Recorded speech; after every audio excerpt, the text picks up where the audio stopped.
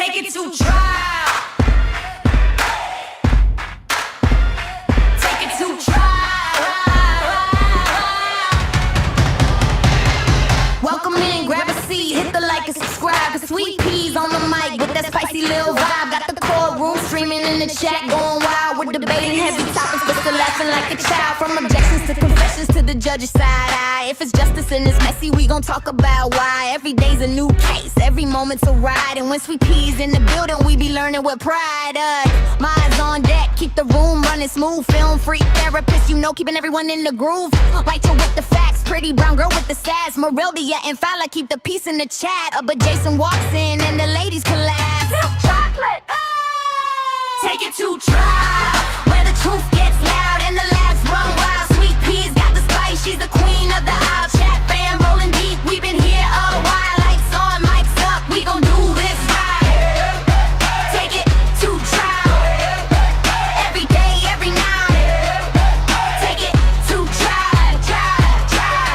Morning shows are sharp, afternoon is on fire. And we catch every moment that the court might inspire. From witnesses whispering, the lawyers trying to hard. You know Sweet Pea breaks it down like a legal tarot card. Chats cracking jokes, dropping theories on the fly. We're serious when it counts, but we still testify. Minds hold it down when the trolls try to play. If you're out of line, court adjourned for the day. But when Jason logs in with that deep hello sound, the ladies in the chat, man, they all fall down. Take it, take it, take it, take it, take it, take it, take it, take it to trial, where the truth gets loud and the laughs run wild. Sweet peas got the spice, she's the queen of the aisle. Chat fam rolling deep, we've been here a while. Lights on, mics up, we gon' do this right.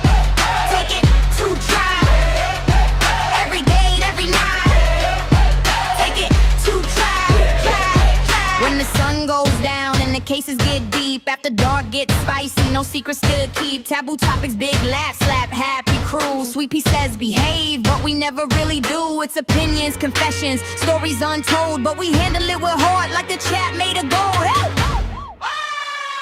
Take it to trial, from day to night and every wild mile. Sweet Pea's kneeling strong with her trademark style, and the fam in the chat always makes it worthwhile. Turn it up, show some love, hit the like on sight. Take it to trial, yeah, we live tonight.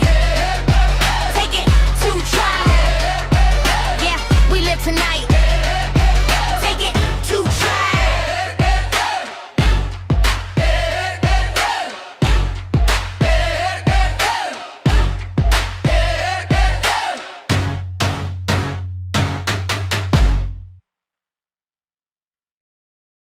Good morning, good morning, good morning, everyone. Happy Tuesday.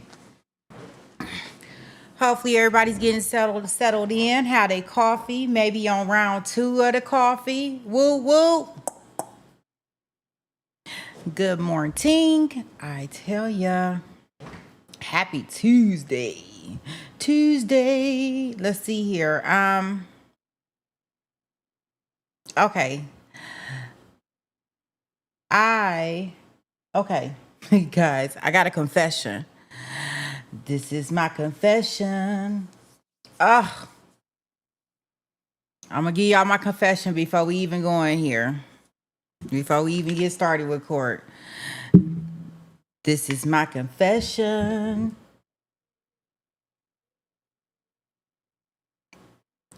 This is my confession.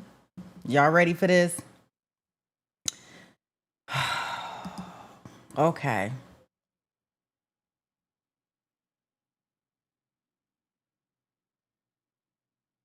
I'm thinking maybe I should say it or maybe I shouldn't.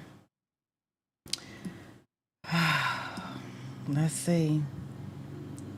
I'm trying to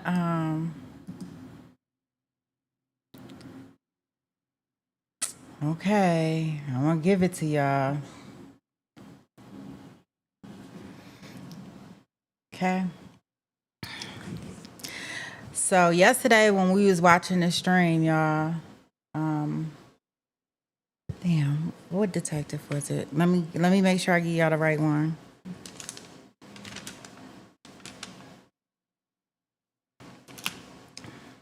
It was the last detective. It was the last detective that that was reading the journal entries. The journal entries, y'all. When we was live, like I listened to it, but I didn't listen to it. But then I went back and I listened to it, from when I have to do stuff.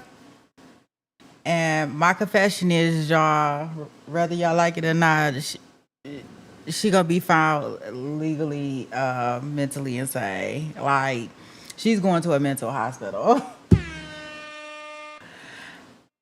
I'm not flip flopping. I'm standing 10 toes down on that one, cause y'all know I can flip flop. My confession is, yeah. After I listen to that, yeah. The prosecution is like way off with this. I think I don't even know what they doing. If you listen to yesterday's testimony, after going back, because I listened to most of it again, I will confess, like when we be on stream, I'm like in and out, so sometimes I miss stuff, so I have to go back and listen to it again. And yeah, y'all, I don't know what to tell y'all. Like, the prosecution team is not doing all that great. They bringing up witnesses that right now, like, I don't even know what they doing. Like, the officers that they brought up yesterday, besides the one that brought in the stuff about the diary, like the journal, like that in my personal opinion, y'all, that shit look bad to me. Like, the prosecutor got up there and said all the 3 entries, right? And then the defense gets up there and he's saying like, well, no. If we gonna talk about it, let's talk about it. I'm like, oh gosh, put the journal online, because now I need to read every page of the damn journal, y'all. I need to read every page. Like, I need them to put the whole journal online. I need to see this. It looked bad to me, in my opinion. That why wouldn't you just read all of the stuff? And I know that she just bringing in what she want to bring in, but nah, not good with me. The other thing is that she was bringing in all these doctors, like, and that's why they told that one doctor up. What was her name? Let me get it. I think it was Leah O'Connell. I think it was Leah. Let me see. And that's why they told her, they not, you know what I'm saying? Like, why would you bring up somebody that only seen her for 20 minutes? Like, the other doctor had only seen her for, a month or so, but I don't even understand why we bringing up the doctor that right before she goes into surgery. And, and during that period of time, now we about to learn that, hey, it wasn't just about that. Like, she had some additional work done. Like, it was more and more stuff done. In regards to her having the tubes on the side and things like that. Yeah, and I just, yeah.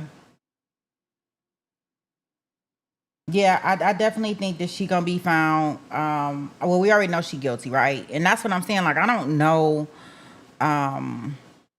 if she's already guilty of certain things that we didn't put her guilty of. Then I don't know why we are doing more. We need to be concentrating on focusing on her mental health. Like, bringing officers up, talk about, hey, I walked through the house and I ain't collecting nothing. I don't know nothing about nothing.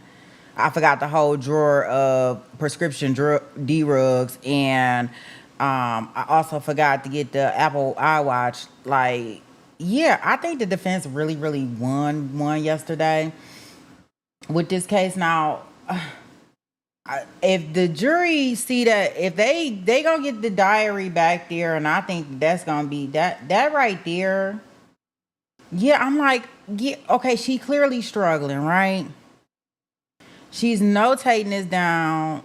I don't think she was notating this down and planning on, okay, I'm gonna do this, one day. Like, I don't think that at all. I do think she was really, really struggling with being a mom. Like, I'm like, and I get it.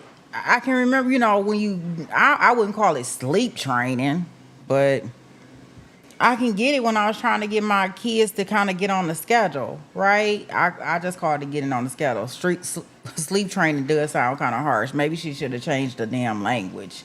Damn sleep training. What the hell is that? Now I know potty training, but sleep training, nah, didn't use that word. Just getting my kids on the schedule. And when she was like, and I can remember it would be times like when my babies would be crying, and yeah, you wear tough skin, you know what I'm saying, during those periods of times. And it's just really surprising to me by being her third baby that she was really like struggling with this at this point in time. Like at this point in time, the third one, this is what it is. But clearly she was having like some kind of like mental kind of it's like almost like it sounded like control over certain things in this situation. Like she wanted, like it seemed like it just seemed like control shit to me, like in a way, right? But regardless of the fact, she was trying to get help. It definitely sounded like she was trying to get help. Like I don't know what else to say. I don't know what else to say, but I think the journal like did it for me. For me. Now, what does it for you is for you, boo. But for me, that did it for me. Everybody got their different ways and their different ideas of when they go there, but I just feel like I can't get past that part. Like I can't yeah. And then I don't know, the prosecution is not putting on a good case. So even if she is all these things that they saying she is, they're not putting on a good case. All they doing is putting on people that don't know nothing about nothing. Bringing that lady up here. She like, shit, I only seen her for 20 minutes. Why are you questioning me about this? Nah, I don't know nothing about nothing. They won't get nobody no notes. Can't nobody get a report. Like, we just up here on the stand. Even the officers, don't nobody recall nothing. They not prepping the witnesses. Something is wrong. Whatever. Maybe it's her first rodeo. I don't know how long she's been a prosecutor or whatever. But what I can tell you is like, nobody seems like they prepped. Is she asking questions? She got checked yesterday because she asked the question. He answered. She didn't like his answer. She tried to clarify, and it got objected to by Reddington, and then it got sustained because she had already asked it. She just didn't like the answer. It's almost like you need to figure out, like, you need to have your questions written down. You need to know what you asking these people. And it was always told to me, at least from in the grapevine, that a lawyer should be asking any questions that they don't know the answer to already. And I think she do a lot of that, y'all. I think she just all over the place, like scrambled mind. But if anything, she gonna lose the case because they ain't doing it. They ain't doing it right. But that's just me. That's just me. Good morning. So that's my confession. These are my confessions. Ooh. He say he got one on the side, got a baby on the way. That's the song. Okay, whatever. Y'all know what I'm doing. Okay, let's go into our good morning so we can see what we got going on. Hopefully everybody hit the like button as they came in to let the beat of the rhythm of the night let them know we out here in these streets. Let's see here. Good afternoon. I was about to say good morning, but good afternoon, Marilda. Good morning, Christy. Good morning, Angel. Hey, Christian. Hello, Blue. Hey, Donna. Hey, Gabber. SD is early. Get your coffee. Awesome. Y'all make sure to go check out Angel Eyes. Go check out her channel. She does like cold cases, like deep dives. Good information over there. Go check it out. I'll put her information in our chat. Can one of the mods put Angel's channel information in there so we can get her? We gonna get you monetized, boo. We doing all that hard work. Let's see here. I tell you. Oh man, oh man, oh man. Okay, I'm scrolling down. Then I'm gonna come back and I'm gonna see. Hey, Baka. Hey, Pretty. Hey, Ilona. Okay, so let's see. Did everybody hit the like button? Hopefully you did. Don't be coming walking up in my house and don't say hi. That's the way you say hi, is you hit the like button. It's just a nice way, right? Cool. All right, let's see here. Because I know somebody got something to say after I gave my confession. These are my confessions. It's going to be a day if we if we start off with confessions. I know. I said now, when I get this confession, now I know I can't do no take backs. I ain't doing no take backs. I'm not gonna do no take backs. I said what I said, and I'm gonna stand 10 toes down. And if it happened to be that, you know, they say no, no, no, then I'm gonna let it go. But I don't know, that journal, like, I was like, dying. That sounds like some stuff that, you know, yeah, I probably would have been crying in my journal saying the same stuff, but I don't know about at the baby number 3. Is that the 15-minute video you posted? I missed the journal entries. Yes, Donna. Yup. It's the 15-minute video that I post. Yep. I was like, oh God. And I want them, and I just don't like the fact that the defense brought in, you know, to make it more, not, I ain't gonna even say a complete picture, but sometimes you have to bring in evidence that you really don't want to share, but you have to kind of share it. And I think that if the prosecutors were going to bring, you know, if you're going to take a page from here and a page from there and a page from there, then you need to just bring it all in. Like, I don't know what made her think that the defense wasn't going to bring that in, but she did. She did. Yeah, Christine said, yeah, she gonna be put in the hospital for life. I definitely think she is.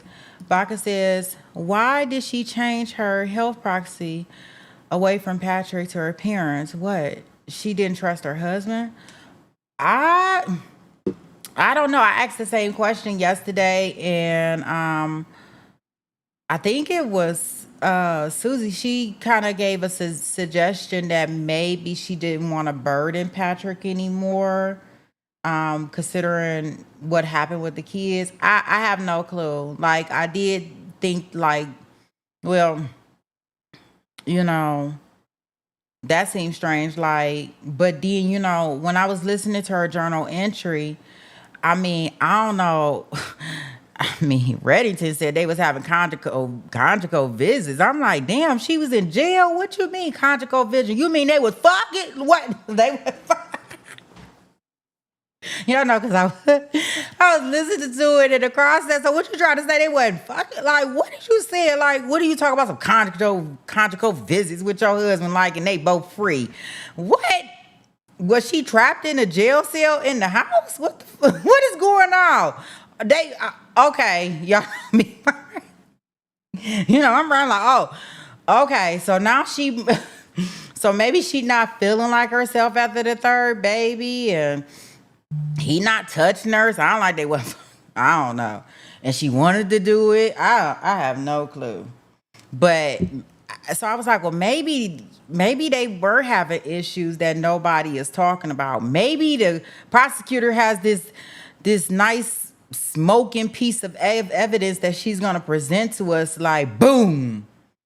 I don't know. Maybe she gonna come up with a text message, or maybe she gonna bring the side chick on the stand, and she gonna talk about how she was in their life. I don't know. But I was like, when I listened to that last time, I was like, well, maybe they having a little problem. But other than that, she seemed like she was very depressed about whatever was going on, and they couldn't have conjugal visits.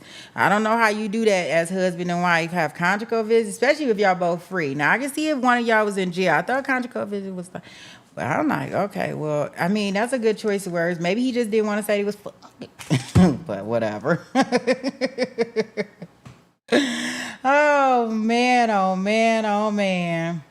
Thank you so much, Pretty, for dropping that link. Yeah, I put it on, it's a 15-minute video. Pretty, I put it on our channel because I thought it was kind of important. It says, okay, let me see, Gabber. Gabby says the thing about the journal is we don't know when those notes were written. Only a couple had dates, but yeah, she's nuts. Well, Gabby, I kind of put it with the baby, right? So we know it had to happen with Colin, like in that period of time, right? That 8 months of when he was born. Maybe they don't have exact dates. We know it was written well before the incident happened. So that's how I kind of like got the timing. Because it seemed like from the time that he was born that it was a problem. You know what I'm saying? Like it was a problem uh, during different periods of time. So yeah. Bree says I can see her doing that. Like she just unalived them kids. Maybe feel like he ain't want nothing to do with her. Yeah. Yeah, that maybe having I don't want to say I guess with some people, I guess like you could consider it like a pity party. Like you don't want to bother anybody, you don't want to burden anybody anymore. So I can see her doing that because of that. And yeah, like I said, Susie had brought that up yesterday as an idea. And then, I can even play devil's advocate with that, they were already having problems. So when this already happened, she didn't want him to make any decisions for her. Maybe she felt like he would purposely keep her alive because she was trying to get a DNR completed. Yeah, so maybe that's why I don't. So I guess we can think about a couple different ways things could have happened and why she did that. Like when there's a positive, I can also find a negative in it.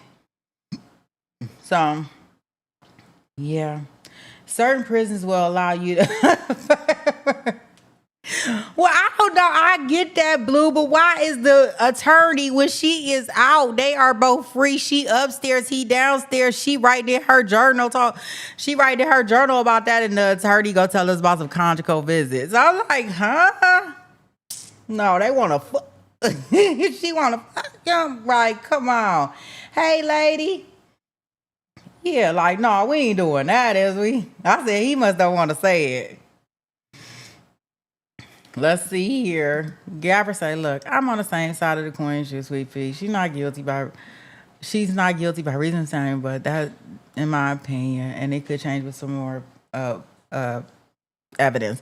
Yeah, see, I think she is gonna be put in the hospital. I think she is gonna get the reasonable insanity. And it may not even be because she. I just don't think the prosecutor is doing a good case unless they about to start driving this home, because I can care less about all that other stuff they talking about. I want to talk about this doggone.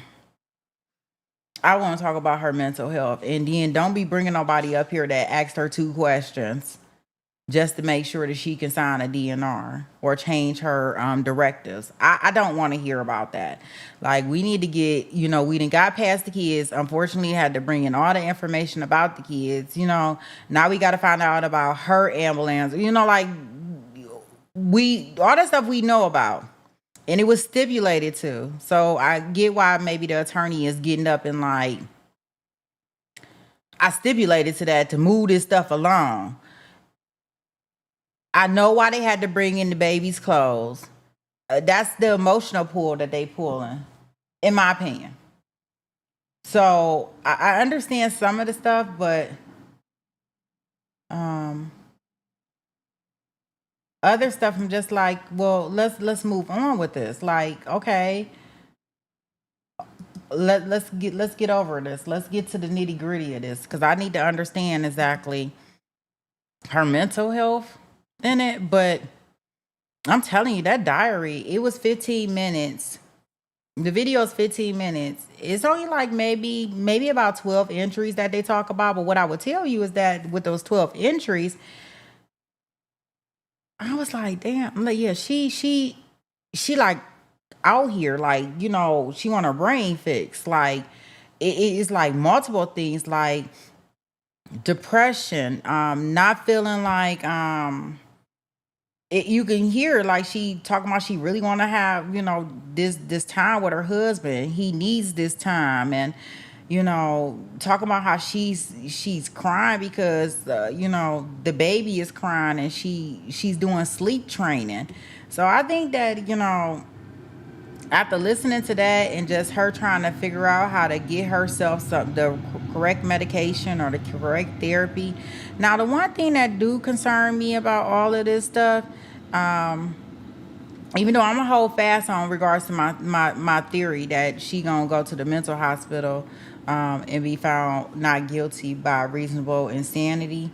Um, I'm gonna hold on to that. But the one other thing that concerns me is that was she just going and getting this kind of the medication treatment and not talking to nobody, like to express these feelings or anything, or was she just writing in her journal? Because I do feel like if she wasn't talking to anybody, that's half your problem, right?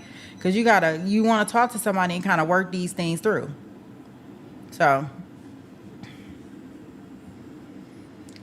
let me see.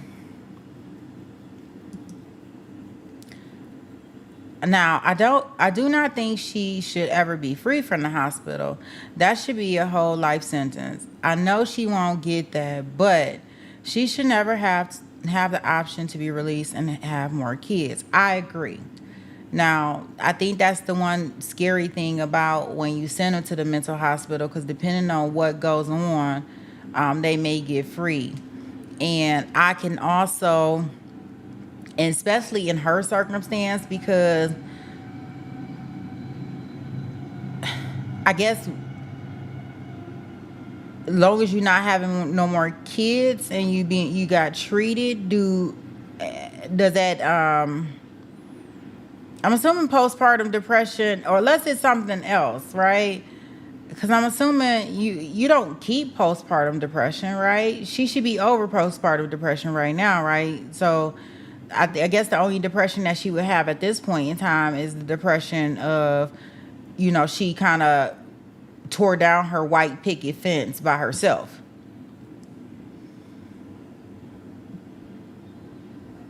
Yeah, Angel Eyes. I ain't never heard of no doggone sleep training.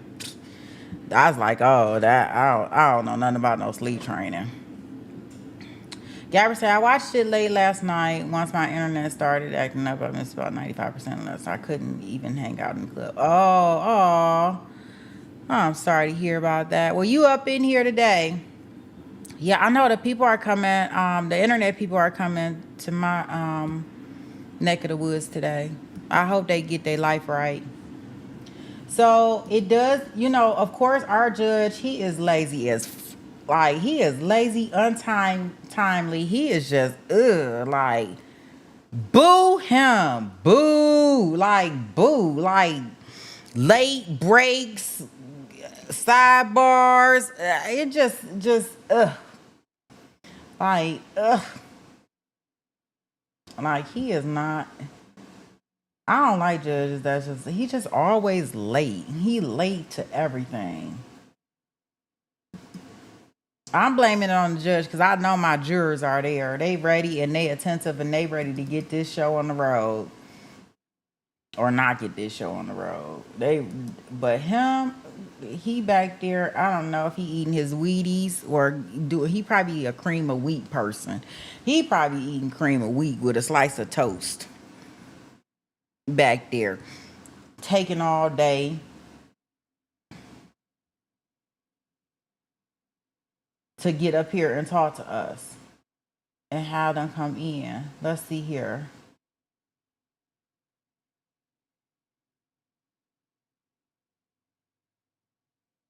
Yeah, so that has not started yet. Let me see if I can hold on.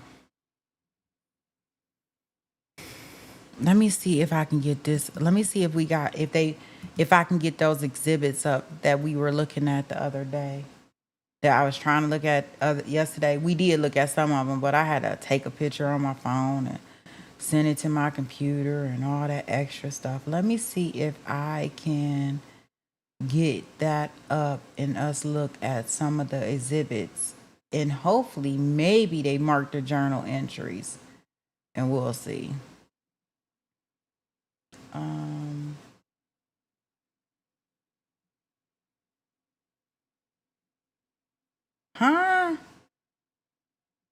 Let me see.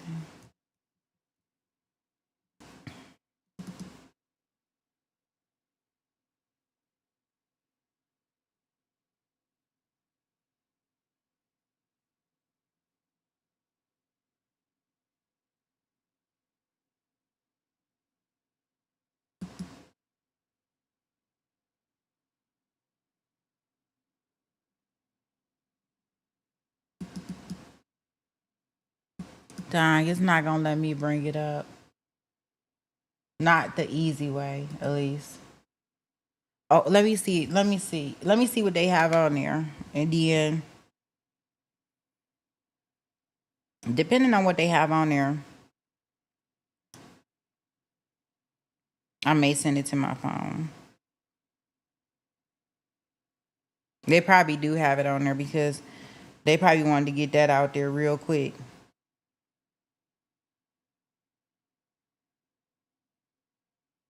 Yesterday was August the 3rd. Yep.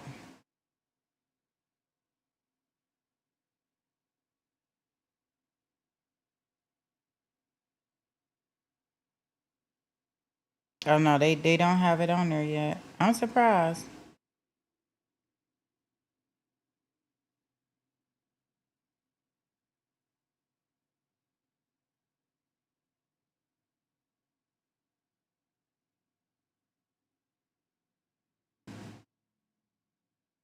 I don't know. But I'm gonna show y'all this one.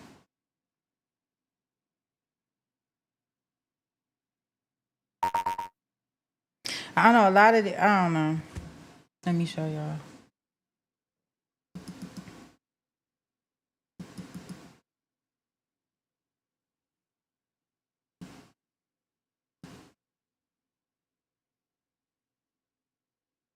And then I'm gonna play the journal entry one for us all, cause they haven't started court.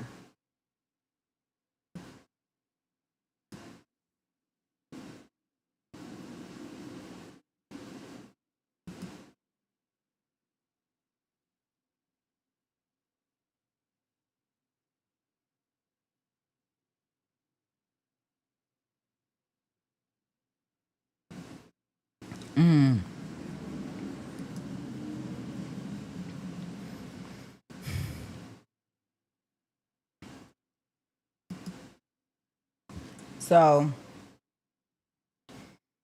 here's the knife that she was using. In case any of y'all missed that.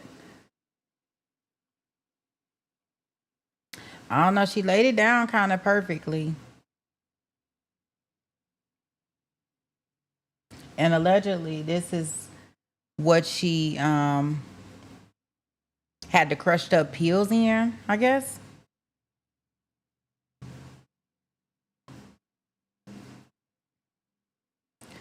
Yeah, in her thing. No, Ruth, good morning. Nope, it has not started. So I'm gonna play it. I'm gonna get the clip up for us. Wait a minute.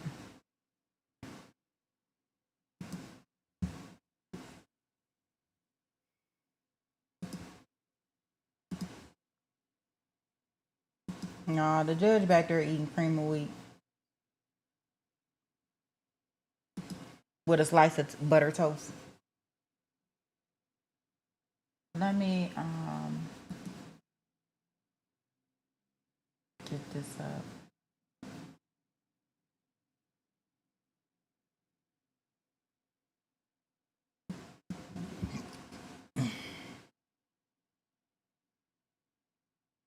Is it dull? I'm like, it's so big. So big. I couldn't, I was like, I don't know if this is dull or not, but man. You say she should have got a scalpel. Baka. She need a scalpel. Something sharp.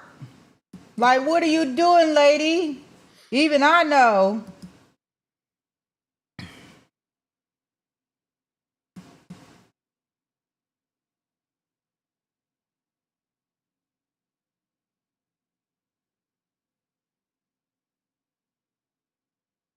Oh, really? Is that that's a case that went to trial, Gabber? I have not heard of it. Okay, if we ever hear double talking, that's because the courtroom then started. But I do have the courtroom feed up behind this, so just in case we hear any double talking, it's gonna be coming from there. I'm gonna put it on my phone also, just in case I can see it on my phone. But here we go. Let me see. Let me put him up. Good afternoon, sir. Good afternoon, Your Honor. Bring Buckingham, please. Thank you. Good afternoon. Could you please tell the jurors your first and last name? Corey Mello, And can you spell your first name for the record? Corymelo. And your last name? And how are you employed? I work for the state Corey. police. And what unit or what's your current assignment with the state police? Currently, I work for the commercial vehicle enforcement section. Going back to January of 2023, what was your assignment then? I work for the Plymouth County District Attorney's Office at that time. With the state police detective unit? Correct, yes. And I'm going to draw your attention to January 24th, 2023. Were you involved in the investigation into the incident that occurred at 47 Summer Street in Duxbury on January 24th? Yes, I was. And fair to say that when state police got involved in that investigation, a large group of the state police detective unit went out to Duxbury to work that investigation. Correct.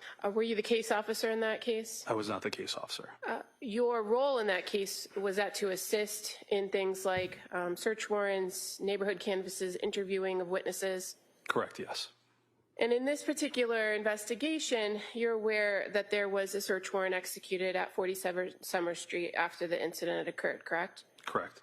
And as part of the search warrant execution, Baca, you know, I was looking at your message that you put in there about the stabulation. You know, it reminded me of Chloe Driver. I don't know if y'all remember her. It happened December 8th, 2020 in Canton, Georgia. And so she unalived her baby while the family was downstairs. You know, they were like moving from place to place to place. And she was like in one of those polygamous, I want to say like polygamous kind of thing. So like it sounded like it was some mental stuff to me, right? She ended up, doing unaliving her baby. And then after unaliving her baby, I'm almost sure, I think she either stabbed herself in the chest or the neck. It was somewhere, like she was trying to do it, like with the knife. Like, so when you had put that message in there in regards to it, I'm like, yeah, because when you going in, you might as well go ahead and do what Chloe Driver did, because she was like, she gonna do it. She doing her self-deletion. And let me see. I know the defense argue insanity due to severe mental illness and delusions tied to her environment. The jury found her guilty, but not mentally ill on all counts. And she was sentenced to life in prison without the possibility of parole.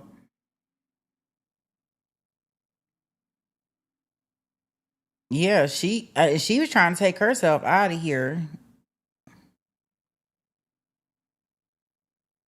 Yeah, because I think her husband testified like he had all types of wives. But I think she was still like talking to him. And y'all remember that case?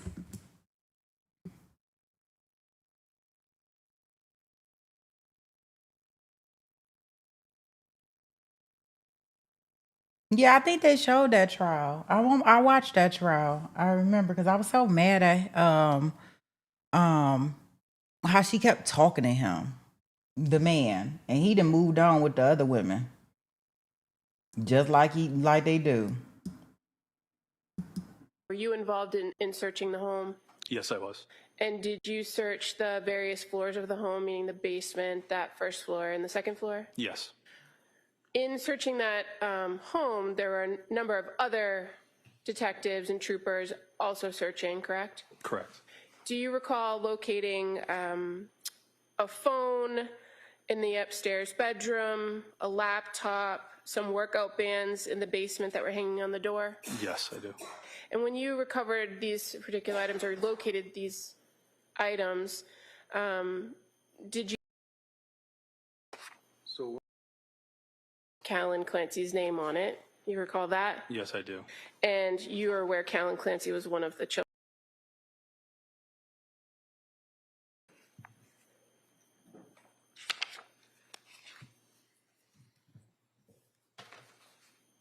I'm completely overwhelmed trying to take care of the 3 kids. I feel like I'm drowning every day. Again, another page that's not dated. Correct. At some point, it says first few pages, just highlighting page 1, you reviewed these handwritten entries, and at some point in this paragraph, it says Exhibit J for identification. I find that she is competent to enter into this stipulation.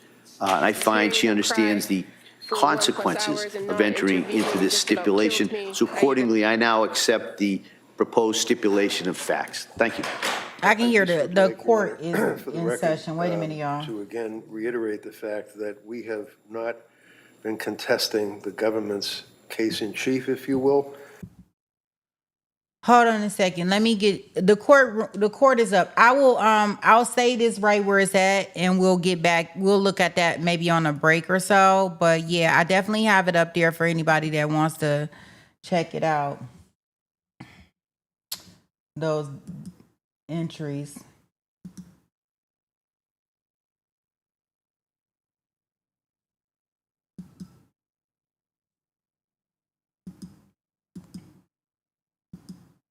Yeah, they kind of like start just like, oh, anywhere. Like it started. He looking at something where they trying to stipulate to something. So let me get it up and get us live in the courtroom.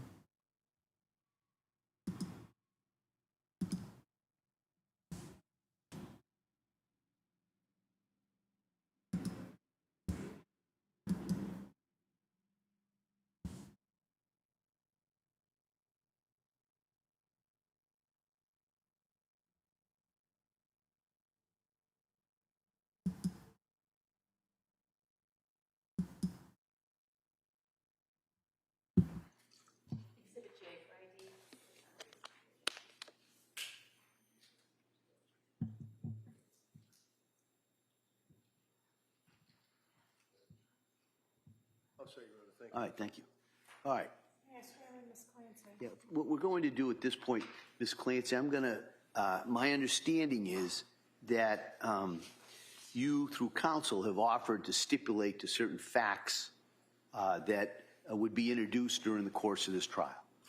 So what I want to do is just ask you a series of questions to make sure that you understand the effect of stipulating to these facts.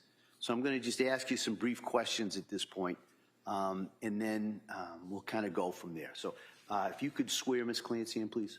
Please raise your right hand. You solemnly swear that you shall give true answers to such questions that shall be put to you this morning and after the court. All right. Ms. Clancy, I have been shown a list or a summary of stipulations. It's been marked as Exhibit or J for identification. So it's my understanding that you are requesting or offering to stipulate to certain facts. Is that correct? Yes, Your Honor. All right. And before I accept that, I got to make sure, ask you some questions, make sure that your decision to do so is voluntary, that you understand the consequences. So I'm going to ask you some questions. If at any time you need to speak to Mr. Reddington or you have any questions or have problems understanding what I'm saying, just let me know, okay? All right. Now, do you understand that the Commonwealth, in this case, is required to prove each and every element of the case against you beyond a reasonable doubt? Do you understand that? Yes, Your Honor. All right. You understand that there are certain facts that could be introduced during the course of the trial that would support, might support the Commonwealth's position regarding those elements. Do you understand that? Yes, Your Honor. All right. And you understand that by signing the stipulation, you're agreeing that the Commonwealth does not have to prove these certain facts that are contained in the stipulation. Do you understand that? Yes, Your Honor. All right. And do you understand by signing or going along with that stipulation, you are basically relieving the Commonwealth of its burden to prove those certain facts? Do you understand that? Yes, Your Honor. All right. Is that what you want to do at this point? Yes. All right. Have you gone over this stipulation or the summary of the stipulations with Attorney Reddington? Yes, I have. All right. Need any more time to do that? No, thank you. All right. No, by entering into this stipulation, you're giving up some important rights. So I kind of want to go over those with you at this time. Do you understand, by law, you're presumed to be innocent of each charge against you, and you do not have to prove your innocence. All right. So instead, at trial, the Commonwealth, as I said to you before, has the burden of proving you are guilty of each element of the charges against you.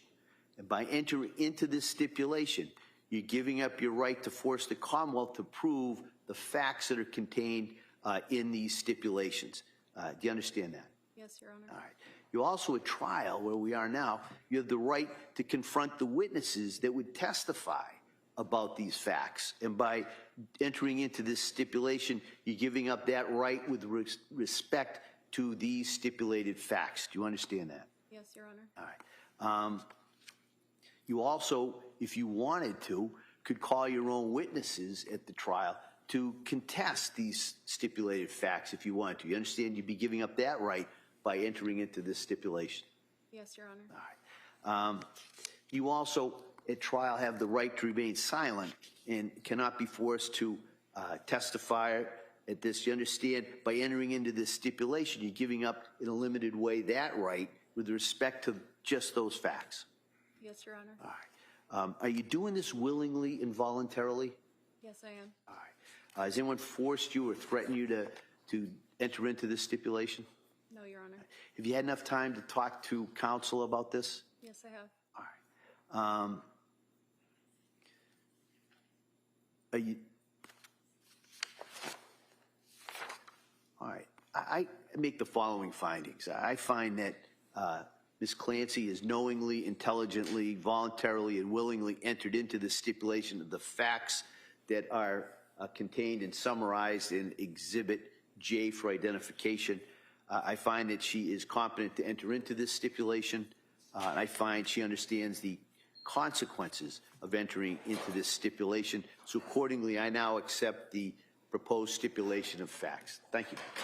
I just would like, Your Honor, for the record, to again reiterate the fact that we have not been contesting the government's case in chief, if you will, have been agreeing to evidence, and this stipulation basically relieves the government of having to bring in dozens, if not more, witnesses to prove chain of custody of blood, fluids, the bands, DNA, all of that. Rather than have days of testimony, this stipulation will avoid that. So that's why we're stipulating to it. All right. All right. Commonwealth, anything else you want to add? Okay. All right. So, like I said, I have made those findings. I'm going to accept the stipulation that Ms. Clancy has agreed to and that the parties have agreed to, consistent with J for identification. Counsel, are we ready?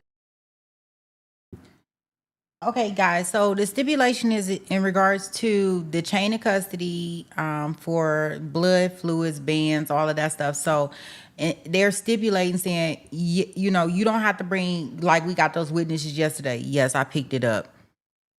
Yes, I took 2 vials of blood. Then we got another witness that said, yes, I got the 2 vials of blood and I put her name on it. Then you get the next witness that I got the 2 vials of blood after the one guy put the name on it and the other guy had collected it and I tested it. So basically what they're doing is they're trying to cut down on all these witnesses, and they're saying, we're not questioning your chain of custody. We don't think that there was anything wrong done by it. And stop bringing all these witnesses in here. So That's what they are doing, and that's what they were talking about. Okay, here we go, guys. So that's why he said, you know, at the end, Reddington, he was like, look, we stipulating to this stuff so they can stop bringing all of these witnesses in. Please stop bringing all these witnesses. Now, is that gonna work? I don't know, but that's what they're trying to do. Ready for the jury then? Any further? Yes, Your Honor. All right. Yes. All right, why don't we bring the jury in?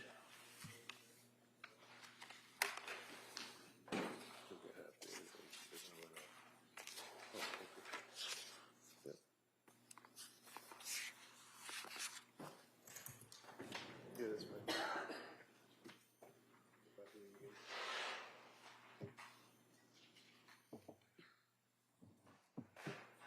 Counsel, I forgot to ask, while we're waiting for the jury, can I see you very briefly? Did y'all hear that? He was like, oh God. Y'all hear that? You gotta love it. Listen, y'all. Oh man, am I gonna be able to get it back there? Y'all know I can't do stuff right.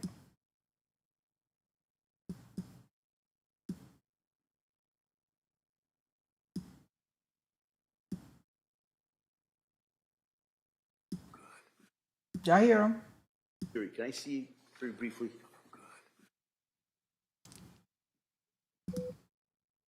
Ready to before that mic went cold, he was like, oh God. He tired of walking up there. Like he judged, like we was just talking, like, what do you mean? He said he tired. Keep walking up here. Yeah, Ilana, the information will go back to the jury. It's just that he's just saying he's not questioning how, you know, who drew the blood, who packaged up the blood. You know, sometimes when we go in courtrooms, they are always trying to attack the investigation, if that makes sense. And what Reddington and Lindsay just stipulated to is that, look, no, we're not questioning their investigation. We're not questioning the actual incident. The only thing that they have in question that they're talking about is in regards to her mental health. And they're just trying to get them past that. But man, oh man, like that hot mic.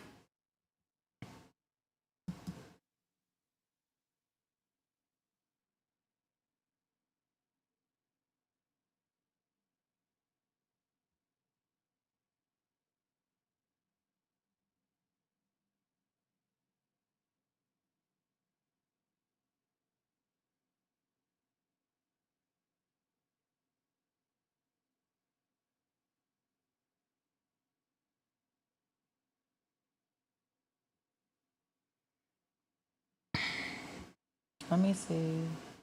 I can pull us past that.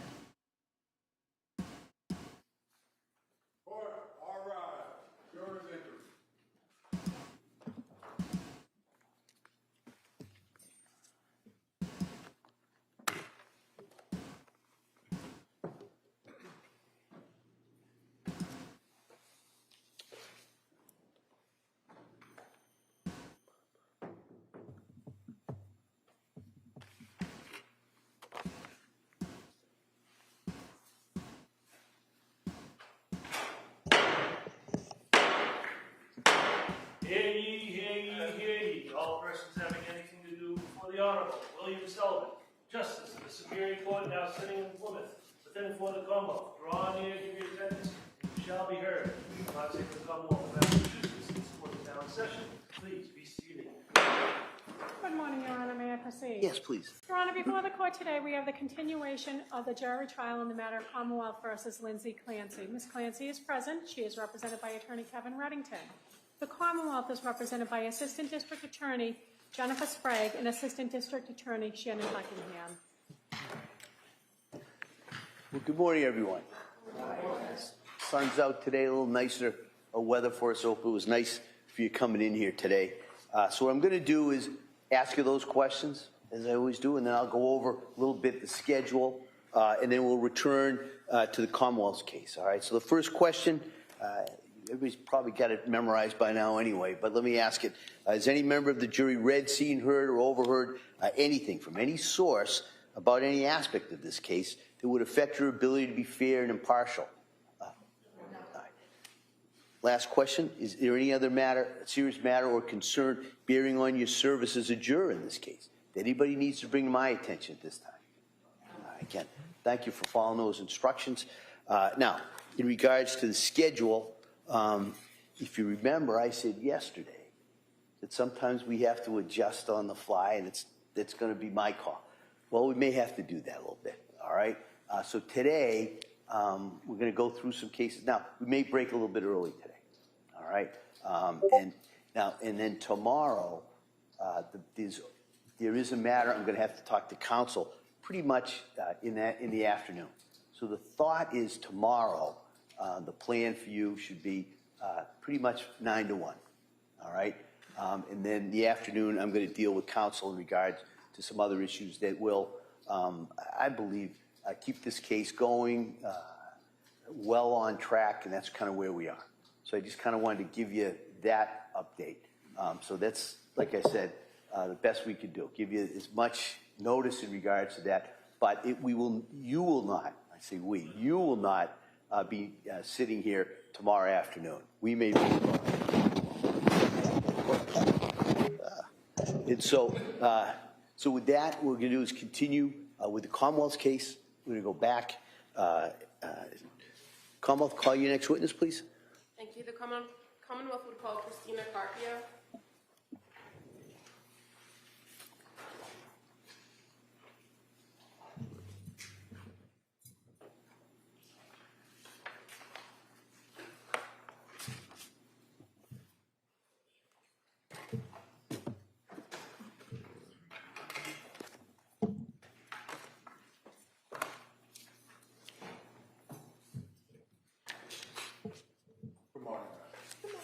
Stop right there and raise your right hand.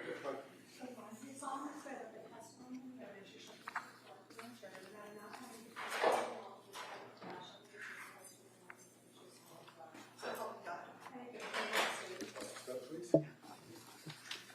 Good morning. Good morning, sir. All right.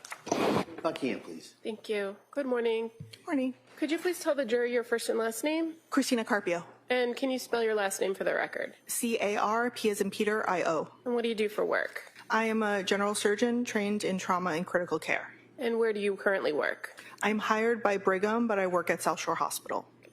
Can you tell us a little bit about your educational background? I completed medical school and then went to general surgery residency for 5 years at Columbia Presbyterian. I then did 2 additional years of trauma and surgical critical care at Yale. And then I've been working for Brigham and South Shore Hospital since 2016. And explain to us how it is that you work for both Brigham and South Shore Hospital as a trauma surgeon. Brigham has many physicians of all specialties who are at South Shore Hospital. At one point, I think there was a merger attempted between the 2 institutions. Either way, my salary comes from Brigham, but I work only at South Shore Hospital. Okay, so that was kind of my follow-up question. Generally, your day-to-day work is at the South Shore Hospital in Weymouth? That's correct. And what kind of hospital, what level hospital, trauma level hospital is the South Shore Hospital? A level 2. And so if there are cases that come in that need more acute care, are they generally sent over to a hospital in Boston like the Brigham? Yes, depending, sometimes we get input from the subspecialists to guide that decision. And as far as your role as a trauma surgeon, do you actually do surgeries at the South Shore Hospital? Yes, that's correct. I'm going to draw your attention to January 24th of 2023. Were you working at the South Shore Hospital that day? Yes. And what was your role that day? I was the on-call surgeon. I was physically in the hospital working. At some point in the evening hours, were you advised that a patient was being transported to the South Shore emergency room as a level 1 trauma? Yes. And so when you are advised of that level of trauma, or you're advised of a critical patient coming into the emergency department, what do you do? There are guidelines for how quickly we have to be present in the emergency room. Because I'm also operating, at times I may be in the operating room when that notification happens. So in this particular case, when a patient, a female patient by the name of Lindsay Clancy was coming into the emergency department, were you able to go down to the emergency department as part of the assessment team? Yes. And who were you working with from the emergency department in this case? Dr. Kelly McDonough. Now, is that a common thing that you collaborate with the emergency room doctors or nurses and technicians in a situation like this? Yes. Did you have information that came in through the EMS or the paramedics about the nature of the patient's condition? I recall that we were told it was a fall of unclear mechanism from a height of about 20 feet. And were you advised that there was the possibility of maybe neurological deficits or some serious spinal injury? Yes.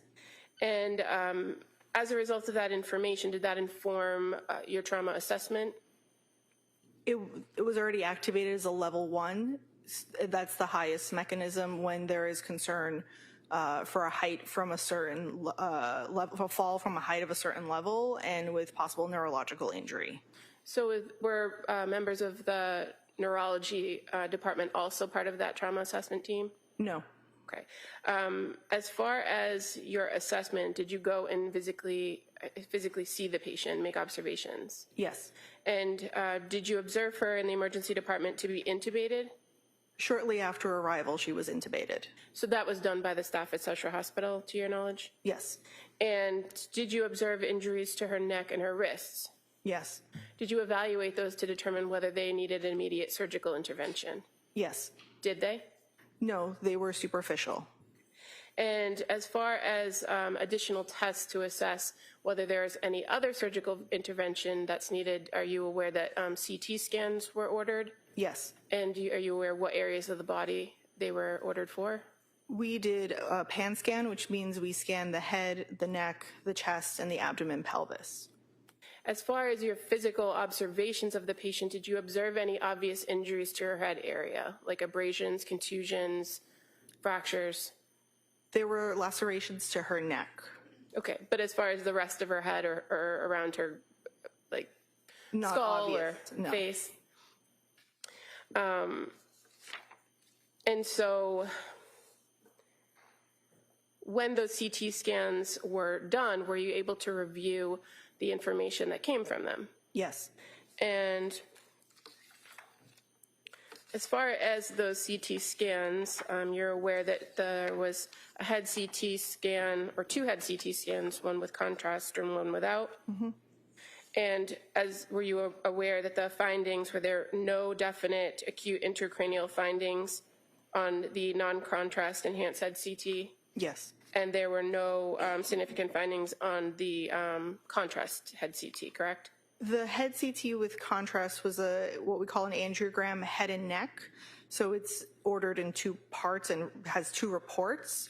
At the time of the documentation that was performed, we had the report back on the head section, but the neck was not completed at that time. Okay.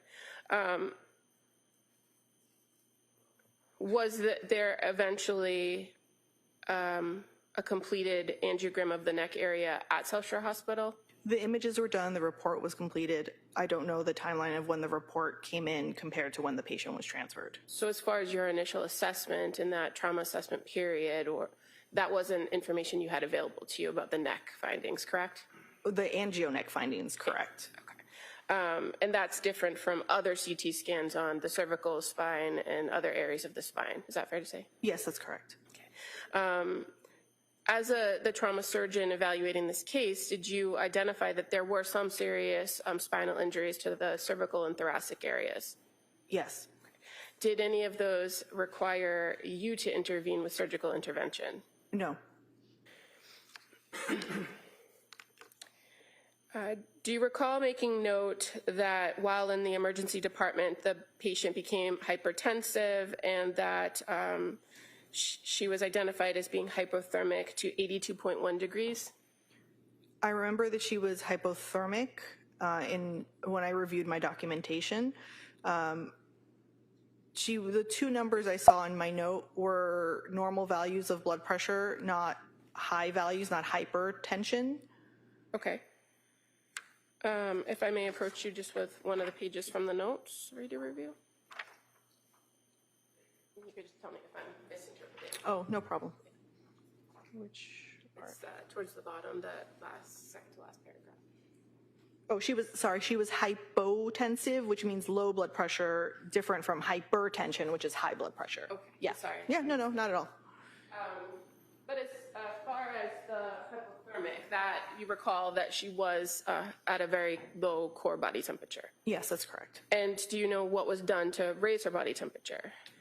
We raise the temperature in the trauma room to be able to raise her body temperature. That's usually our first line of intervention.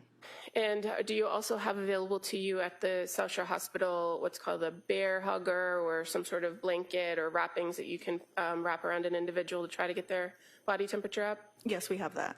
And at some point, her body temperature did come up to 95.2 degrees, correct? Yes. And based on your observations of her, did anything change about those lacerations that you observed once her body temperature was up that warranted some surgical intervention of those injuries? No.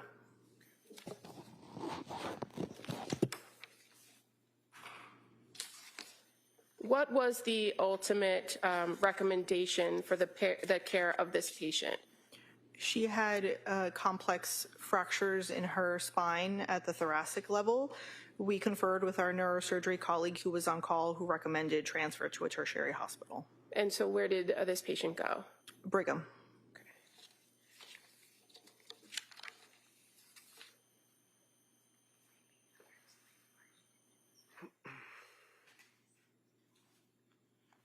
Now, you identified that your hospital is a level 2 trauma, correct? Yes. After fully reviewing this patient, did you agree that this was a level 1 trauma situation? Yes. Are you able to do surgical intervention for these particular injuries that you observed on this patient at South Shore Hospital? The spinal injuries require input from our neurosurgical team. And there was none available to you at the South Shore Hospital? We did contact the on-call neurosurgeon. Because we are a level 2 trauma center, they are not required to be physically present in the hospital, but they were immediately available and they can remotely review images. So I guess my question is, why didn't you do any surgeries regarding those injuries at South Shore Hospital? Why did you recommend the care to a tertiary hospital? The complex level spinal injuries was deemed necessary for transfer by our neurosurgery colleague. Okay, thank you. Reddington. Morning. Good morning. Just a few questions. So South Shore Hospital, and you made reference to as being a trauma hospital, and the injuries suffered by Lindsay were level 1, is that what it was? Yes, that's correct. That would be the highest level, is that right? Yes. As far as risk or concern of the person's safety and health and survival. Yes. What time, if you remember, what time approximately was she admitted to South Shore Hospital? The word admission means that she would have remained there as a patient, so she was never formally admitted. Okay. For the time that she was brought in by EMS, I would have to refer to that information from the record. Do you have an idea as to how long she was at your hospital? Likely several hours, but again, I would have to see the specifics in the charts of there is documentation with EMS for arrival and for when transfer occurred to Brigham. Okay. And at some point, it was decided that she would be transferred to Boston, right? Yes. Brigham and Women's Hospital. Yes. And it was decided by someone that they weren't going to put her in an ambulance for that transport, right? I would have to look at the record for what was the method of transfer to Brigham. Do you know how she was transferred? By helicopter? Med flight? I don't know, because MedFlight MedFlight covers 2 modes of transportation, MedFlight ambulance and MedFlight helicopter. Do you know that she was med flight helicopter to Boston? I don't know that. And the time that she left was after you all had provided the treatment that you were able to provide to Lindsay as a patient, right? Yes. and you reached the end of your rope. She had to be transferred because she needed immediate, high-level medical care, right? She needed higher level of care. Yes. Higher level of care. And as a result, she was then brought to Brigham and Women's Hospital. Now, the treatment that you had given would include raising her, apparently, temperature, I guess, because she came in at a low temperature, right? Yes. And did you use IV fluids? I would have to check the record, but that is a common intervention. So your memory would be that you believe that you used IV fluids, but you'd have to have me get out of the box and check the record to ask that question, right? Yes, correct. Okay. It didn't really work out very well, though, did it? Because you know that when she was brought to Boston, after all of the time that she was treated at your hospital, she was still core temperature of 82 when she hit Brigham and Women's. Objection. No, allow it if she knows. I did not look at the medical record from another institution. I only reviewed my note from South Shore Hospital. Did you know that your patient had coded shortly after being brought to Brigham and Women's Hospital? No. Did you know that she had to have massive transfusions right after being brought to the hospital in Boston? No. Did anybody in South Shore Hospital make a determination that she had lost a lot of blood? The EMS report did not share that there was a large volume of blood at the scene. She was evaluated part of her CAT scans also help us evaluate for intra-abdominal blood loss. Okay, so when you raise the issue of the EMS, that would be the ambulance, right? Yes. And their report, their run sheet that they prepare, right? That's what you're talking about, right? There is verbal report from EMS when the patient is brought in and also the run sheet of the details. Okay. And when the people from the EMS came in, did they speak to you about the verbal report? They address the entire room, so all the staff in the room is available to hear the details. And you're able to look at the run sheet, correct? No, the run sheet is not always immediately available. So did the EMTs, to your knowledge, as a treating surgeon physician in the trauma center, tell you that there was blood loss? Not to my recollection. Did anyone tell you that at the scene where she was being treated after coming out of the window and striking the ground, that there was blood on the snow and on the leaves and in the grass? I cannot recall if they commented on that. Is that important for you to know if there's blood loss on a patient? If there is a large volume of blood loss, yes, the EMS will routinely comment on a patient being found. Yeah, but that's the EMS. You're the surgeon, right? That is correct, sir, yes. Yeah, and one of the things would be blood pressure, right? What the person's blood pressure is, correct? Yes. And she had, if I understand your testimony correctly, low blood pressure. She initially, when she came in, the note has a normal blood pressure, and then after intubation, her blood pressure dropped. Okay. Do you know what caused the blood pressure to drop? There were several factors at play. As we discovered from her CAT scan, she had an injury to her spinal cord in the thoracic region that very commonly causes issues with maintaining your blood pressure. And do you know what her blood pressure was? I mean, if you don't, that's fine. You need the records. Blood pressure at which point? At the point I'm asking you about, when you noted that she had low blood pressure. No, I don't remember how hypotensive she was, no. As far as being hypotensive, did you know that when she finally hit the Boston hospital that she had massive transfusion of blood? I thought I asked and answered. Oh, did you? You asked me before and I answered that no, I did not know that. Okay. So how about, did you know that they introduced pleural tubes in both sides of her chest and removed many, many cc's of blood from both the right and left pleural cavity? No, I just object to the line of questioning. The witness has already indicated she hasn't reviewed those records. She's not aware of what happened at the Brigham. Go through each and every injury is not us. No, she can answer that.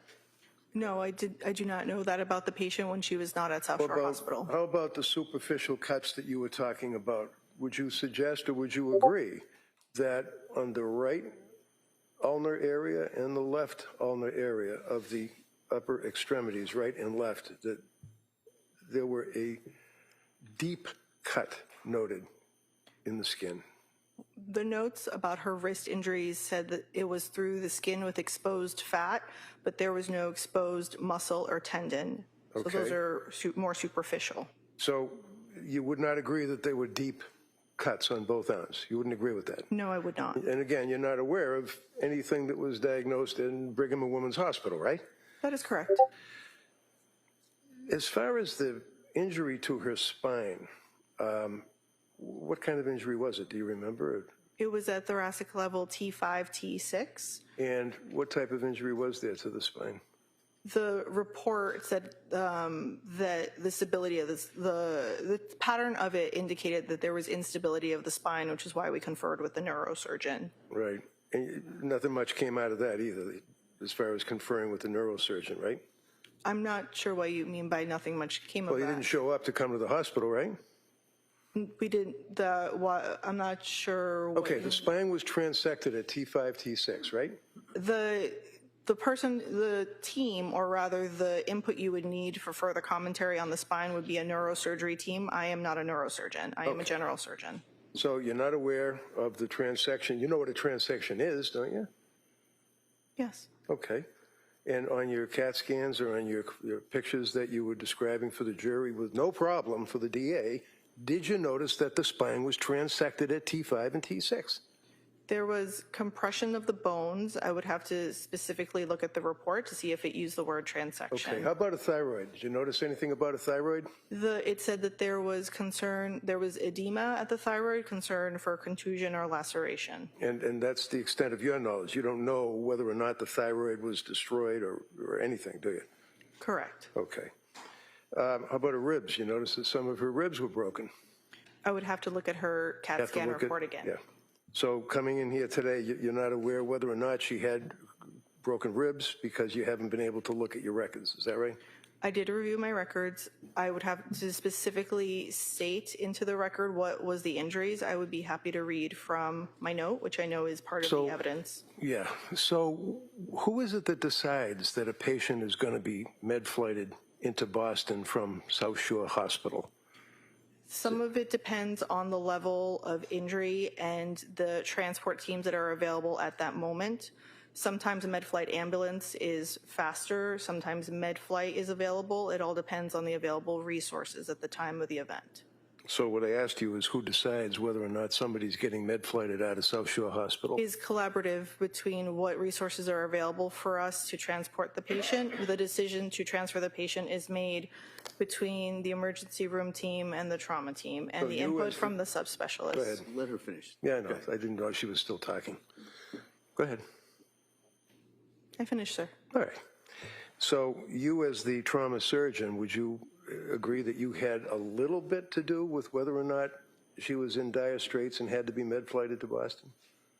I would be part of the decision to transfer her. Do you remember that decision being made, and do you remember the meeting that you had to make that decision? I remember conferring with the emergency room team that neurosurgery had said she needed transfer. And it was by med-flight, right? You Again- don't know whether it's an ambulance or a helicopter, but you know it was med-flight. It should have been med-flight, yes. Okay, that's all I had. Commonwealth, any redirect? Just very briefly, Doctor, it was very clear to you that this patient was suffering from multiple injuries. Yes. And is it the policy of the South Shore Hospital to make sure a patient is stable before they're transported? Yes, that's correct. And so that's what the emergency team and the entire team that's collaborating on her did, right? Yes, correct. We would not put an unstable patient in any mode of transport to another facility. So in the review of all the CT scans, the abdominal scans, the head scans, the chest x-rays, all of the things that were reviewed, it was identified that she was stable enough to be So transported to I'm another going to facility. object because I think she's a Yes, very hostile witness, and this is leading, which I haven't objected to yet, but at this point I am on this witness. I'll allow this question. Okay. Sorry, what was your answer? Could you repeat the question, please? So after reviewing all of the imaging, the CT scans, the chest x-rays, everything, you and your team were comfortable that she was stable enough to be transported to another hospital, correct? Yes. And I think your testimony was that a large contributor to the decision to transport was the information that you got from the neurosurgery team. Yes. Thank you. Nothing further. Anything on that, Ms. Brington? All right, thank you, Doctor. All right, thank you, sir.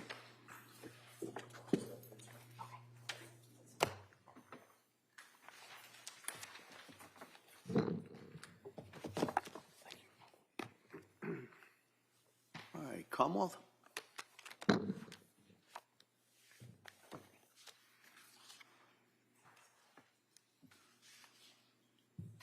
Commonwealth would call Joseph Rabbit to the stand.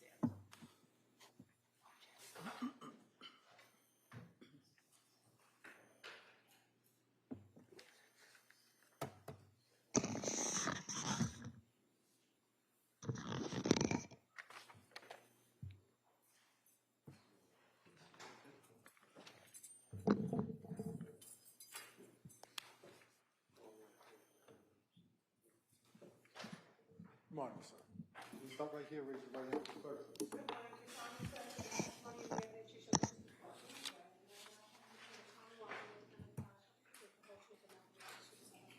I did. Have a seat. Stop, please. All right, good morning, sir. Morning, Your Honor. Let me just have one moment. Sure, sure.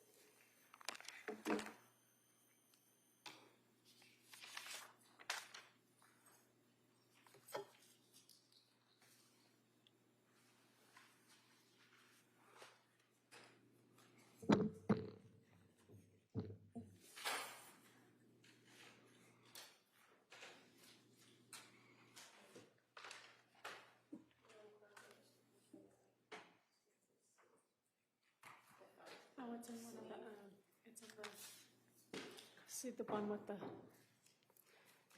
yeah.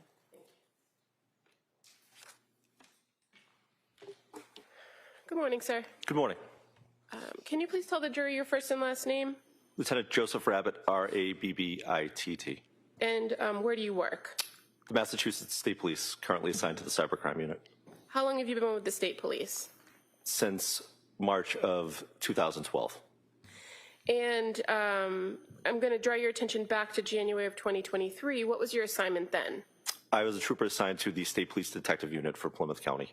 And do you recall how long you were a detective or trooper assigned to the detective unit in Plymouth County, approximately? From February of 2017 to September of 2024. I'm going to draw your attention to January 24th of 2023. Do you recall being involved in an investigation in the town of Duxbury that day? I do, yes. And do you recall where you went in Duxbury or where the investigation was unfolding out of? I first went to Jordan Hospital, or Beth Israel Deaconess, Plymouth. Okay, and so you didn't initially go to 47 Summer Street, correct? Correct. Fair to say you weren't the case officer in this case? That is correct.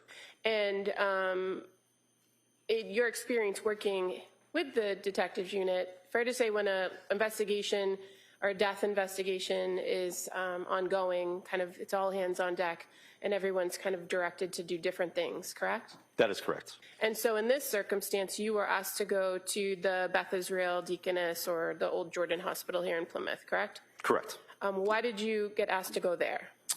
Because 3 children have been transported there. And so were you assigned to just go and check in on the status of the kids and what was going on at that hospital? Checking on the status and have any potential victims documented by crime scene services. Okay. And so while you were at the hospital, you did have the occasion to speak with Patrick Clancy, correct? I did, yes. Okay. And after you left the hospital, did you go to 47 Summer Street in Duxbury? I did, yes. And are you aware that other members in your unit had obtained a search warrant for that home? I was, yes. And so when you arrived at 47 Summer Street, were you there to assist with the execution of the warrant? I was, yes. And part of the warrant execution, is it fair to say that everyone's kind of asked to look at particular areas and search for potential evidence related to the offense? That is correct. fair to say this search warrant was executed shortly after the incident occurred? Fair to say yes. And so did you and other investigators have limited information about what had happened? Yes. At the home, were you in the kitchen area assisting with the search? I was, yes. And I'll show you what's already been marked. Exhibit 144, if you could look at the screen. Are you familiar with that photograph or what's depicted in that photograph? I am, yes. And is that the kitchen area at 47 Summer Street? It is, yes. There on the early morning hours, I would say, of January 25th. I was, yes. And so, fair to say, you made observations while you were there, right? Correct. And what was an observation that you noted to other investigators in that kitchen area on the island? A CVS bag. Okay. I'm just going to show you exhibit number 40. That's a little bit of a closer view of the bag, correct? That is correct. And how about this larger paper bag? Did you observe that as well? I did, yes. And I'm going to just approach you with what's been already marked as exhibit 31. Is that also familiar to you? It is, yes. Is a receipt that was with that bag? Correct. And fair to say all of these things, the CVS bag, the receipt, were noted and certain things were collected, including the receipt, exhibit 31, and the CVS bag. Correct. Do you recall what was inside the CVS bag? I believe it was a bottle of Pedialyx.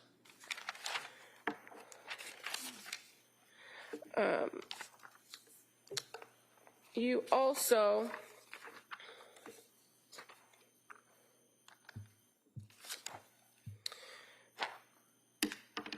observed other areas of the kitchen, correct? Correct. And so there was a particular cabinet in the kitchen. Did you open a cabinet and discover something that stood out to you? I did, yes.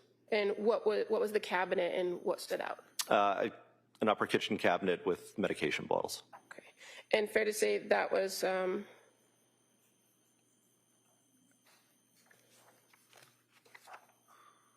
pointed out and documented as well. It was, yes. If I may approach. You may. First photograph, is that familiar to you? It is, yes. And that's the cabinet that you opened and saw the items inside? Correct. Okay. And I'm just going to show you a second photograph. And is that fair to say just a closer of those top shelves? It is, yes. And what particularly stood out to you about the medication in the cabinet? Was it the spices or the generic medications or something else? The prescription medications. I would move to admit these as the next two exhibits. All right. They may be admitted.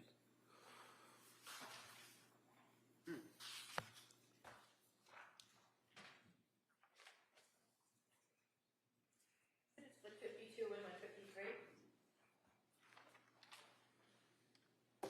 So just showing you now on the screen.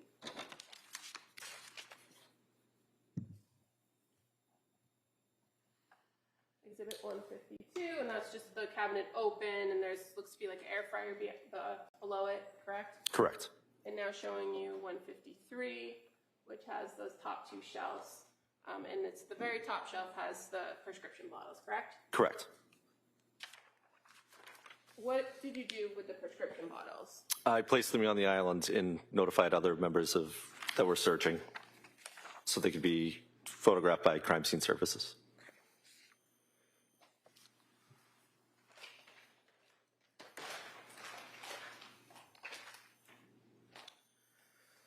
So I'm just going to show you another photograph.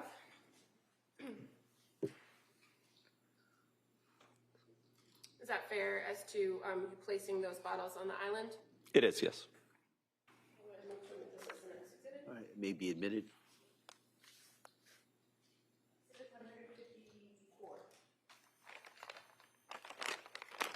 And how many bottles were there? There were 4. I'll approach you with a bag. Take a look at what's in the bag.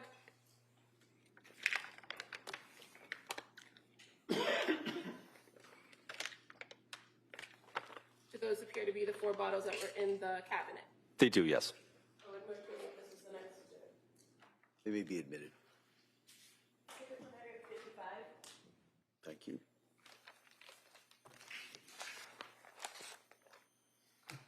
Now, other than pulling these 4 bottles out of the cabinet, lining them up on the counter, and asking crime scene to photograph them, did you do anything further with these pills, as far as inventorying them or examining them? I did not, no. And when a search warrant is executed, fair to say there's usually an evidence officer who kind of documents everything and collects everything to take back either to the crime lab or to the state police office. That's correct.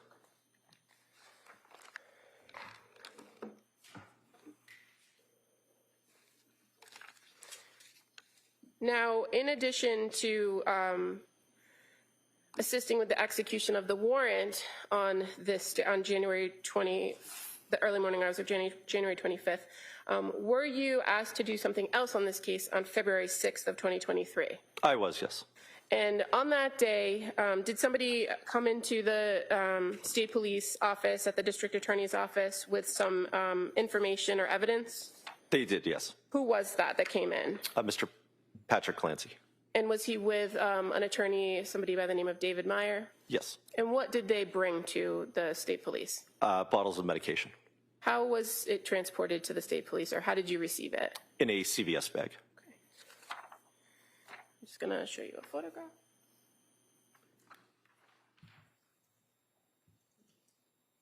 Is that familiar to you? It is, yes. And is this fair as to the bag that was provided to you on February 6th? Yes. It may be admitted. Thank you. When Mr. Clancy and Attorney Meyer brought that bag in, did you do something or ask somebody to do something to memorialize what they were bringing to you? Yes, I asked Crime Scene Services to digitally document them. And so the photograph I just showed you of the bag, that was done by a trooper from Crime Scene Services that came to the office? Yes. Do you recall who that was? I believe it was Trooper Rostoffers. And fair to say that with the crime scene trooper present, you also examined the other contents in the bag, correct? That is correct. And there was a blank greeting card, some paperwork, and a kind of insert for CVS. Is that accurate? Correct. Just showing you one more photo.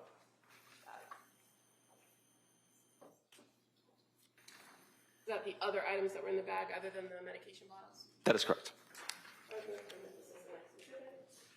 That may be admitted.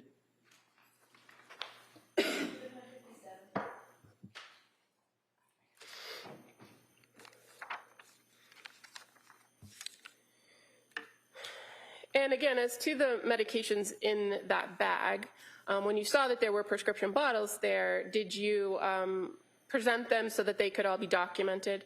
Yes. And did you then inventory or examine each of the bottles? I did, yes.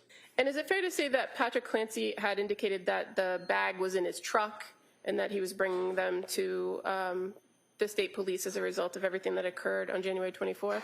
I can't recall where he said he got them from, but that is why he was bringing them in. Okay.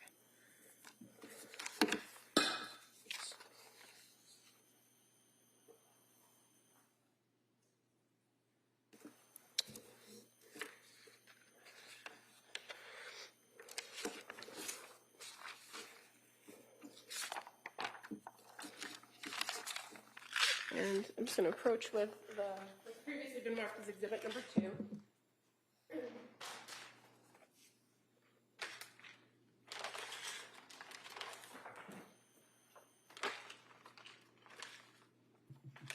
You want to take a look at that before we go through it. Does that appear to represent all the bottles that were provided to you on February 6th?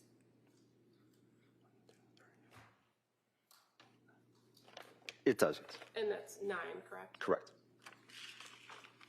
Now, just as far as each bottle, just give me 1 moment.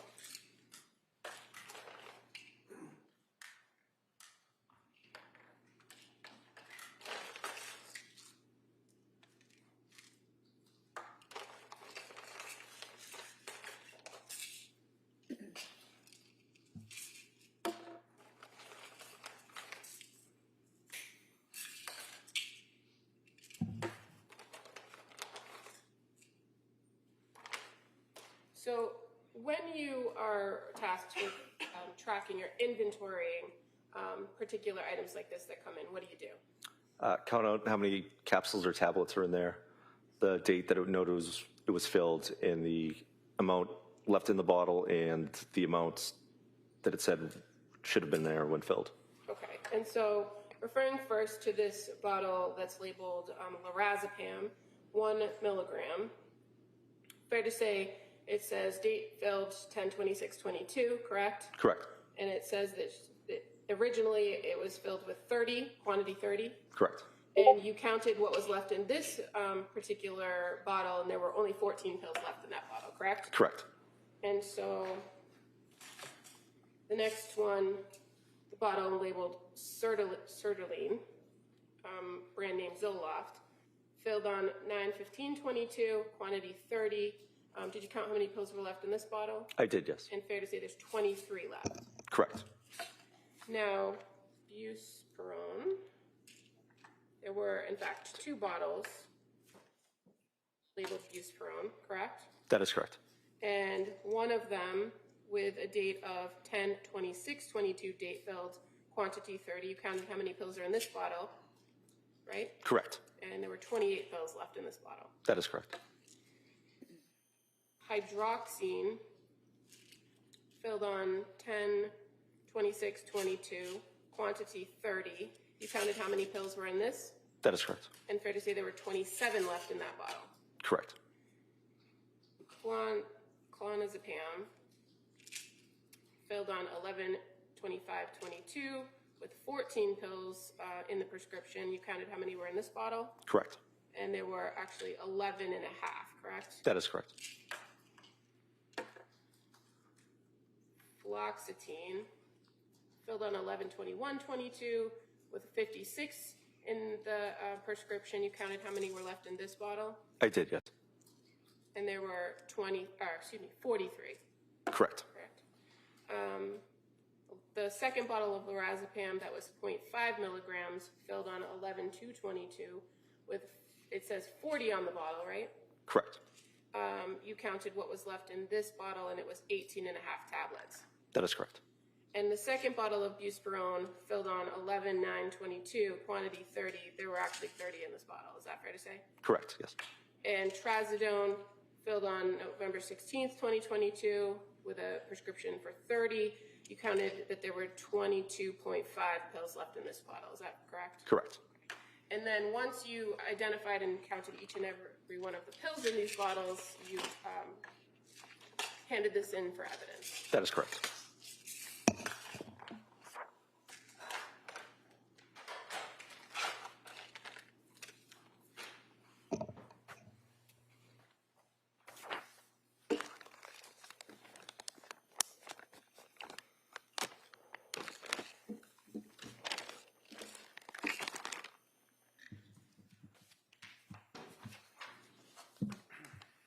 Thank you.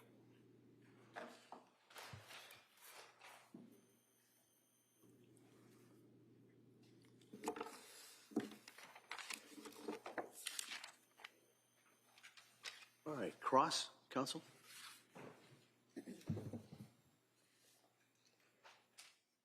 On the pills that you just counted, or you went through the bottles that you seized, first of all, there's no doubt that you guys were executing a search warrant, right?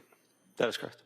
And to have a search warrant, you have to have a reason to seize something from a citizen's person or their home, right? That is correct. You have to have probable cause is what it's called, right? Correct. And then you have to itemize what you want to have the authority to seize, right? Correct. So I take it that when people went in executing the search warrant, that you had authority to seize the medical pill bottles that we've just gone through. Correct. And that was set forth right in where it says you're therefore commanded. One of the things that you're entitled to seize would be prescription medication, right? Correct. And that would be on January 25 of 13 that this affidavit was submitted to the clerk in this court, right? Correct. At 3 o'clock in the morning, warrant was issued on January 25, right? I didn't write it, but that sounds about right. That sounds right. All right, but do you recall what time you went into the home, the Clancy home, to execute the warrant or serve the warrant? It was early morning hours, yes. All right. So early morning hours, you're in there to look for, and among other things like computers and things, seize any medication bottles that you saw. Correct. So it's not that it's a random search that some police officer just happened to grab bottles that he or she saw. There was a specific intent to seize prescription medication, correct? It was on the affidavit, yes. And that's what you all did when you went in to try to execute the warrant and seize the items, right? I mean, for myself, what I found in the kitchen is what I seized, yes. So were you the officer in charge of the warrant execution? I was not, no. Okay. Did you leave the kitchen and go elsewhere? I did, yes. And where did you go? I believe I went to one of the children's bedrooms because I was, somebody informed me there was a Nest camera in there. A camera? Yes. Okay. Did you go anywhere else, if you recall? Not that I can recall. Did you go in the master bedroom? I can't recall if I did. Do you recall whether or not anybody in your presence or anybody went into a drawer, a nightstand, and looked in the drawer and saw an Apple Watch, a bunch of pills, things to use to assist your sleeping, things of that nature? Do you remember anybody doing that? I don't know if anybody did or not. And there were 1, 2, 3, 4, 5 prescription bottles that were seized. Have you ever seen these? I have not, no. So you went through the pill count on the bottles for the district attorney, and you did that when you did inventory, apparently, of these pill bottles that you already talked about, right? For the DA, she asked you to look and tell us how many pills were missing, right? I did that for the ones that were turned in. Right. And nobody ever looked at these bottles, right? I don't know if they have or not.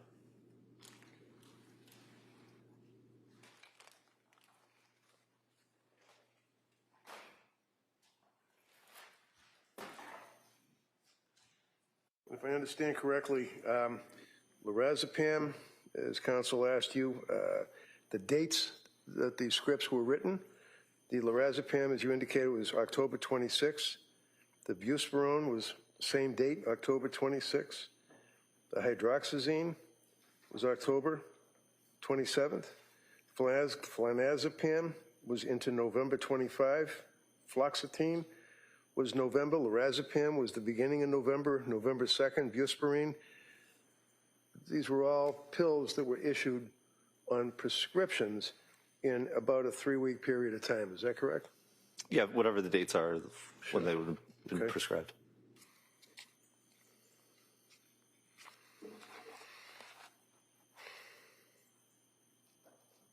Would you say that Patrick Clancy was very cooperative with your investigation? Anything you needed, he was pretty much there to try to help you out? I mean, I think I only dealt with him at the hospital, but he was very forthcoming. Okay. Thank you. That's all I have, sir. Commonwealth? Nothing further, thank you. Thank you, sir. Your Honor.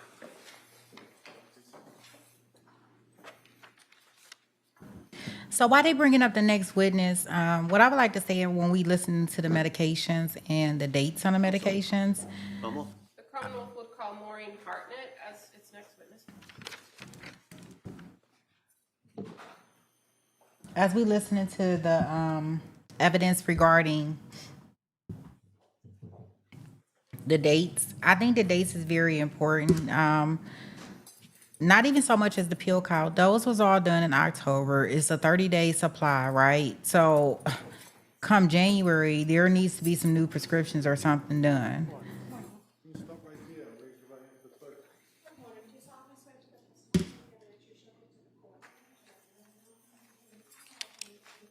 So I'd be interested to see the ones that come in towards January. Like, where are those bottles?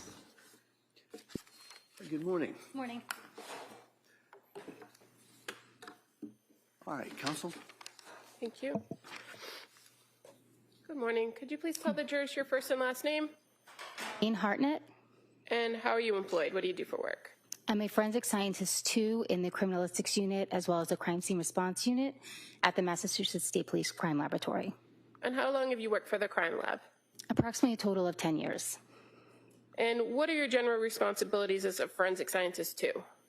In the criminalistics unit, I examine items of evidence for the possible presence of biological fluids such as blood, semen, and saliva, and those items would include clothing, weapons, or sexual assault kits, among other items. I also collect and identify trace materials such as hairs and fibers. I perform damage analysis on clothing and collect gunshot residues. Do you have to undergo some specific training and education in order to perform those tasks at the crime lab? Yes, I have a bachelor's degree in biology as well as a master's degree in forensic science. In addition, I received approximately 9 months of training in the crime laboratory as well. Do you have to take proficiency or competency tests on a regular basis? Yeah, so a competency test is taken after each module in the training. They address certain things like blood identification, semen identification, and after each of those modules, I took a competency test to move on to the next portion of the training. Yearly, I also take multiple proficiency tests in biological fluid identification, as well as trace identification and crime scene response. I'd like to talk a little bit first about the crime scene response. So you, as a forensic scientist, are a civilian, correct? Yes, that's correct. Do you often work in tandem with a trooper from the crime scene services section? Yes, generally I work alongside law enforcement as well as crime scene services when processing a crime scene. And when you go to a crime scene to process with the crime scene response unit, what's the goal or what are you looking to do there? My focus generally is on biological evidence, such as blood, semen, saliva, as well as documentation through sketches and diagrams.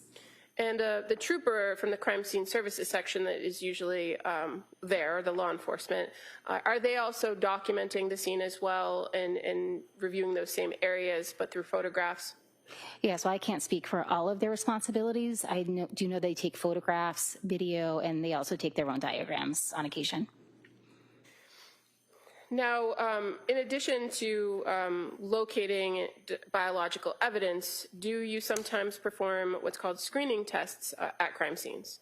Yes, I do. And what are the common screening tests that you can do at a crime scene? I perform screening tests for blood as well as screening tests for semen, depending on the case history and what the forensic relevant evidence is. And does that help inform you on what to collect from a crime scene sometimes? Yes, that's correct. Fair to say if there's a large pool of blood on a floor, you can't collect that all and take it back to the lab, correct? Yes, that's correct. So how do you collect a sampling of it in order to then later process something like a red-brown stain or some sort of biological spot or stain that you observe? Depending on the substrate on which the biological fluid is located, I'll take a swabbing of the item, which is generally something like a Q-tip to swab up the stain. Or if it's on a soft surface, I could potentially take a cutting to preserve that biological evidence for future testing. And in some instances, do you actually take the whole object if it's possible? In some instances, yes, that's correct. We would take the whole object depending on what it is. Okay. I'm going to draw your attention to January 24th of 2023. Do you recall being asked to come out with the crime scene response unit on that day or that evening? Yes, I do. And where was the first place that you went in this response? I responded to South Shore Hospital, the emergency department. And fair to say that Trooper Rose Stoffers was also dispatched to that location as well? Yes, that's correct. And did you make observations of a person who was identified as Lindsay Clancy at South Shore Hospital? Yes, I did. And did you observe her to have red-brown stains on her body? I noted red-brown stains on her hands. I did not have the opportunity to examine her entire body. She was mostly covered with blankets and other types of medical equipment, but I did note red-brown stains on her hands. And clearly she was there for some sort of treatment, right? So why was your focus on her hands as a crime scene response technician and a criminalist?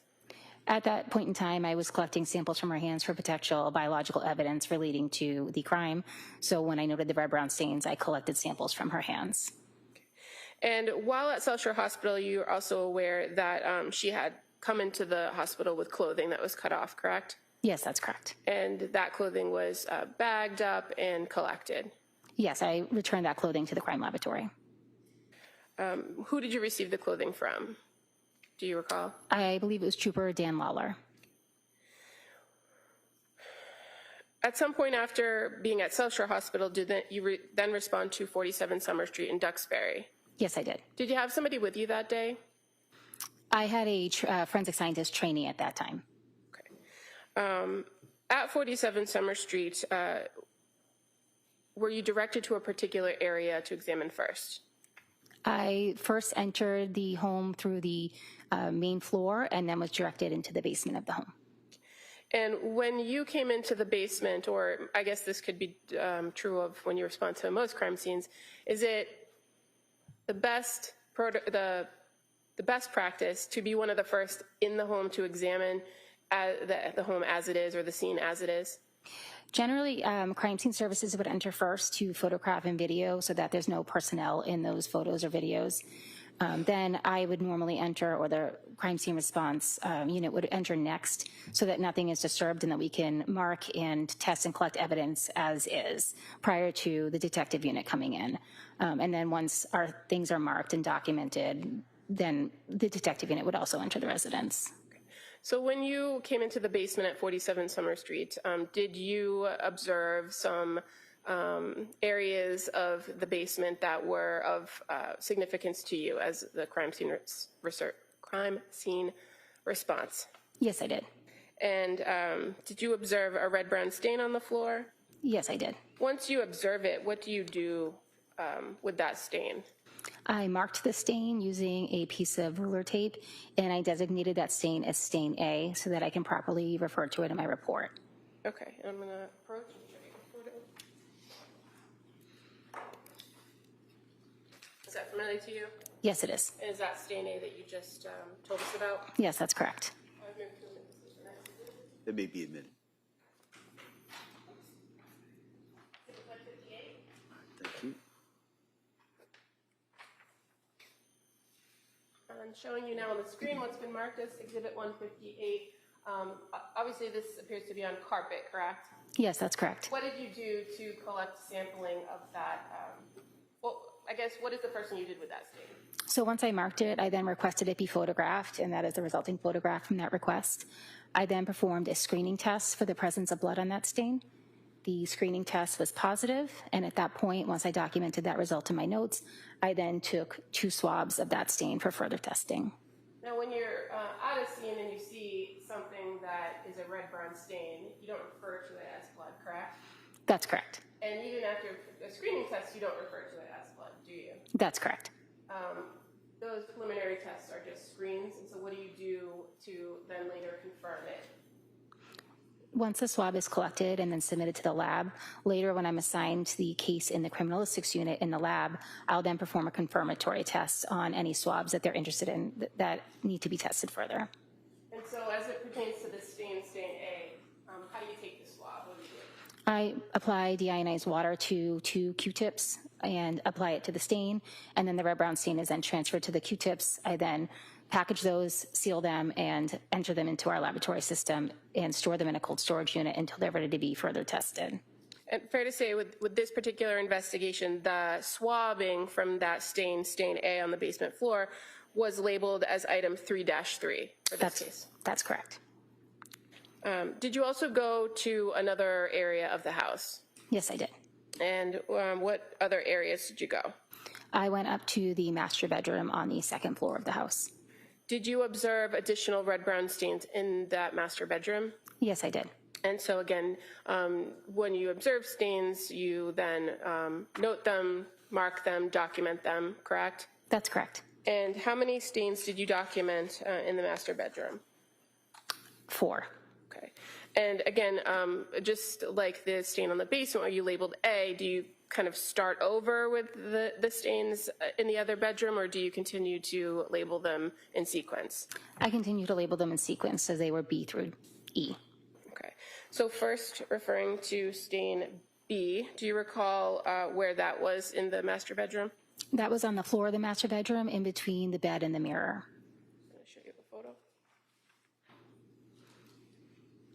And is that fair to say stain B? Stains, yes, true, correct. Maybe a minute.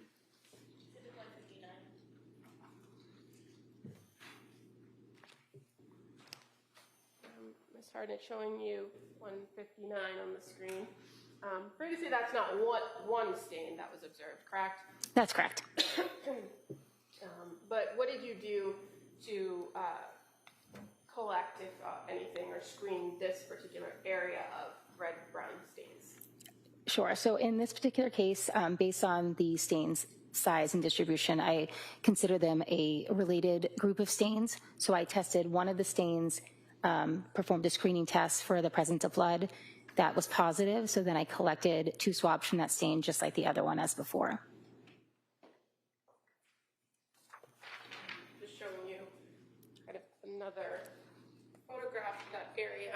Is that familiar as well? Yes. I'm not sure if this is the next exhibit. All right, that may be admitted.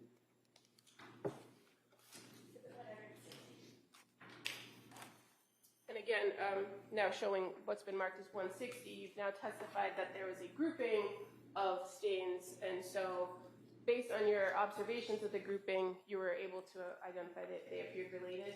That's correct. How about stain C? Where was that located? Stain C, I believe, was located on the mirror.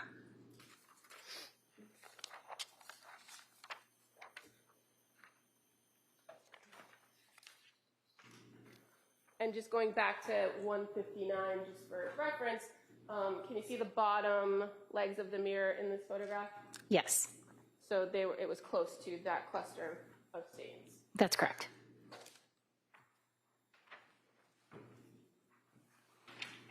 Showing you another photograph. And does that depict the stain C that you noted on the mirror? Yes, it does. That may be admitted.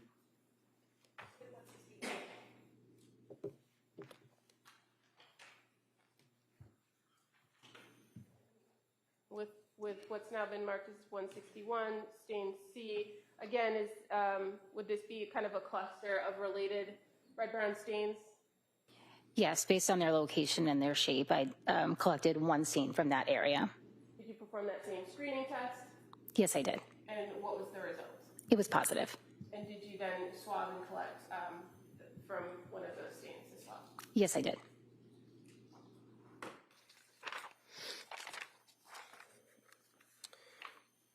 Now, stain D, do you recall where that was in the bedroom?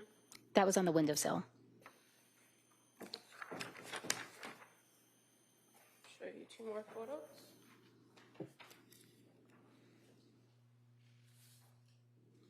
And do those represent where you identified as stain D? Yes. I would ask these be the next 2, please. They may be admitted.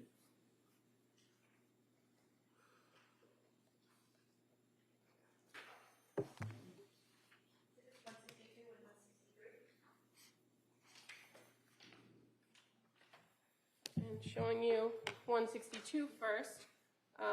Fair to say that's the inside of the windowsill, correct? Inside the bedroom? Yes, that's correct. That night that you were there, did you make any observations of any stains on the outside of the windowsill?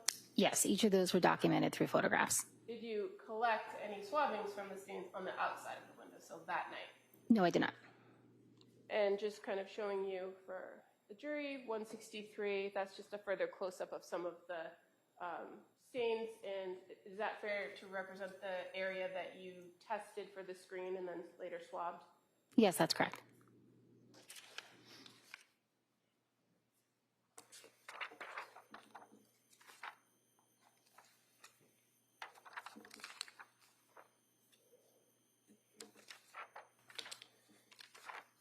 And stain E, do you recall where that was located? That was located on the nightstand next to the bed. Another photograph. Is that familiar to be stain E? Yes, that's correct. All right, that may be admitted. And I'm just showing you another photograph of the outside of the house. Do you see staining that you observed that night on the outside? Yes, I do. And I would move to make this list next. All right, that may be admitted.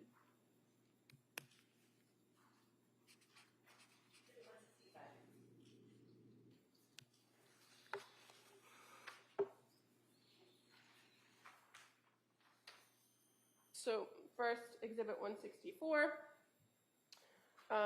You observed several stains in that location. Yes, I did.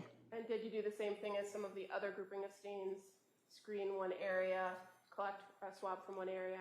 Yes, that's correct. And just now showing Exhibit 165, if you can see at the top. There's a stain on the outside of the windowsill. Did you observe that on January 24? Yes, I did. But you did not swab or screen that stain, correct? That's correct. Why not? Generally, we don't collect every single stain from a scene. I organize the stains based on location, size, shape, distribution, and collect it from multiple areas. And in this particular case, I knew there was a single bleeder in that area, so I collected from numerous stains, just not that particular one. And in addition to that stain on the windowsill, fair to say you did observe some other staining on the outside of the house as well, further down the window and on top of the first floor window frame. Yes, I did. While you were out in the backyard, did you also observe staining or red-brown stains in the yard? Yes, I did. And did you do that same procedure of marking it, screening it, collecting a sample from it? Yes, I did. Just going to show you one more thing. Just going to show that to you. Is that familiar? Yes, it is. I'm afraid to say that was then documented as stain F. Correct. Moved to assistant. Right, that may be admitted.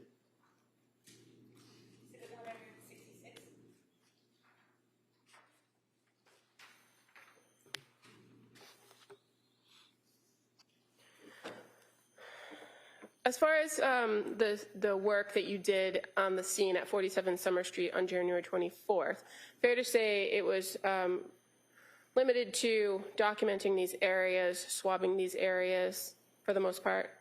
Yes, and I also collected a pair of pajamas and a pink bathrobe from the basement. Were all of the swabbings and those items collected brought back to the Massachusetts State Police Crime Lab? Yes, they were. Are you aware that there were other items that were collected within that home on January 24th that were also brought back to the State Police Crime Lab for further analysis? Yes.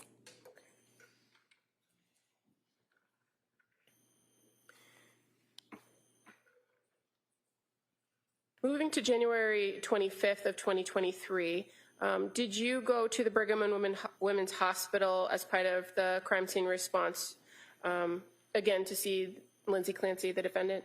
Yes, I did. And you observed her at that location as well? Yes, I did. Did you take further samples from her? Yes, I collected samples, swabbings from underneath her fingernails.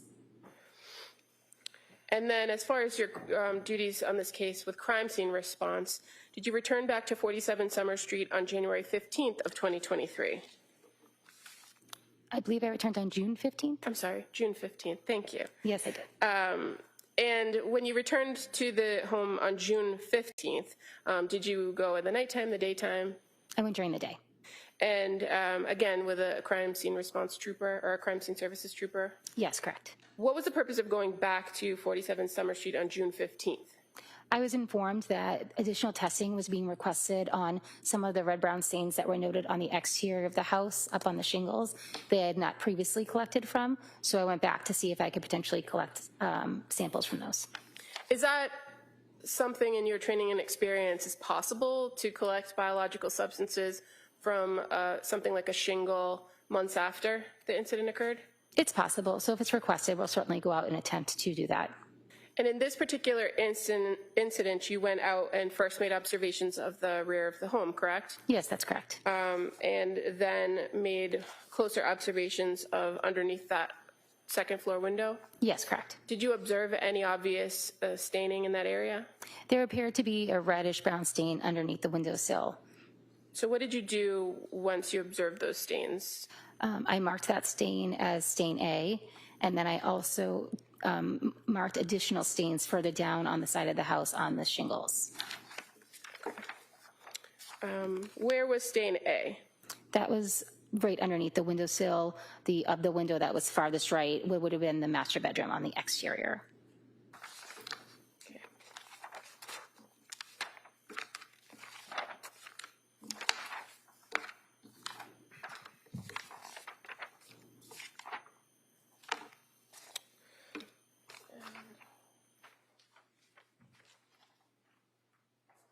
Show you this photograph of the rear of the home.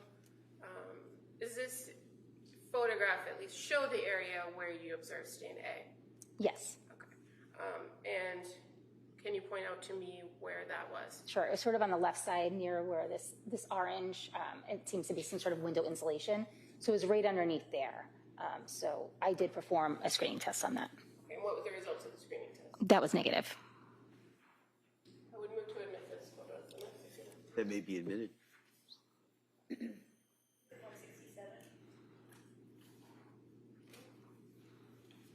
Again, on June 15th, when you were there, 2023, showing you now Exhibit 167,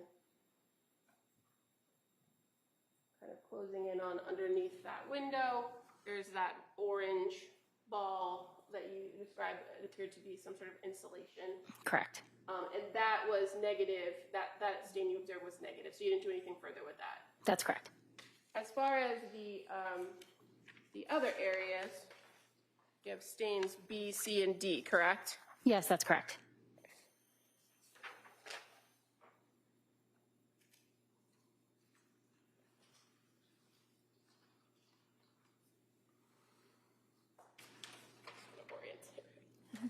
Is that a fair representation of stain B?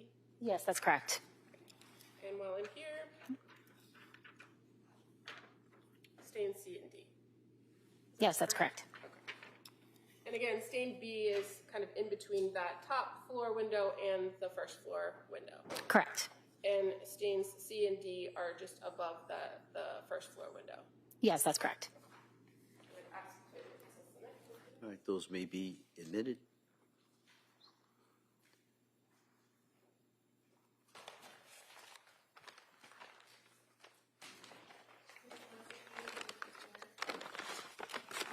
Council, it's just about 11 o'clock. Why don't we take the morning recess at this time? All right, so we're going to take the morning break at this time, members of the jury. Court, all rise. Jurors, close the door, please. Place them on your chairs, please.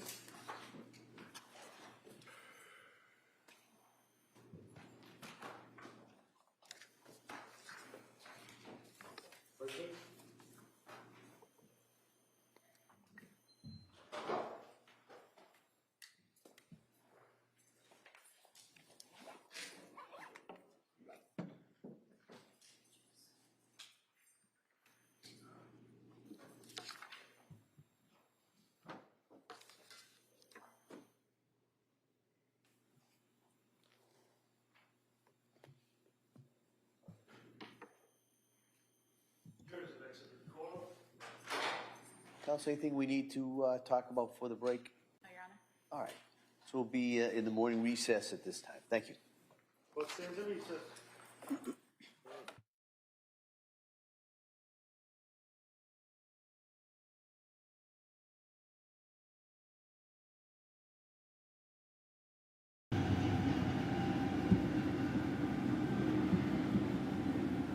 So I was just a little tidbit. So I was watching something yesterday where I heard that the person that was coughing yesterday afternoon, I heard from I think from somebody that was in the court that was Lindsay that was coughing, from my understanding.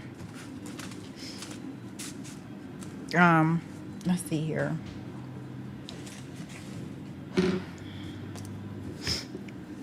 Okay, so right now we still had a forensic person that's going to be up there that's going to be talking about the blood that she collected from different places. Earlier we had the surgeon that, I just really don't understand how they did not know she didn't have any internal bleeding before sending her over to the other hospital, but that's neither here nor there. We heard from Joseph, and Joseph was the detective who came out and collected the pills from the cabinet next to the spices. That sounds like a place that you're not taking those medications. Most of those medications were dated from October and November, so I get why the state wants to bring that in order to say, hey, well, she only took 4 pills. It was dated this day. She only took 5 pills. It was dated this day. But unless they about to come up with something that's closer to the time, because her medications were being changed all the time, I really don't want to hear about. I don't know why they would be bringing that. And it sounds like the defense, he has his own bag of medicine. So, but I know that one bag, and Patrick made sure to clarify when he was on the stand that she was not actively taking them. Excuse me, I had to sneeze. That she was not actively taking those. And other than that, that's about all we done heard from. This is our first break. We haven't had any sidebars besides the sidebar that we had after the sidebar this morning. So let's do this. You think so, Baka? I'm just peeking in the chat. You say you think that she had to hit that window well. I don't know.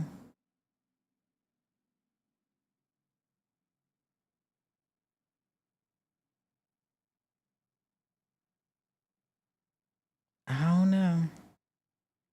In regards to that part, because I cannot,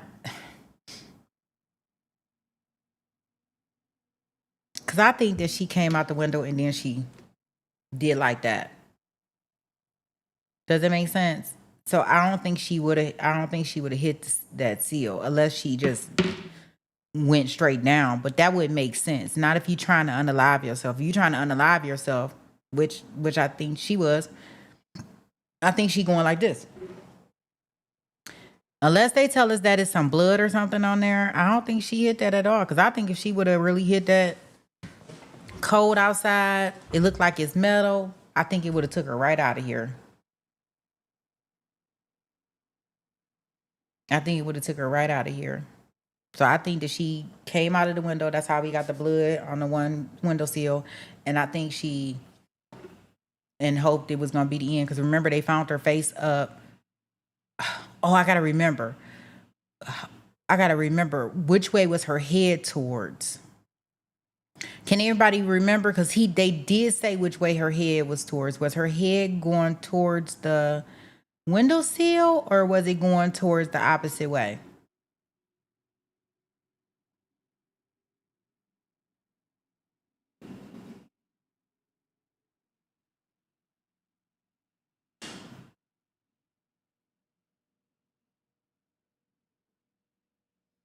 I can't remember.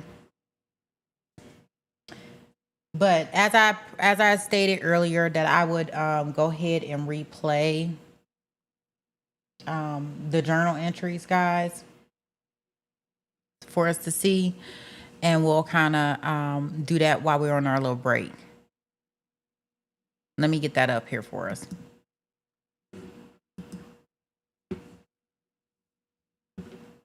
Hey, fam, good morning. Oh, yeah, it's still morning there.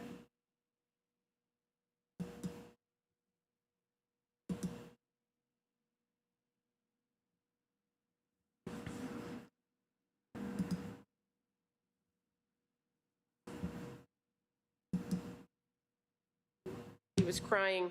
After that, I became obsessed with his sleep and nap schedule, like to the minute. That's one of the entries you reviewed and noted. Yes. Page 2 says, I also feel like I did it wrong because I did it when he was overtired, so it made it harder. Now I have horrible insomnia and anxiety. You recall reviewing that in the journal? Correct, yes. Page 4 of the journal says, why else I feel guilty? He's not really hitting his milestones. Again, that's a page that's not dated in this journal, correct? Correct. Page 8.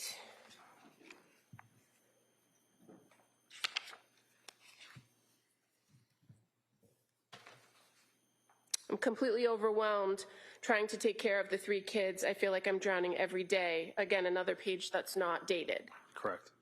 At some point, there are some dated pages in this journal, fair to say, right? Yes. And there's one on November 18th. And November 18th, that page reads, it's like I'm so desperate to get a mental break from taking care of everyone that my mind is trying to make something physically wrong with me. You recall reviewing that in the journal? Yes. Now, in addition to the Brown Journal, when you were back at the office, you also had the occasion to review some of the other journals collected, right? Correct. This journal I'm holding up, exhibit number 147, is that familiar to you? Yes. And again, this is a journal that has handwritten notes in it, very similar to the handwriting in the Brown Journal you reviewed. Yes. And fair to say, the entries in this notebook only span a few pages and only go from October 13th as the first entry and the last one being January 18th, correct? Correct. Okay. And this third journal that you reviewed after the search warrant, exhibit number 50, the yellow journal with Callan Clancy's name on it. You recall that? Yes, I do. And you are aware Callan Clancy was one of the children? Yes. Okay. And in this instance, did you see similar handwriting from the other two journals that you reviewed? Yes, I believe there was 2 separate. Okay. At some point in this, these entries, you began to notice there were other handwriting. Correct. At the time you were looking at this, did you know who the other handwriting was? At the time, or no. who it belonged to? Okay. And fair to say, reviewing the contents of it, it's a pretty detailed list of a schedule for the baby. Correct.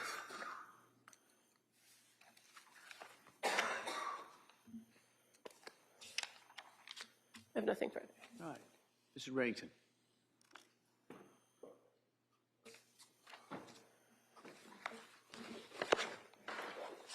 So one of the things that the district attorney did was read to you certain entries from what is referred to in your report as the Tree of Life Artisan Journal, correct? Correct.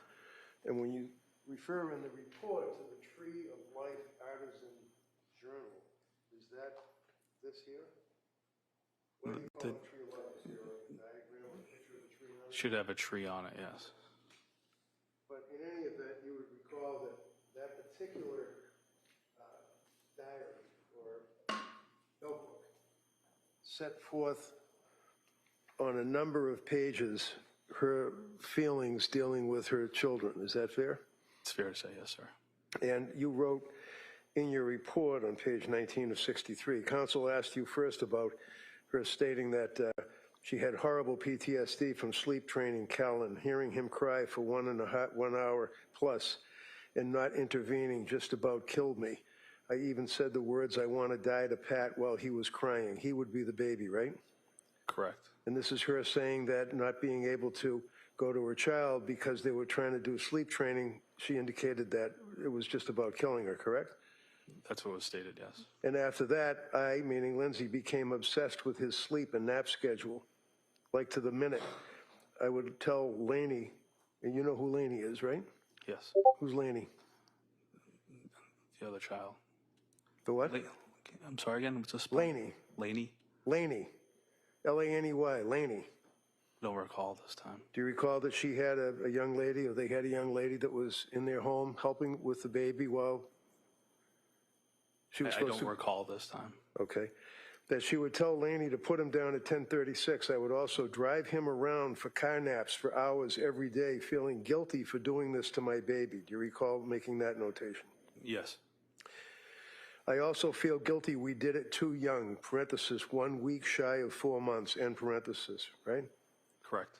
You also noted in your report that I also, quote, I also feel like I did it wrong because I did it when he was overtired, so I made it harder. I now have horrible insomnia and anxiety, which is causing depression. I have no appetite. I don't know what's wrong with me. I want help.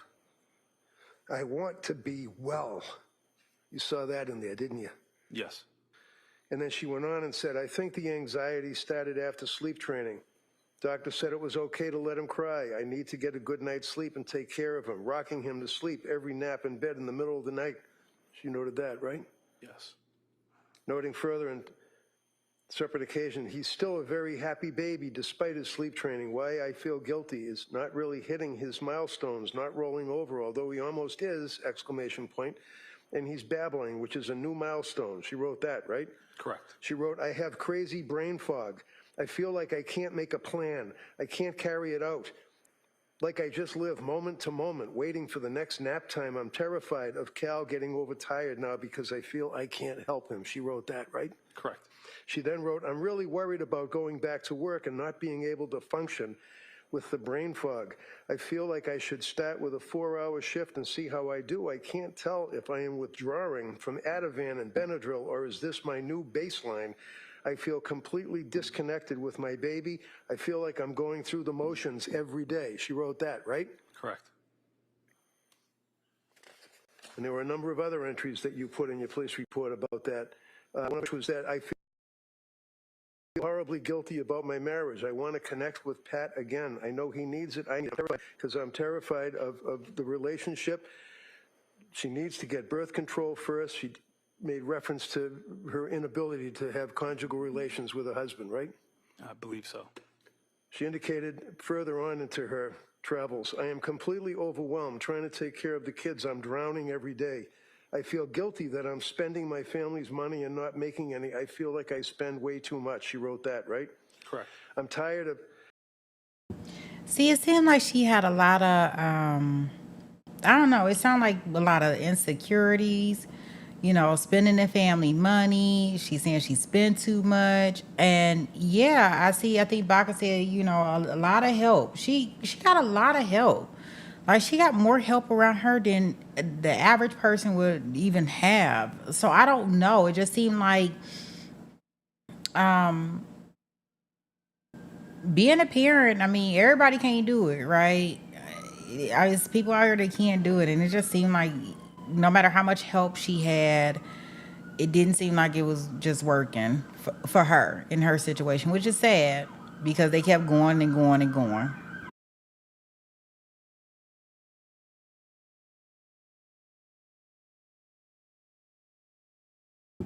The cops is coming, boy. I don't know who they going to get. Okay, here we go. I'm terrified of Callan getting sick. He's a sick baby. A sick baby is miserable. He's sick now with a double ear infection. Clearly has a bellyache. It's miserable. I feel like the other kids are going to get him sick all winter long. She wrote that, right? Correct. I always feel strongly against sleep training. I feel like it's abusive to let the baby cry and not respond, but I made the decision. I did it with Cal. It is way too much crying. It's incredibly stressful. She wrote that, right? Correct. He's okay. He will be okay. It's not harmful in any way. The doctor said it was okay. Plenty of people sleep train their kids at that age. It's necessary as a third child, is what she wrote, right? Correct.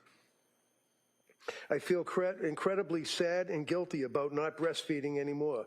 That was the one thing I could do to help his immune system, and I can tell he really doesn't like the formula. I'm very sad about this. I know at this time it's what I needed to do for my mental health. She wrote that, right? Correct. And then the statement started getting smaller and smaller as time went by. One occasion, it's like I'm desperate to get a mental break from taking care of everyone. My mind is trying to make something physically wrong with me. My mind never shuts off. It's constantly thinking of the next thing someone needs. I can't shut it off. I desperately want to go back to work, but now I don't know how I'm going to function, and it worries me. Wrote that, right? Correct. There were two pages that were blank that she didn't even write on. And then on the third entry, affirmations. She wrote affirmations. On November 22nd of 2022, I am calm. I will remain calm today. There is nothing that needs to be on my mind. The weight is lifted from my mind. I will sleep tonight. She wrote that, right? Correct. Continuing on into November, I slept well last night. I will sleep again tonight. Today will be a great day. I will go back to work on Sunday. I will thrive. I can feel like myself again. That was November 23rd. She wrote that, right? I believe that's the day, yes. Gratitude. I'm grateful for Sue, who's always listening. That'd be a mother-in-law. You knew that, right? Yes. Sue, I'm grateful to Sue for always listening and trying her best to help me. Kids are sleeping great for Pat. Pat is handling nighttime stuff. Julie for making a plan for me. A big thing is I feel disconnected with myself. Time, reality. I think going back to work will help with that. She wrote that, right? Correct. And then there are numbers of pages, 22 of 63, 24, 25, 26, 27, 28, all reproducing what counsel asked you about and what I just went through that were from those journals, right? Correct. Did you have anything to do with the search of the house? Yes. Did you search in the bedroom? Yes. How many other people were with you searching in the bedroom? I don't recall how many other people were with me at that time. You know why nobody looked in the drawer and found pills and sleep aids and Apple Watches? I'm not aware. Did you see the drawer? I don't recall. What? I don't recall. Okay. That's all I have, Judge. Redirect. Nothing further, thank you. All right, thank you, sir. So those are the journal entries that I have to confess made me say, yeah, she needed to go into the place of the places. Not jail. I don't think she don't get no help in jail, but my only other concern is that we going based off of what she was then.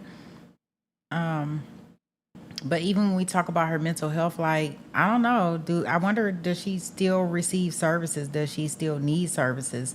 Or is this kind of like went away because the time frame for postpartum? I guess they can't call it postpartum now, right? Am I correct on that? Like, we can't still be calling this postpartum at this time, can we? Like, it's been 3 years and I'm still at postpartum. It got to be something different, right? You can't be still calling it postpartum. But I think right there, the jury's going to hear that. As I stated before, I don't like how the defense brought in some other additional journal entries. I wish that the state would have, when they brought the journal entry notes in, explain to the jury, look, I'm not going to, I won't read everyone in here, but you'll have all the journal entries and the stuff back there in the deliberation room if you want to look at it. But I am going to read a couple out of here because the ones that she had read, I thought that kind of was it.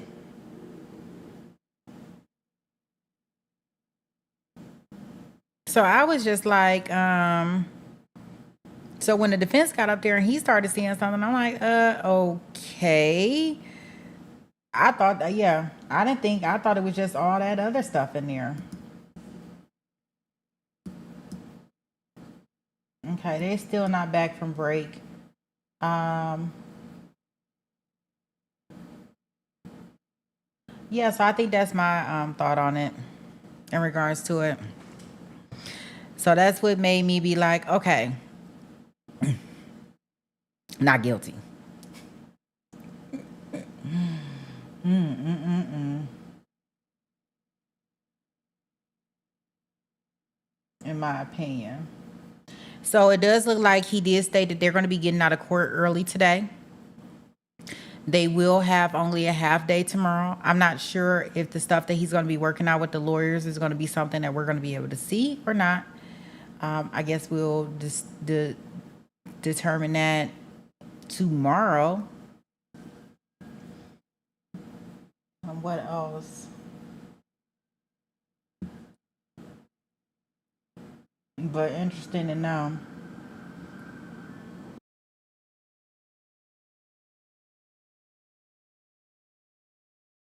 Yeah, of course they still at lunch. I mean, not lunch, break. So I wonder, like, is there any testimony that, like, we need to review over when they go to lunch, or do we take a lunch when they take a lunch? That's what I do need to ask to try to find out do we take a lunch when they take a lunch, or do we need to re-watch some testimony? The CW just picks and chooses the entries that make Lindsay look bad and help her case. That's why it's hard to trust them in the Karen Reed trial. Yeah, Ruth. Yeah, like I want them to do everything. I want them to put everything in there, or at least let us know that, hey, this is going back there and it has other ones. I wonder if she was a screamer or spanker. She was definitely having some difficulty with her ability to feel she was doing a good job. Yeah, it sounded like she was really like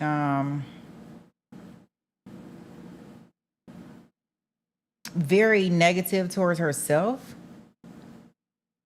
with different things. So I'm not sure.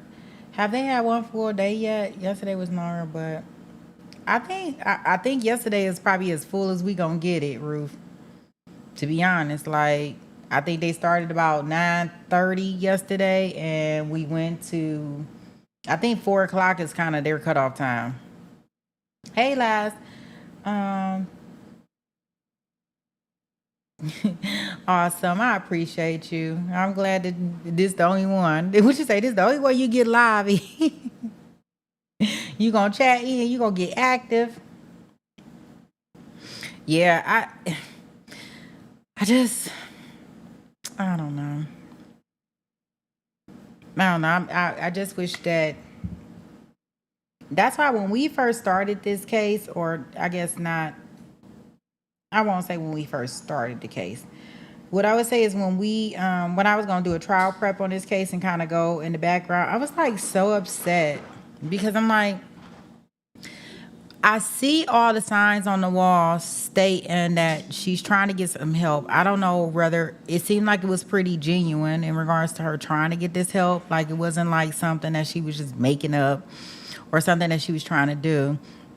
And she's reaching out to all these different places to get the help, and she's not getting the help that she needs. And then now that she has done something terrible, everybody wants to go back in some shape, way, form, and fashion. And I'm pretty sure we haven't seen it just yet.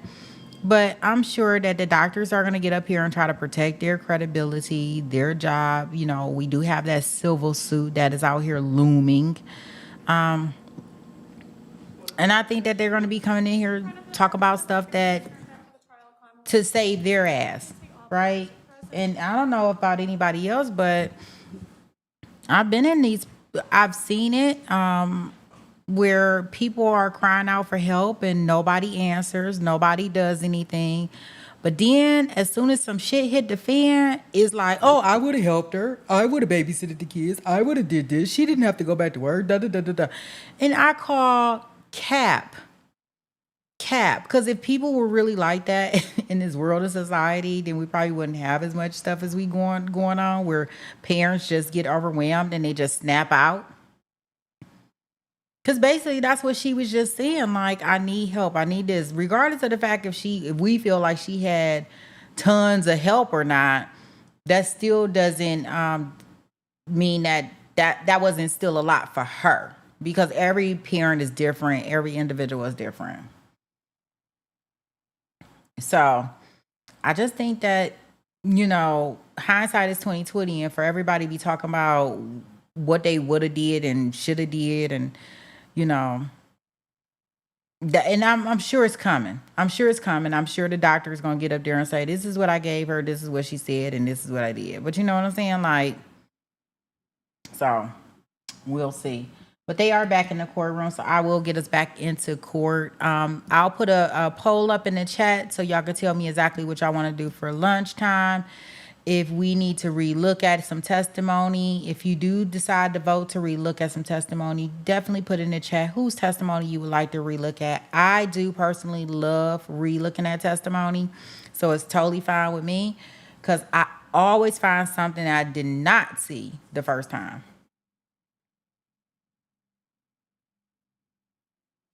So let's go here and get into the actual case since they are back and see what we have after break. We have our, I think it's going to be Miss Hartfelt. Is it Hartfelt? She's back still on the stand, and she's the forensic person that collected blood and tested blood.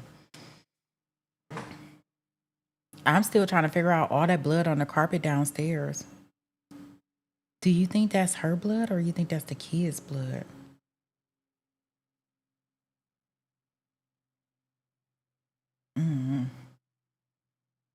Okay, here we go, guys. Including the defendant, excluding the jury. All right.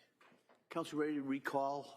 Yes, would you like the witness back on the stand? Yeah, please, and then we can bring the jury in.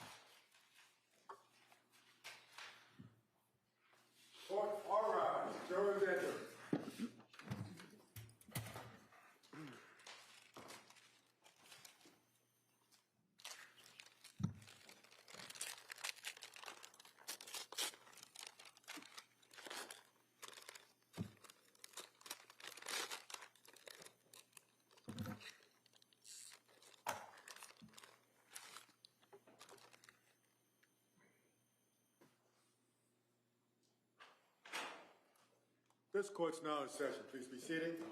Your Honor, for the purpose of the record, we return back to the trial of Commonwealth versus Lindsay Clancy. All parties are present, including the defendant and including the 18 jurors.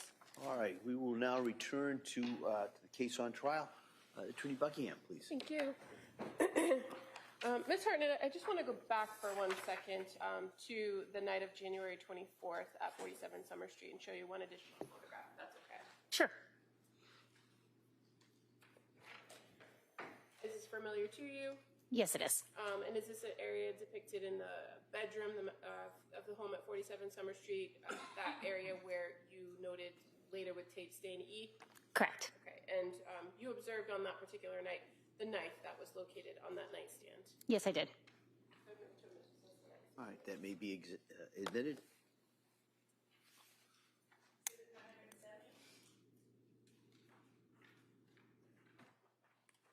And showing you now on the screen, it's been marked as Exhibit 170. You're aware that the knife depicted in this photograph was collected from 47 Summer Street on January 24th, correct? Yes, that's correct. Now, going back to where I think we left off before the break, we were talking about returning to the home on June 15th of 2023. And that you examined some stains on the shingles on the outside of the house. Do you recall that line of questioning? Yes, I do. In addition to marking the stains, did you collect anything from the area of the rear of the house on June 15th related to stains B, C, and D? Yes, I did. I'm just going to show you some items. You want to take a look at the items that are in those bags. Let me take them out of the bags. Just so that you can examine them.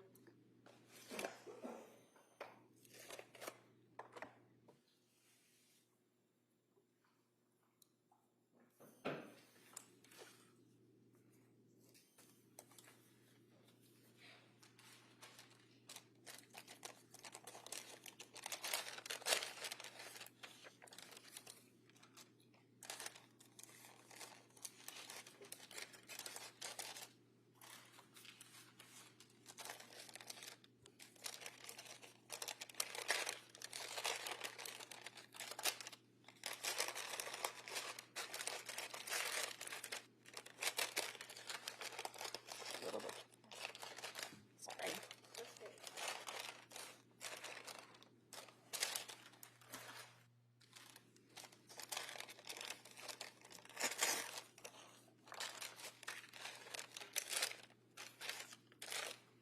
And try to say what's in these bags.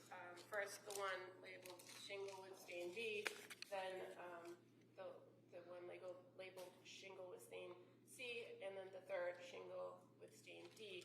Are these the shingles that you observed those stains on June 15, 2023? Yes, they are. I would move to admit these three items as the next. All right, they may be admitted.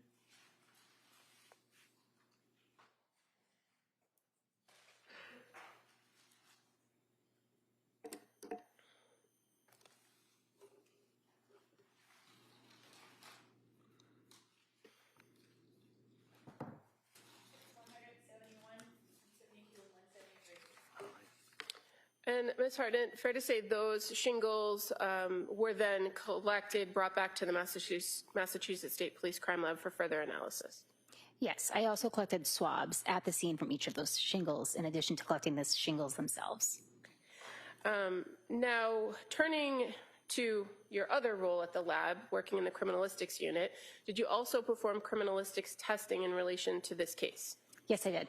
And fair to say, for items that were collected from the home at 47 Summer Street on January 24th, 2023, you did some confirmatory testing on several of those items. Yes, that's correct. And what items did you do confirmatory testing on? I performed confirmatory testing on some of the swabs that were collected from the home. I believe those swabs collected from stain A. I would have to check my notes specifically for the stains. That's okay. Let's just kind of go through some of the areas of the house first. So as far as the stains that we discovered or that we talked about previously, stain A on the basement floor, that was item 3-3. Stain B on the bedroom floor, that cluster, that's items 3-4, correct? Correct. Stain D from the bedroom windowsill, that was labeled as item 3-6, correct? Correct. And stain F, which is the snow on the backyard, or the stain on the snow in the backyard, item 3-8. Those were all confirmed at the laboratory to be blood. That is correct. And again, we talked briefly earlier about the fact that there's always a screen, and then that you can't make a determination of the substance until a confirmatory test is done, correct? That's correct. And so that is a process that you do at the lab. Yes, correct. And as far as the knife that we just were referring to, the knife that was recovered, what's in Exhibit 170, you were able to examine that further, or swabs taken from that knife at the lab. That's correct. And confirmed that what you say was stain A on the blade of that knife was confirmed to be blood. Yes, I performed the screening test as well as the confirmatory test for blood on stain A at the laboratory. Now, once you are in the laboratory and determine that blood is confirmed on these particular items, or that there is biological substance present, do you do anything to prepare those items for further testing in a different unit of the lab? Yes, I do. What do you do? For the swabs that I collected and for the swabbings that I took of the knife, I then cut them up, give them a separate item number, and preserve those for potential DNA analysis. Half of the samples also preserved for any future analysis if necessary. And fair to say it's a different unit at a different part of the Massachusetts State Police Crime Lab that conducts DNA testing, correct? That's correct. And so if some of the items that you examined are selected for further testing, those swabbings or further snippets would then be sent to the DNA unit. That's correct. Now, as it pertains to some of the other items that were collected from 47 Summer Street, you also did some work on 3 exercise bands, correct? Yes, I did. And what did you do in relation to the 3 exercise bands that were collected? After documenting them in the lab, I took samples from each of the ends of the exercise bands, as well as a separate sample from the center of each of the exercise bands. Okay, and so the first band, which is identified as a yellow exercise band, had previously been identified as item 2-2, correct? That's correct. Okay, and so did you take samples from both the ends in the middle of that item? Yes, I did. I'm just going to approach with a photograph. Is that familiar to you?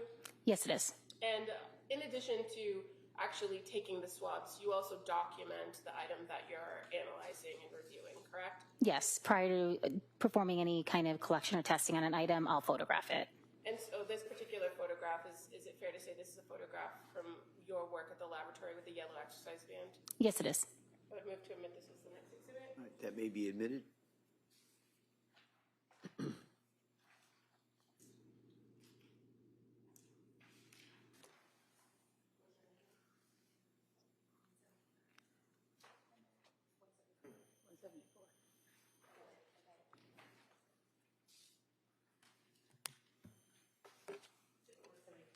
All right, thank you. Okay, so Ms. Hartnett, now showing you what's been marked as Exhibit 174, the yellow exercise band. You indicated that you took swabbings from around the handle areas, correct? Correct. And then the middle of the band. That's correct. Why didn't you swab the whole thing? The purpose of the collection was to potentially determine who was holding or had contact with the ends of the band and who potentially had contact with the center of the band, potentially those being 2 different individuals. So I collected samples separate from the ends as in addition to the center. And was your approach on each one of the bands the same? Yes, it was. Okay. So the second band, which is the black band that was identified as item 2-3, you took samples again from the ends and the middle? That's correct. And I'm just going to show you another photograph. And is that the black band you examined? Yes, it is. That may be admitted.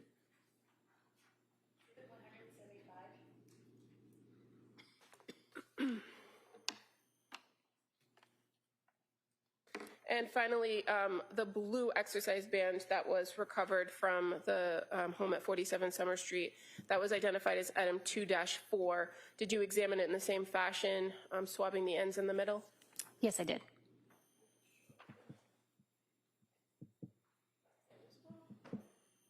Yes. Is that a photograph of the band when you were examining it at the lab? Yes, it is. All right, that may be admitted.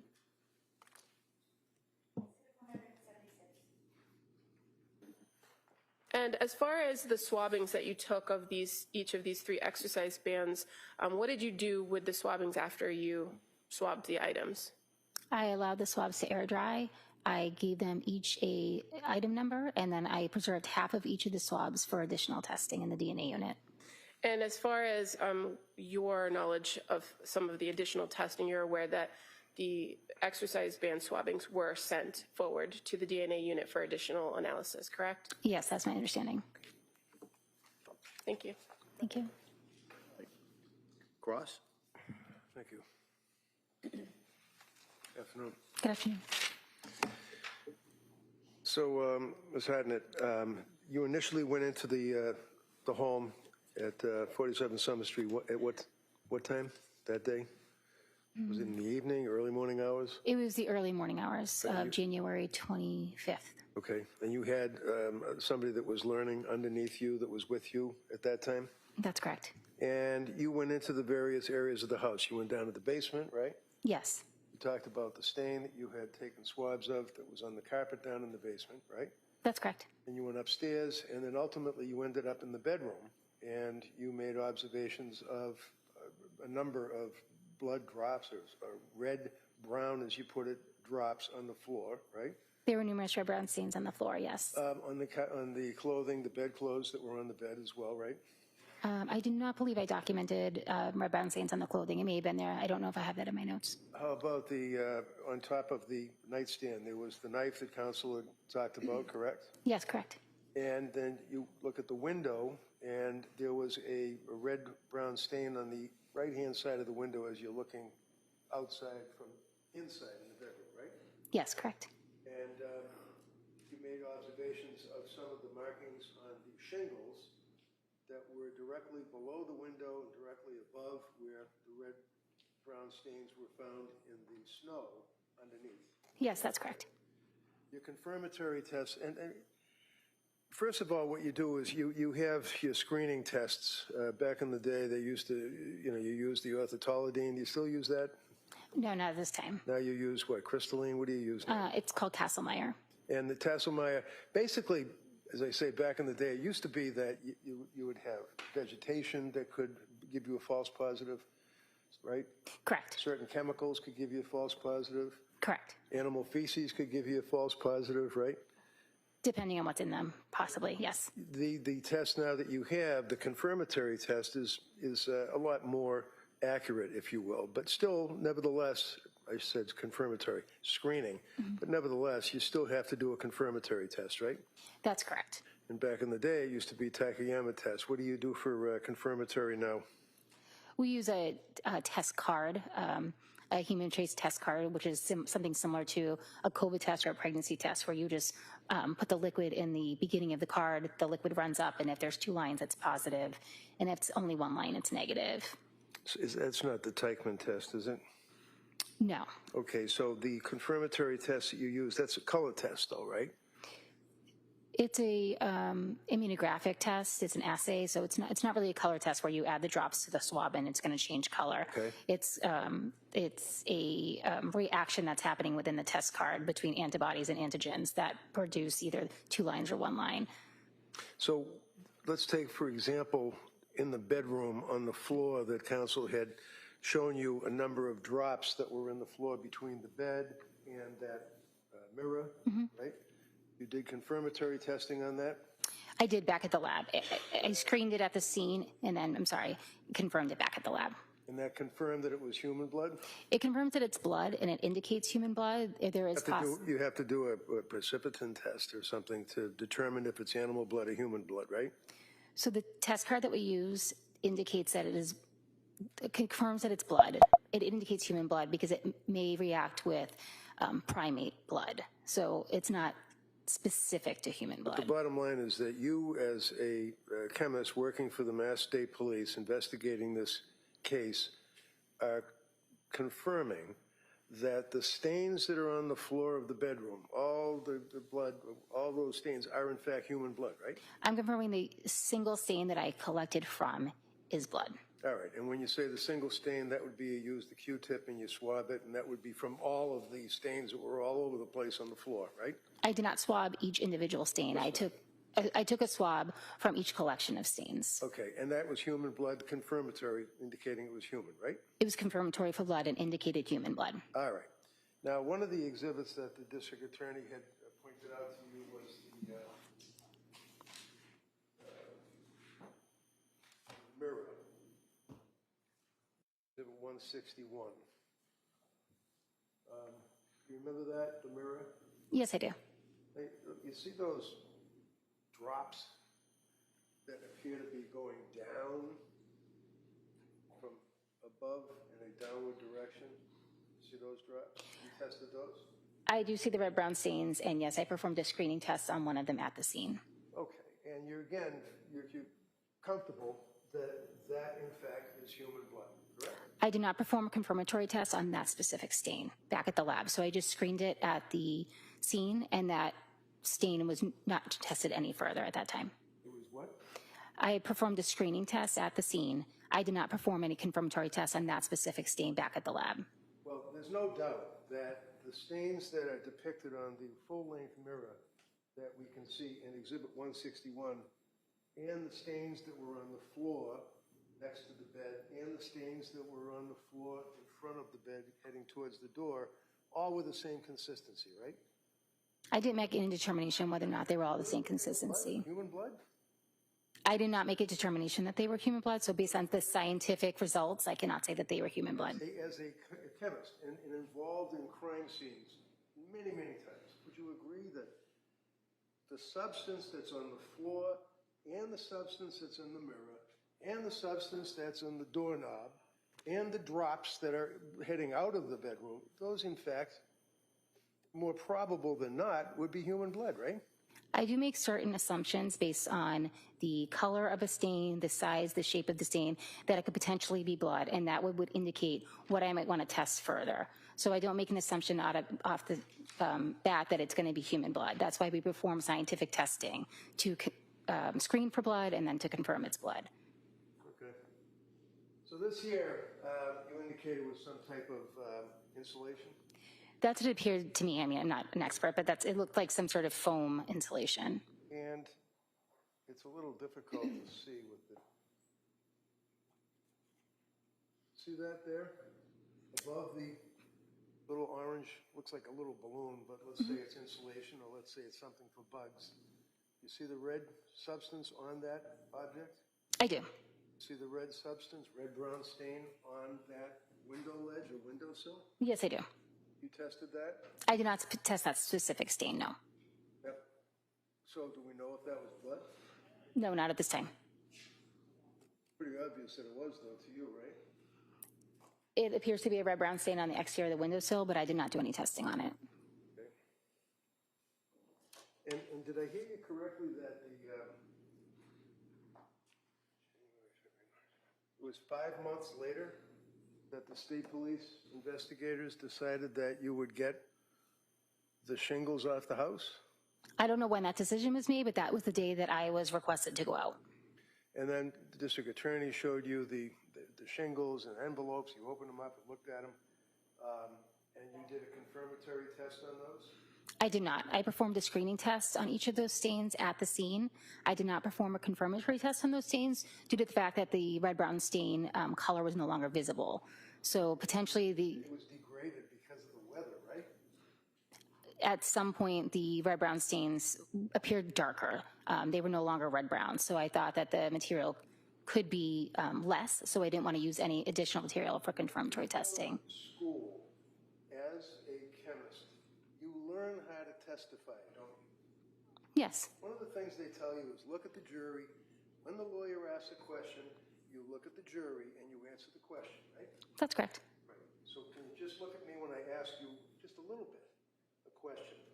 Would you agree that weather affects, degrades blood if in fact it is on an object and allowed to stay outside.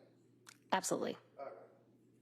And then, you can look at that. And then you'd agree with me that what you noted appeared to be dark. Yes. It would almost be like bat guano for that matter. We don't know what it is, right? No, I cannot make determination what it was. Like, I just performed a screening test, so I could not confirm it was blood. They just screamed positive for blood. Do you remember there was a red-brown stain on the doorknob of the bedroom from the inside of the bedroom going out? Did you notice that? Potentially I noticed it. I don't believe I didn't collect from that. We don't know if that's blood either. Correct. And how about the drops, the red-brown drops that were by the door directly underneath the doorknob? Did you test those with your swabs? No, I did not.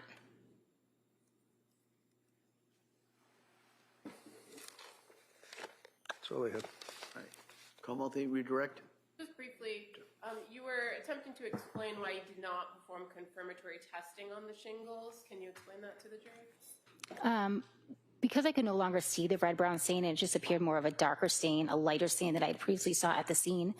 Given that material, whatever it was on the shingle, may have been limited, performing a confirmatory test is using up additional material to perform that test. So given that was already potentially limited due to the conditions and the time that had passed and the fact that I could no longer see the red-brown stain, I simply performed the screening test, and once that was positive, I took a swab and just preserved it. I did not perform any more testing in the lab on that swab. And is that because you would need something to forward on to DNA if you wanted additional testing to be done? Correct. I would have had to use up a portion of that sample to perform the confirmatory test, and I didn't think that was in the best interest of the case, given the fact that the material may already have been limited. And you indicated that you had previously seen those red-brown stains in those same areas that you swabbed and the shingles were collected back in January, correct? That's correct. Thank you. Nothing further. Anything further? All right. Thank you. Please step down. Thank you. Thank you.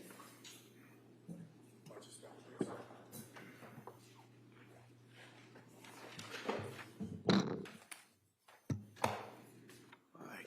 Ms. Buckingham? The Commonwealth would call Jonathan O'Loughlin.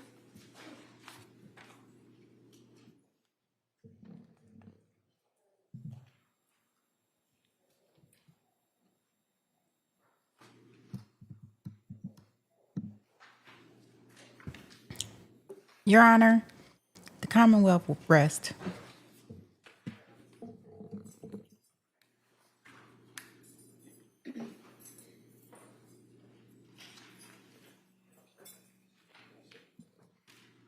Good afternoon, sir.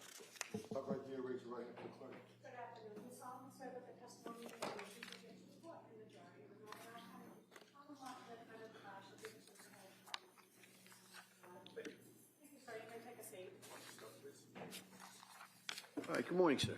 Morning. Yes, counsel. Thank you. Good afternoon. Could you please tell the jury your first and last name? Yes, my first name is Jonathan. My last name is O'Loughlin. And can you spell your last name for the record? O'Loughlin. And what do you do for work? I'm a trooper with the Massachusetts State Police. How long have you been a trooper? Hired in October of 2011. And what is your current assignment with the state police? Right now, I work in the Division of Field Services, and I'm assigned to the State Police Logan Airport Barracks. Going back to January of 2023, what was your assignment with the state police then? I worked in Crime Scene Services section. And how long had you worked in crime scene services? I started in February of 2020. And when did you move to your new assignment? I left crime scene in October of 2023. So do you undergo specific training as a trooper to work in that crime scene services section? Yes. And what kind of training do you get? So we did an internal training in the lab, the crime lab.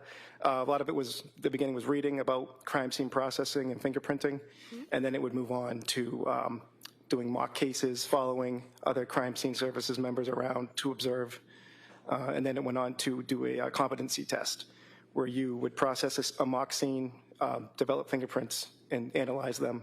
It kind of pulled it all together. And then that would go on to a quality assurance program within the lab, and they would determine if you were qualified to be on call. And what things do you do as a crime scene services trooper? What are your responsibilities? So we respond to all different types of crime scenes. At every single crime scene, the main thing you do at every scene, no matter what it is document the scene with photographs. Depending on the type of scene you're at, you may also document the scene with video. You may also sketch the scene by hand. Then also you may collect items of evidence to be processed later, or you may even process items at the scene. What you're processing for is fingerprints. You try to develop fingerprints if there are any. You can do fingerprint analysis and try to determine whose fingerprints are on the items of evidence. And that can be done at a crime scene, but it also can be done back at the crime laboratory, correct? Correct. Depending on the item and where it was located. Yes. As far as your response to particular scenes, do you often go out to crime scenes in tandem with or with a crime scene response unit investigator, forensic scientist? Yes. And you indicated that one of the first things and one of the main things you do is document scenes. Is it best practice to be kind of that first in after a scene is secured to document the scene as it appeared? Yes. And how do you do that? So when you respond to a scene, usually the town that you respond to, the local police department will secure the scene, which means they don't allow anyone in to disrupt the scene until you get there. Then you start with photographing the exterior of the residence, and then you walk in and just document the entire scene room by room as it is. And after that's done, do you kind of go back through and highlight or identify in any way particular things that may be relevant to the investigation? Yes. The crime scene you're responding to? Yes. And how do you identify in the documentation items that might have some relevance or evidentiary value? So some items might kind of be obvious if they're involved in the crime that are still there. Those you want to document further. And sometimes a detective unit or a member will ask you to document another piece of evidence that they would like collected or they would like further looked at. And you indicated that with crime scene services, you respond to all different kinds of scenes and all different types of law enforcement. So sometimes do you work with the local city or town departments? Yes. And in investigations where a death has occurred, who are the primary law enforcement that you're working with? So there will be local, and there will also be the county state police detective unit will also respond for any death investigation. Now, when you are processing a scene or documenting a scene, do you do anything to identify and highlight the items that have been either pointed out to you or that you've seen that could have value in the case? Yes. What do you do? So with those, we put what's called placards, and placards are pieces of plastic that have numbers on them. That way, when you're going through the photos, you can refer to them as placard 1, placard 2, and so on and so forth. And as far as further processing the scene between yourself and the crime scene response, are some items sometimes collected by either yourself or the crime scene response unit? Yes. And when you collect an item, do you identify it in some other way? Yes, when you collect an item and it's put into evidence in the lab, it's given a lab number. The lab number doesn't have to match up with the placard number. The placard's simply for your photos, and then the lab number is the number that will be associated with that piece of evidence all through the crime lab process, all the way through the trial. And when you go to crime scenes for inside houses, for instance, is it oftentimes the case that you are processing the crime scene at the same time investigators are getting into a location with a search warrant? Yes.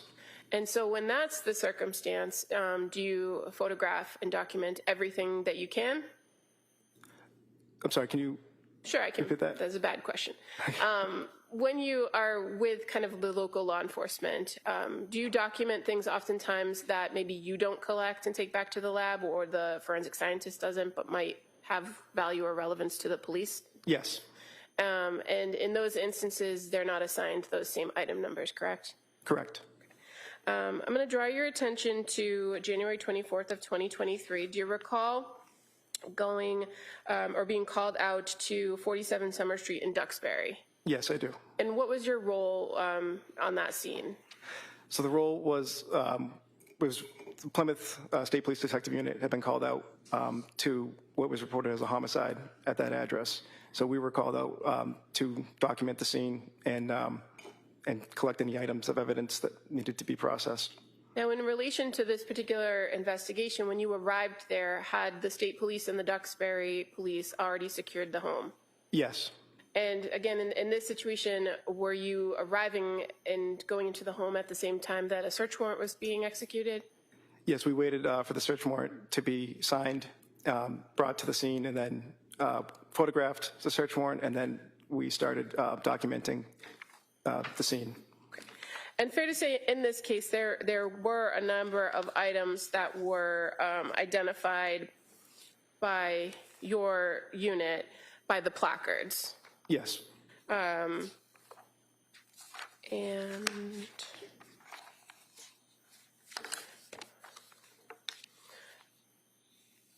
if I tell you that you documented 8 specific placards at the crime scene on that particular day, does that sound about right? Yes, it does. Okay. Including a brown belt, some exercise bands, 3 in particular, a pair of red pajamas, a pink sweatshirt or a robe, a pink piece of clothing, a knife with a black handle, and a phone. Yes. Those sound right? It does.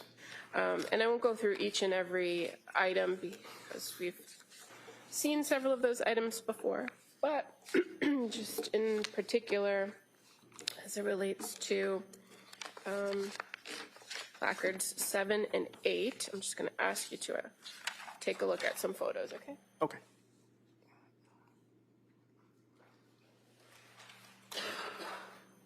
So I'm showing you a photograph of placard 7. Is that familiar to you? Yes, it is. And what is the placard 7? What was that to highlight or depict?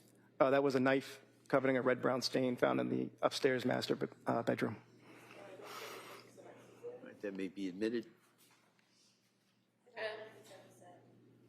And I'm showing you another photograph with depicting placard number 8. Is that familiar to you? Yes. And that was a cell phone that was also noted in your documentation of the scene, correct? Yes. That may be admitted.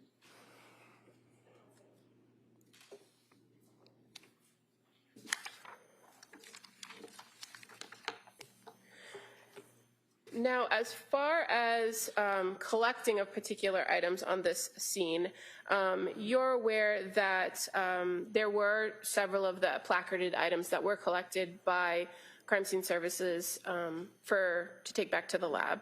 Yes. And fair to say the yellow exercise band at placard number 2, the black exercise band at placard number 3, the blue exercise band at placard number 4, the red pajamas, and the silver knife with the black handle were all collected. Yes, I believe the red pajamas were collected by the crime scene response unit. Okay. Do you recall collecting the knife? Yes. Why would you collect the knife as part of the crime scene response? Or excuse me. There's no objection to any of this physical evidence being introduced. You just, that's all right. I'm going to allow this line of inquiry just to kind of put things in perspective. Go ahead. Thank you.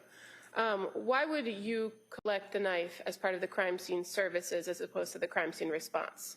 So we would collect the knife because that would be an item that would be processed for fingerprints at the lab. And based on your training and experience, fingerprint analysis, is that something that should happen before any other biological testing? Yes. And why is that? So fingerprints are extremely fragile.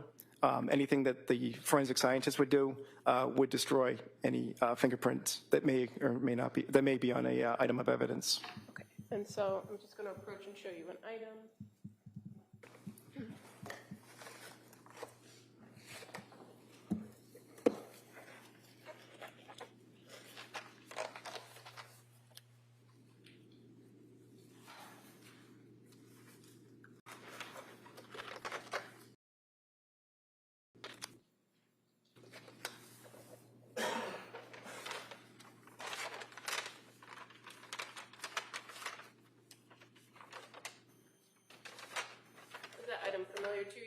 Yes, it is. Is that the knife that you collected that was located at placard number 7? Yes.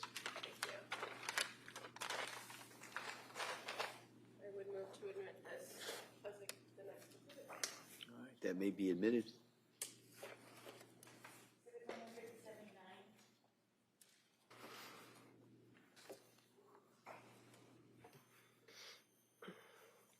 Now, that knife was brought back to the crime lab, to your unit? Yes.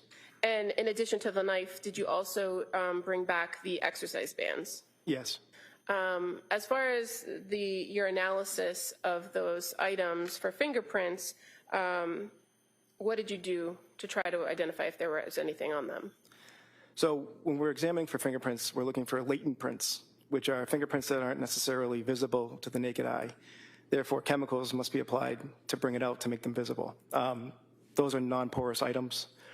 So for those, we would use, it's commonly referred to, what was cyanoacrylate ester. It's more commonly known as superglue. And we put them in a chamber with the superglue. The superglue is heated. There's water, so there's humidity in this chamber. The entire chamber fills with superglue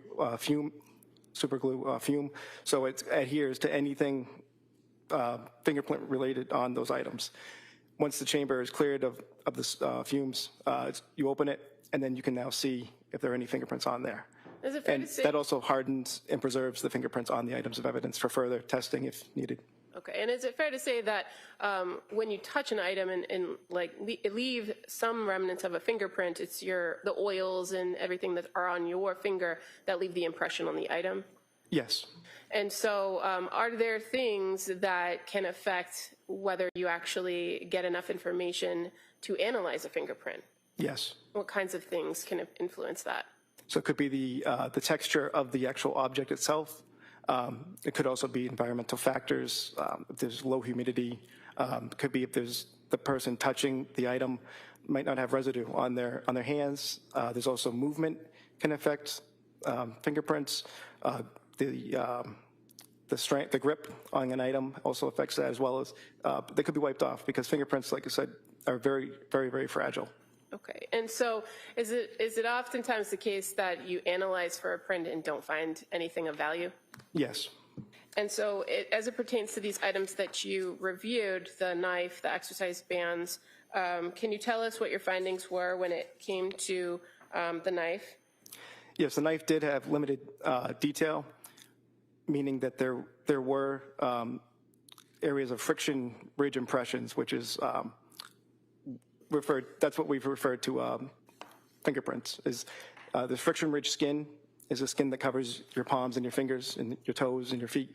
The friction ridge skin is what leaves the impression on an object.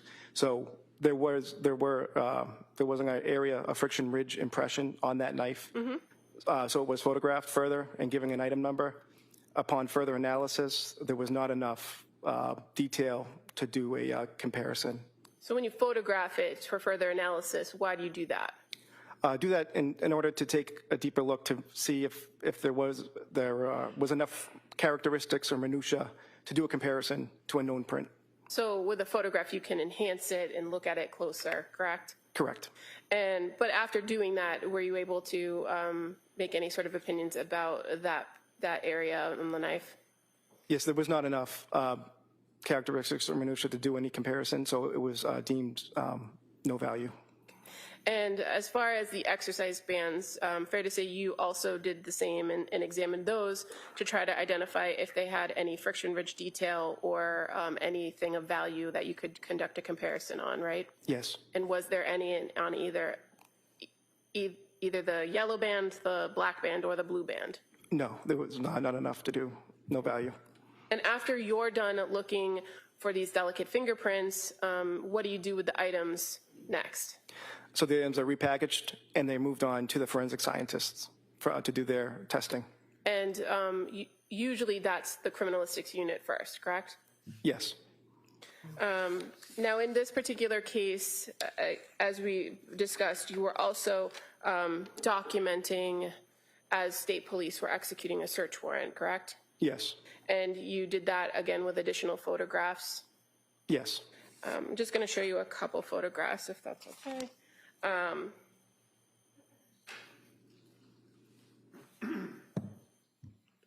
Three photographs. That's the first one. It's a little hard to see, but do you see an item depicted in there? A square item? I'm sorry, where exactly do you? Well, do you see that this photograph, a little washed out, but it depicts an area of the home Yes. or an item in the home? Oh, yes. The dresser? Yes, oh, yes, the dresser, Okay. yeah. And then I have another photograph with a drawer open. Is that familiar to you?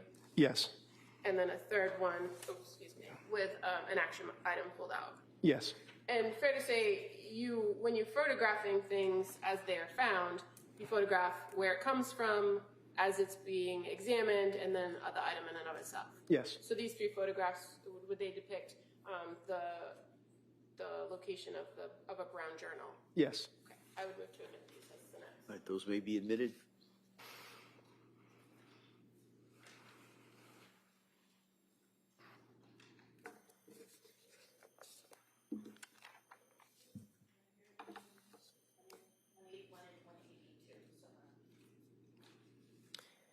And sir, as far as the dresser, that was located in the basement of the home, correct? Yes, correct. And the item that was collected was not collected by you or the crime scene response trooper, but in fact by the State Police Detectives Unit, to your knowledge. Yes. Thank you. Nothing further. Mr. Reddington. So basically, how long is your course that you take to become a crime scene technician for the state police? So before you're certified for fingerprints, it's usually about a year. So you're working in that crime scene services unit for a year while you're going to the school for it? Yes, it's more of an internal training. You don't go to a specific school, but yes. So you told us about your training, you told us about your experience, you told us about fingerprints, you told us how you seize items in the course of a search warrant, and then you told us about looking at the photographs that would, and the items that would depict friction ridge, if any. But the bottom line is that you didn't get any fingerprints. Correct. And that, you could have just said that, right? Just come on the witness stand and say, we didn't get any fingerprints. Sustained. So then you're talking about, as the state police investigating this case, you guys walk around and you have cameras and you take pictures, right? Yes. That's what you told us about. Well, how about when you're executing a search warrant? Are you supposed to be thorough in the course of your search for items? I don't search for items, sir. Everything I do is, right? yes, I document. So if I went into the bedroom and if I found a bunch of drugs, in addition to the drugs that were found in the kitchen, and I found these in a nightstand with blood on top of the nightstand and the knife that you talked about, you would have photographed that, right? Yes. Never saw that, did you? No.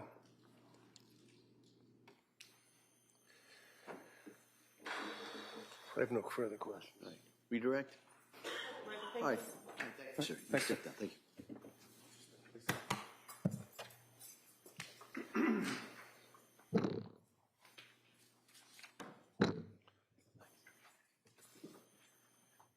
The Commonwealth would call Hillary Griffiths as its next witness, please.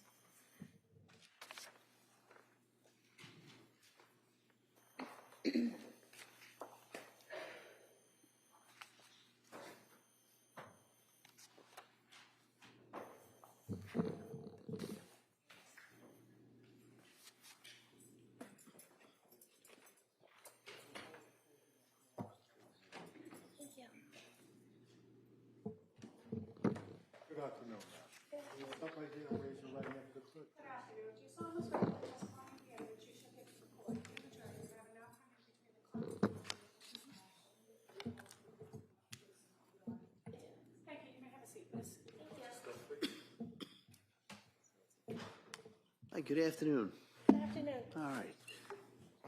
Counsel. Thank you. Sorry. It's okay. Good afternoon. Can you tell the jurors your first and last name? Hillary Griffiths, And can you spell your last name for the record? Griffiths. And where do you work? I work at the Massachusetts State Police Crime Laboratory. What do you do there?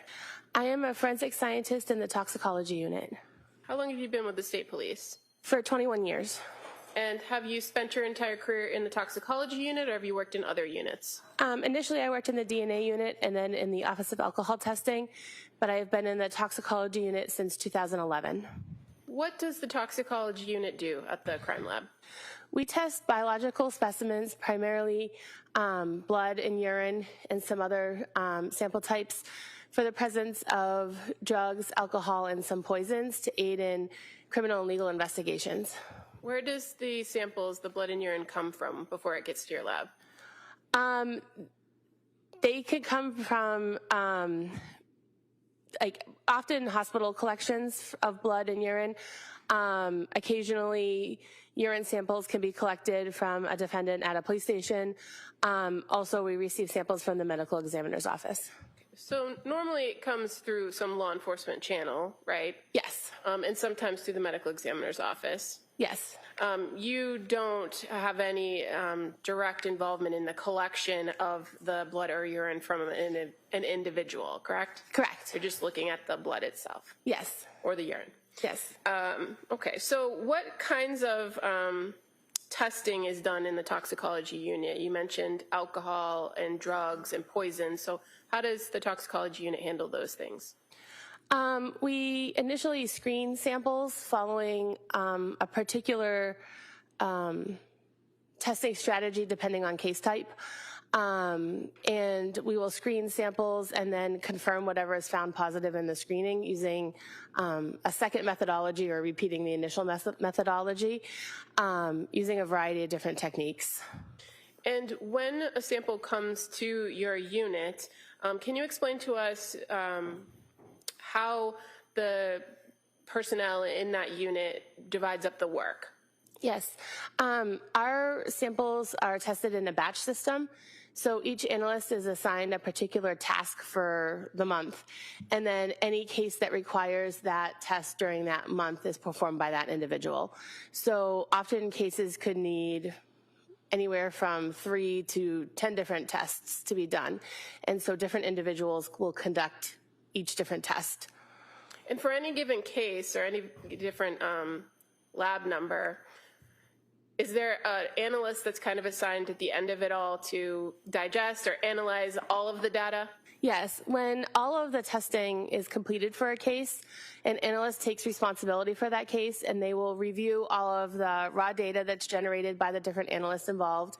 They'll review the case specific information like the police report, the documentation on the evidence itself. They'll assess the case as a whole and they'll generate a report containing their findings. And do you receive some sort of specialized training to be part of the toxicology unit? Yes. And what training do you receive? When I began working in the toxicology unit, I participated in approximately a year-long training program where I conducted literature reviews, attended lectures, to learn the theory behind the testing and the testing process itself, as well as the interpretation of the results. And then I practiced each of the techniques on mock cases, and then took tests to ensure that I understood the logic and the background behind the testing. I understood the interpretation, and I was able to test these mock cases and get the correct results prior to performing those methods on casework samples. And you described to us that the work is done in a batch flow process so that you could be doing different things at various points. Are you trained to do each part of the process? Yes. And so ultimately you could interpret, but you don't always interpret with every single case that you work on. Correct. Now, in the toxicology unit, you mentioned that there are screening tests and there are confirmatory tests, and those are usually assigned differently in this batch process, correct? They can be, yes. What are generally the screen tests that are done when a case comes into the toxicology unit? For the most part, all cases receive an ELISA screen, which is a very quick color screening test that looks for 8 different types of drugs. It's very sensitive but not very specific. So it basically says this type of drug might be present. Now go do follow-up testing to find out specifically what's present. They also all receive a general unknown screen, which looks for several hundred different prescription drugs, over-the-counter drugs, and drugs of abuse. Then depending on the case type, they can be screened for alcohol, and they can be screened, specific screening tests for GHB can be performed if the case type warrants that.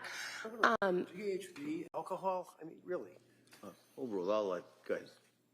You can continue. And then depending on what is present from those screening tests, that will guide the follow-up testing. And with the follow-up testing, that's the process of going through that secondary confirmatory testing, right? Correct. And in some instances with the screens, are you looking to get any sort of specific information about a particular drug or substance that might be present, or is it just a determination of whether something is detected or not detected? It depends on the test itself and the sample. The general unknown screen only tells us if a substance is detected or not detected. The general unknown screen can be run as both a screening test and a confirmatory test. With other tests, the screening test would just be qualitative, and we would determine if a substance is present or not, such as when we test urine, we can only determine or report out if a substance is present or not. With some tests, when testing blood, we can determine a concentration and know how much of the drug is present. And are there limitations at your lab as far as determining concentration of certain types of drugs in blood? Yes. And so what happens when your lab might have screened or detected a substance but doesn't have the ability to give a concentration? What do you do with that?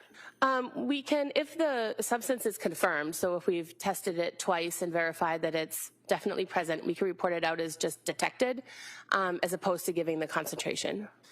Do you often work with other independent outside laboratories to do additional testing that you can't as far as determining concentrations or levels? Yes, if it's important for the case to know a concentration of a substance that we can't quantify ourselves, we can send it to a different laboratory that can perform that testing. I'm going to draw your attention to a laboratory number 23-01723. Do you recall doing work on that particular lab number? Yes. Do you recall what your role was in that batch process for the lab number? Yes. I performed the confirmation method for benzodiazepines on the urine sample and the quantitation method for benzodiazepines on the blood sample. And in order to do, well, can you tell us a little bit about the benzodiazepine? What did you do as far as that particular test? When testing both the blood and the urine, for the most part, the same method is used. We use a solid phase extraction method to separate the drugs from the rest of the biological material. Biological materials can have things like lipids and steroids and blood cells and bacteria and other things that can interfere with our testing. So we use this solid phase extraction method to separate the drugs and concentrate them to be able to run on our instrument. And then we run them on a LC-MS, which is a liquid chromatograph mass spectrometer that can separate the different drugs and identify specifically which one is present and how much is there. When we're testing blood samples, we can report out that value for how much is present. When testing urine samples by this method, although the method itself can determine how much is present, we don't report that out because concentrations in urine aren't really meaningful. They don't reflect any concentration that had previously been in the blood. They mostly just reflect how much of the drug was present in the urine. So we don't report that. There is an additional step that's needed when testing urine at the beginning of the method, but otherwise both the blood and the urine are tested in the same manner using the solid phase extraction and the LC-MS. And in this case, with this laboratory number, the toxicology unit was in fact provided with 6 vials of blood and 1 vial of urine, correct? There were 4 vials of blood and then 2 vials of serum plasma, which had started out as blood but were serum by the time we received them, and then 1 tube of urine. Okay. And as far as the urine goes, in your role in this batch process, you conducted that benzodiazepine screen, correct? Yes. And it was positive. Yes. And then the further testing, were you able to detect any particular benzodiazepines in the urine? I didn't conduct the initial benzodiazepine screen through the ELISA method, which was positive. Based on that positive result, I ran the confirmation method on the urine, which identified the specific drugs that were present. And that identified in urine nordiazepam, oxazepam, temazepam, and lorazepam. And based on your training experience when it comes to those substances, if it's detected in either blood or urine, does it mean that there are those 4 separate substances, or could they be derivatives of one particular drug? Yes, each of those substances is available as its own drug. You can get prescriptions for them, you can purchase them.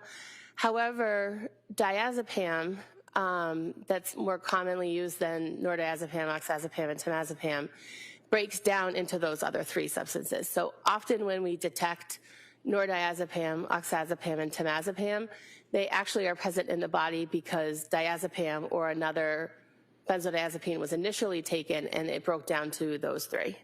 But as far as your testing is, when it comes to urine, you can't determine or quantify what it was or if it was one drug or multiple. Correct. Now, in this particular case, you indicated that there was also further testing done on the blood, correct? Yes. And was it as well for the benzodiazepines? Yes. And that was just because that was your role in the batch testing for this case? Yes. What were the results in the testing of the benzodiazepines in the blood? The blood contained 8.8 nanograms per milliliter of diazepam and 20 nanograms per milliliter of nordiazepam and 4.8 nanograms per mil of oxazepam and 1.9 nanograms per mil of temazepam and 61 nanograms per mil of lorazepam. And in your role in this testing process, you're just running the equipment, running the tests, and getting the data, correct? There is some analysis of the data. I have to ensure that the controls performed appropriately, that the instrument was running properly, and make a decision based on the instrument data, what I consider to be positive or not. But then it's handed off to another analyst who generates the final report. And in this case, were all the controls appropriate, all the equipment running effectively, and everything done according to the policies and procedures of the lab? Ultimately, all of the relevant controls that were associated with the samples performed appropriately. And what did you do with the information or the data that you received as a result of these tests? What did you do with it? I put it together in a batch file that contained all the data for my analysis. It contained the case data for the samples that were run on that day, as well as all the control data that was run simultaneously, and other traceability type info, and gave it to another analyst who reviewed it to ensure that laboratory policies and procedures were followed, that the controls performed appropriately in order to report the results, and that the results were scientifically accurate. And then after that analyst agreed with my findings, the data was put into the individual case files. And in this case, the reporting analyst for the entire lab number of 23-01723 was in fact somebody by the name of Nicholas Roberts, correct? Yes. And you're aware that there were other forensic scientists who did other testing for other types of drugs in the same test, but it wasn't part of your role or your batch? Correct. Thank you. Ms. Reddington. So the toxicology report you're familiar with was dated February 24th of 2023. Is that correct? Do you have it in front of you? I can refer to it. Yeah, great. Thank you.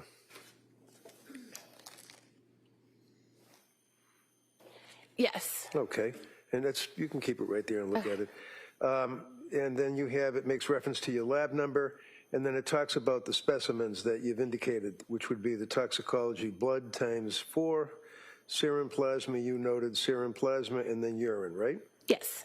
And when you say serum plasma, what is that? Is that just a breakdown of the blood, or is it that that was actual plasma that was submitted? How did that come about as opposed to the actual blood in items number 1, 2, and 3? We received samples that were taken for medical reasons, and the sample that was initially drawn would have been blood, but the hospital would have separated the blood cells from the liquid portion of the sample prior to it being submitted to our lab. So when I received it, it was serum plasma, but it would have initially been blood. Okay. And likewise with the urine, correct? Yes. And you received all of these items in indicating light blue top tube, potassium oxalate, sodium fluoride. That was just so prevent coagulation, right? Yes.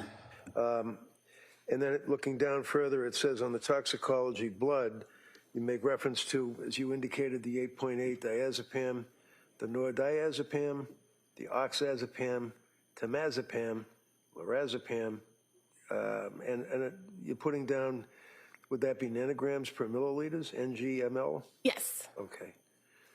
And it's kind of hard to follow through with that, so I'm going to approach you. This is a copy of the blood toxicology report that you're referring to, right? Sure, of course. Yes. Okay. And this is the tox report for Lindsay Clancy, right? Yes.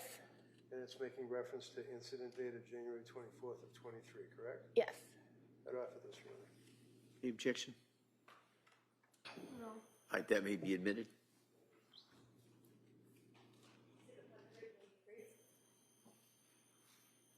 Now, you can continue with the, yes. You then make reference to organic bases and neutrals, right? Yes. Can you tell me what is an organic base and a neutral? What does that mean? That refers to, so the line above that, the organic acids and neutrals and the organic bases and neutrals refer to the results from the general unknown screen, which is another screen that was performed by a different analyst. Okay, do you know who the analyst was? Lisa Yell. And would that be with the Department of the Massachusetts State Police? Yes. Okay. And as it relates to the tox report, it also notes that, what is an organic base and a neutral? What does that mean, though? I just don't know. This testing procedure separates the drugs present in the sample into drugs that are more basic in nature and drugs that are more acidic in nature. This test looks for several hundred types of drugs, and so in order to customize the extraction method to target certain drugs, the sample is divided into 2 fractions. So in other words, it gives you a broader spectrum, if you will, of the drugs that would be in the person's sample of their blood, right? Yes. And that detected mirtazapine, right? Yes. Lamotrigine, right? Yes. Probably mispronouncing this. Quetiapine? Quetiapine. Quetiapine. And quetiapine metabolite, right? Yes. As well as trazodone, right? Correct. And just tell me, what is a metabolite? What does that mean, quetiapine metabolite? When we consume drugs, our body will break down the drug often into another molecule before it's being excreted. And sometimes our testing can detect these breakdown molecules as well. So this test detected both quetiapine as well as its breakdown product. So there was, that would indicate that there was quetiapine that was in the blood as well as a quetiapine metabolite or a breakdown over a passage of time. Yes. Also, just you guys check for everything. There's no alcohol detected, right? Correct. No amphetamines detected, right? Correct. There was a benzo screen that was positive, which we've already talked about, correct? Yes. Buprenorphine screen, none detected, right? Yes. Cocaine and fentanyl, none, right? Yes.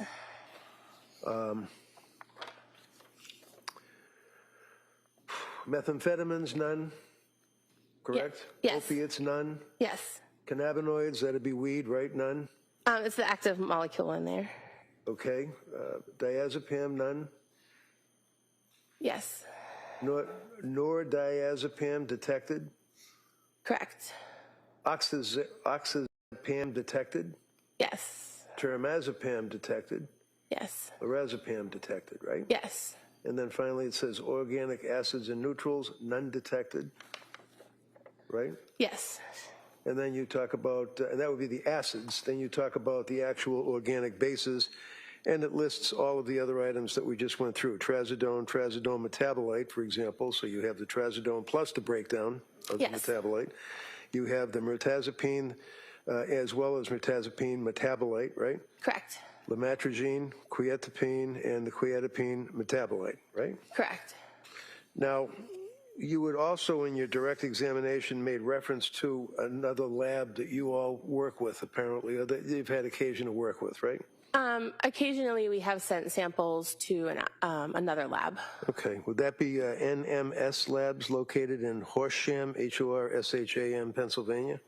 NMS Labs, I don't recall the location of the lab. Okay, but you know NMS Labs. Yes. I mean, that's pretty well known, right? Yes. You guys, right? And was a sample of Lindsay's blood sent to that place as well? Yes. And were there results for that as a result of the examination? I believe so. Okay, I'm going to approach you with the report, toxicology report. Got a sidebar? Sure, Council, see Sidebar.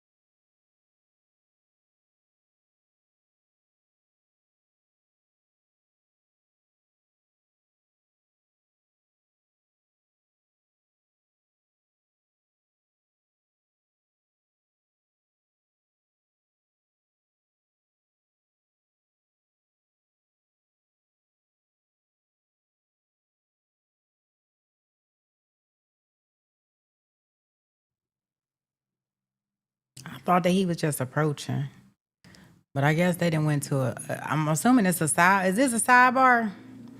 Oh boy.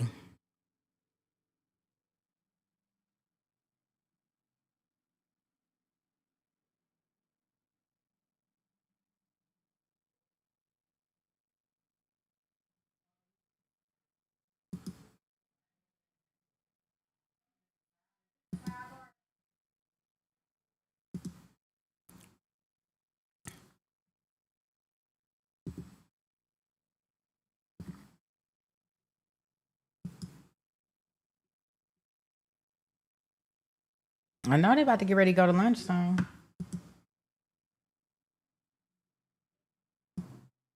More specific.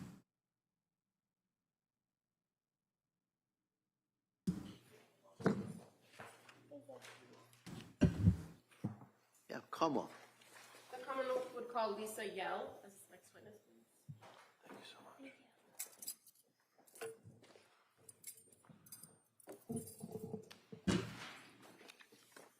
Maybe we working through lunch.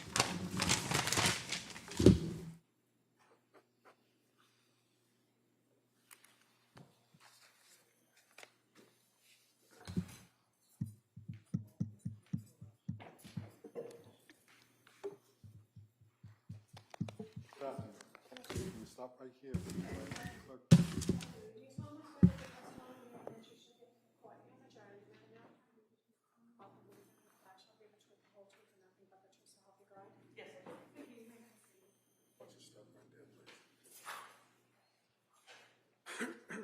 Hi, good afternoon. Good afternoon. Hi. Commonwealth. Thank you. Good afternoon, ma'am. Can you please tell the jurors your first and last name? My name is Lisa Yell, spelled Y-E. Lab at some point? Yes, I did. And how long did you work for the crime lab? For 15 years. And in January of 2023, what unit were you working with at the crime lab?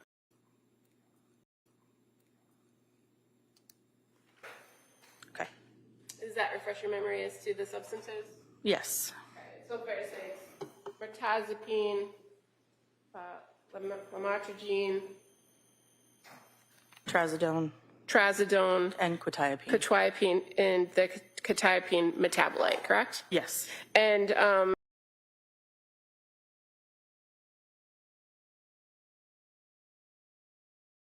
Sorry, I accidentally hit the wrong key. Give me 1 second.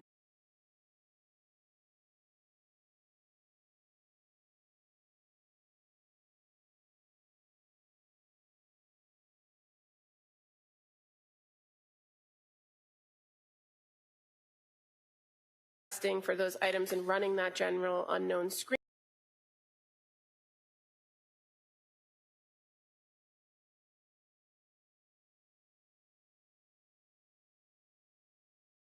To consider a needle that has a plunger on the top, it would have essentially gotten stuck at some point within the batch run, which could run. Situation. Correct. And good afternoon, ma'am.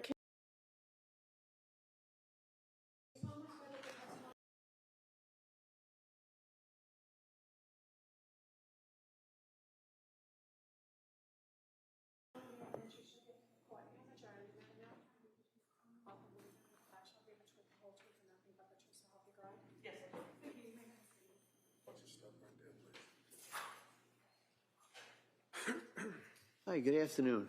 Good afternoon. Hi. Commonwealth. Thank you.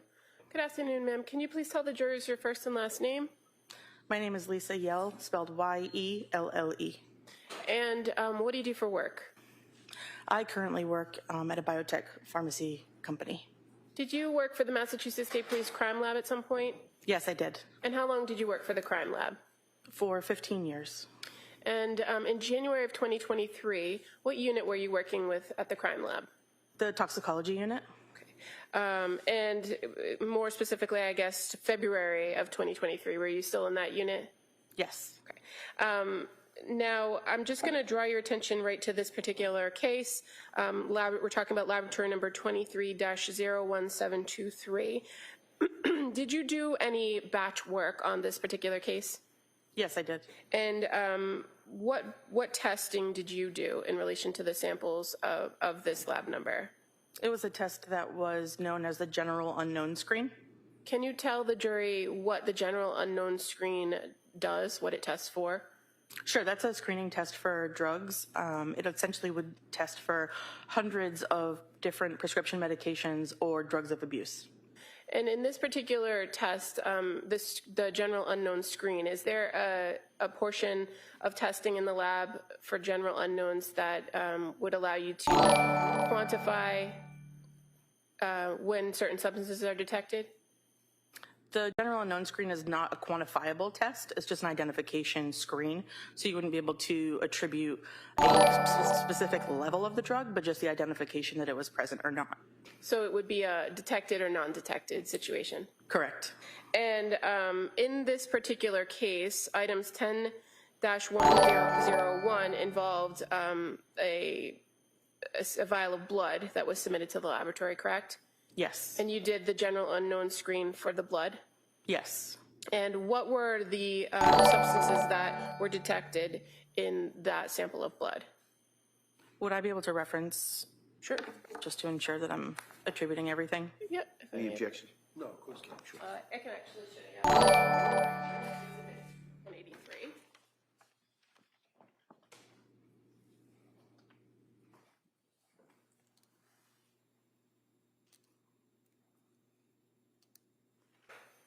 Okay.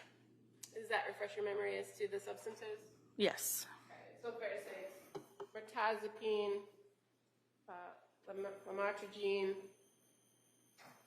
Trazodone, and quetiapine, and the quetiapine metabolite, correct? Yes. And in that particular screen of the blood, all you're able to tell is whether they're detected or not. Correct. In your work with testing for those items and running that general unknown screen, were there any issues with the controls in that test? No, there weren't. Were there any problems with the equipment in that test? There was a syringe issue, which means essentially if you consider a needle that has a plunger on the top, it would have essentially gotten stuck at some point within the batch run, which could run for 24 to 48 hours. It's a very lengthy run. So once the error is notified, it's a very simple switch. You just pull the syringe out, place it back, place a new one back into that same spot, and then you would restart your run from that point forward, including a control, just to ensure that the instrument is still functioning the way that it should. And so would that type of error that you observed in the equipment affect the results of the test? Not in any way. And in addition to the testing or running this general unknown screen on the blood, you also ran a general unknown screen on urine, which was identified as item 10-201, correct? That's correct. And were those same substances detected in the urine? Yes, they were. And again, as far as those particular substances in the general unknown screen or unknown screen test for urine, are you able to quantify it in any way? No. Is it fair to say that there are other laboratories across the country that potentially could quantify those substances? Yes. And so in this case, are you aware that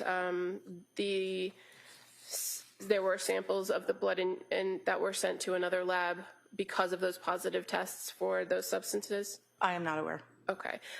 You weren't the reporting analyst in this case, correct? Correct, I was not. So after you did those general unknown screens in the blood and the urine, what did you do with the information? The testing, every independent sample receives its own summary sheet where you document any possible drugs that were detected. All of the sheets are submitted to what's called a batch review, so a secondary person will independently review everything and ensure that they drew the same conclusions that I did. Once both people have agreed, all of the paperwork that is generated is filed within the respective case files, and then that's later submitted to an analyst at random to author the report and review the entirety of the case. And in this particular case for lab number 23-101723, you're aware that Nicholas Roberts was the reporting analyst, correct? Correct. And any decisions on any further testing were likely made through him, in your experience? Yes, it definitely would not have been part of the role for someone doing a portion of the testing within a case. And as far as the particular substances that were detected, when you are running these tests, it doesn't tell you that there were several different drugs that were necessarily consumed by the individual, correct? I don't know if I understand your question. Well, are there certain substances that come up in these screens that could be attributable to the same type of drug? There are certain, we would call them parent drugs and metabolites. Once you ingest a medication, your body will begin to metabolize or break that drug down. So there could be metabolites that are related to the parent compound of the medication that was taken. So where there were five positive or detected substances doesn't mean that there was 5 specific substances, especially where there was a metabolite detected, correct? I guess that. I'm not sure I follow your question again. That's okay. As far as these particular items or these particular substances that were detected in these screens, you weren't able to provide any further information for final review other than they were detected. Correct. Okay. Thank you. Nothing further. All right, Mr. Rankin. Basically, as the court knows, we agree to this. We stipulate to all of this. As far as the blood, the chain of custody, the testing, you didn't have any problems with the quality of the testing, right? It was a good test. It was a good test, correct. Okay. So, and the results that have been described numerous times, there's the reference to metabolite, and there's 5 drugs. Doesn't mean there's 5 drugs. It could be 1 drug with a metabolite. All a metabolite means is that it's a breakdown of the same drug at some point, right? Correct.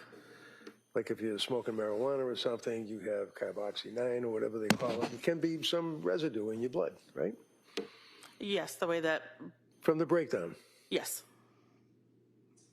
And the lab that counsel was referring to, again, would be the, is it the NMS lab? You familiar with that, NMS? I'm familiar that that lab does exist, yes. Yeah. And what does that mean? Do you know what NMS means? Is it like national something? I'm not familiar with the acronym. All right, thank you. That's all I have. Thanks. All right, Como? Nothing further. All right, thank you, ma'am. You sit down. Thank you. Counsel, can I see you at sidebar?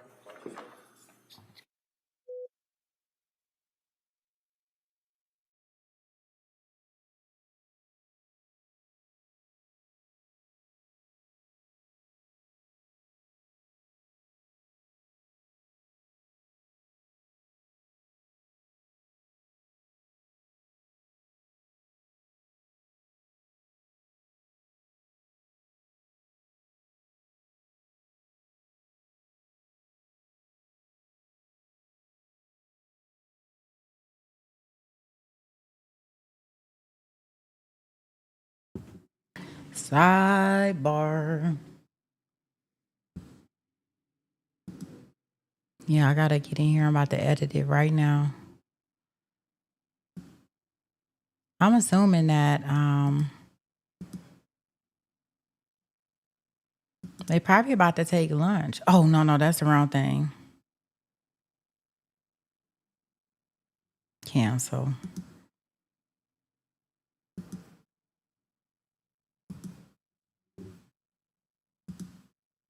Afternoon recess at this point. I'm going to ask you to come back 2 o'clock. There's another couple of witnesses. I'm not even going to make a commitment. But we'll have a couple of witnesses this afternoon. We'll kind of see where we go. Okay? All right, thank you. Court, all rise. Children, with the notebooks placed on the chairs, please.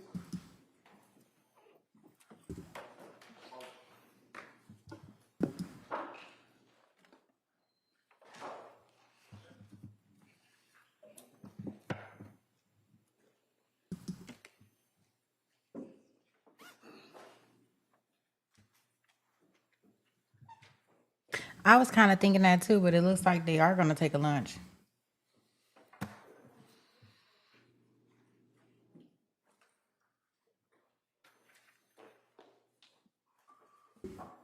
Jurors have exited the courtroom. All right, so we'll be in recess on this matter till 2 o'clock. Okay, thank you. Court, all rise. Yeah, knowing him, it's like 2:15. So This is the Brigham and Women's, the same thing that you have over there. So has anybody figured out exactly what drug she had in her system, what D-drug she had in her system?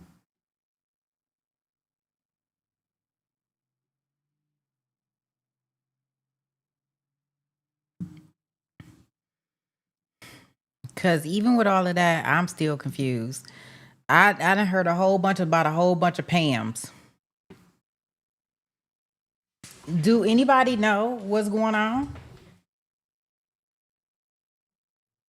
No, they going on lunch. They'll be back at 2. They didn't end for the day.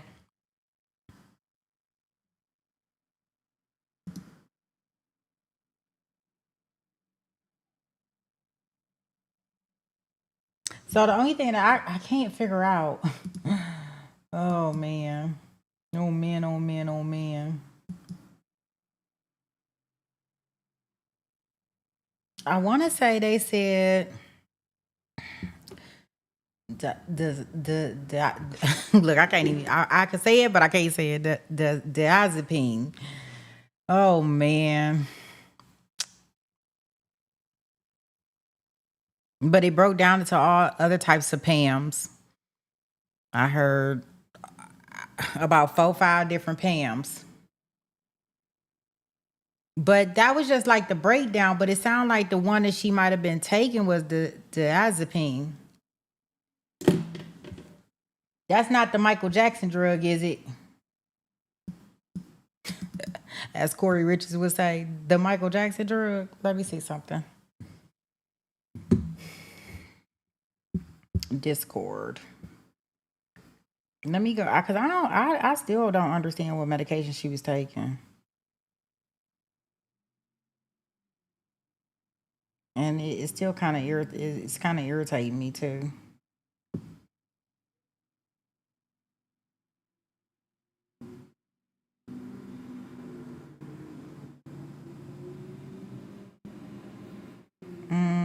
Let me see something. Do we know which testimony we're gonna listen to? I think I seen something in there about the doctors that testified yesterday, the psychiatrists or the doctors. Let me see something here. I'm just going to her medication list, y'all.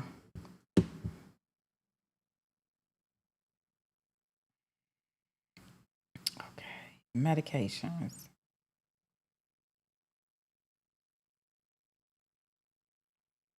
Man, I don't even see that on her list. I see Seroquel, Valium, Lamictal, Trazodone, Zoloft, Prozac, Ambien, Remian, and Clonopine, Klonopin. Oh, that's that's the clonazepam. Oh, Valium is is the diazep. Look, I don't know why I keep struggling with this word. Is the diazepam. Okay. Oh, so she was prescribed Valium, diazepam, December the 6th.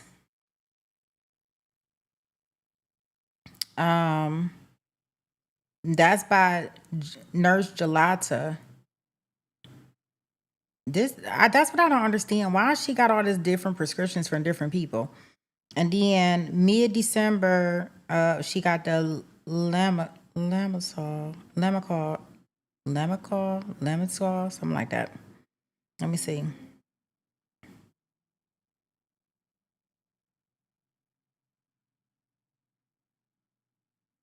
And so it does look like she was definitely taking her Valium.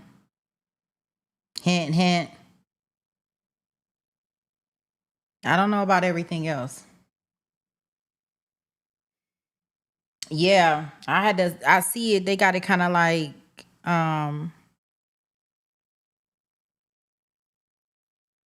it kind of tells me like what it is. Little thing, because I was like, I don't see diazepam on here, but we found it. Cool. Okay. So have y'all heard, since we've been listening, did y'all hear about any additional drugs besides the one I just said? Because I haven't heard. I know that one breaks down into different forms, and that's how we got all the different forms of the PAM. But I didn't hear anything else. Oh, Ativan is lorazepam. Oh, we rhyming, dropping bars. Now, I don't see that one on here. I see Ambien, Remeron, Clonopin, Seroquel, Valium, Lamictal, Trazodone, Zoloft.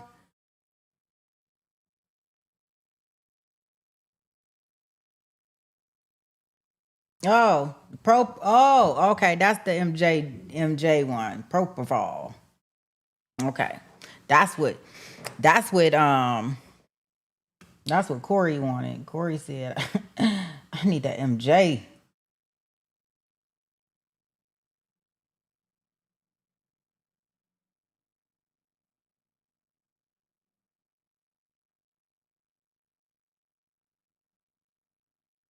Okay.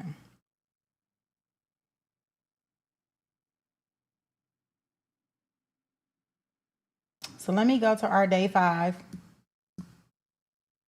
Hey, I am.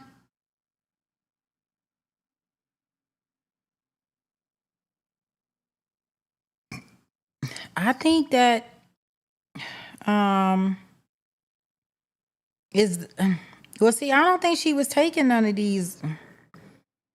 Don't you think that I could say that she might have maybe been taking around the time was maybe the Seroquel? I don't know. Let's go to day 5. Did y'all get any? I didn't get anything out of that but the one drug.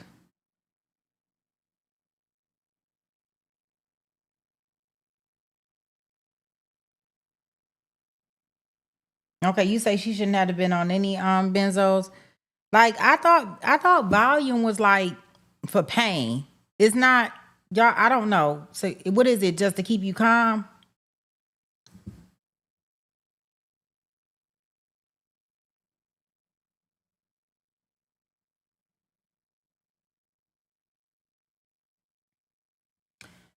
Yeah, SD. It's in Discord up under the up under her name, and it says prosecution's witness list. Like it's I think it's 182 witnesses, and yeah, it's on there. And the defense witness, they have uh I think like 12, because they gonna call Patrick's parents, they're gonna call her parents. At least, quote unquote, that's what they're supposed to be doing.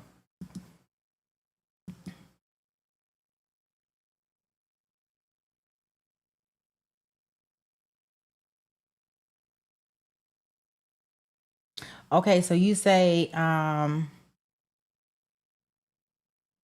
it lowers it. Yeah, I don't know.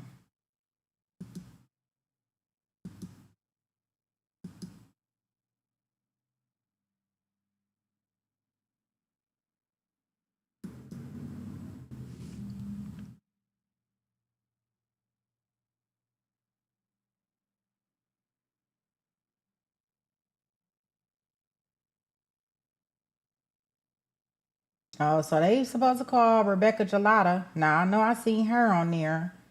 She's at South Shore Health. We did see that. We did hear from Maureen Hartnett. Oh, her name was Maureen Hartnett, y'all. I'm trying to figure out how to print this thing. You supposed to, oh, you can click in there.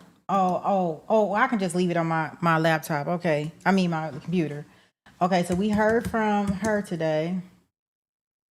We also heard from Lisa Yale. So maybe they won't call anybody. Do y'all know they had a total of, let me tell y'all how many they had from the crime lab on here.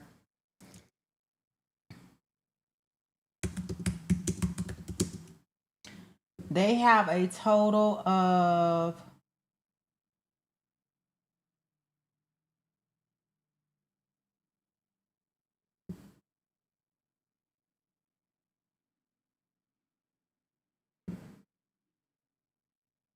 They had a total of 28 witnesses from the crime lab on here, y'all. I kid you not. A total of 28 of them. We just heard from 2.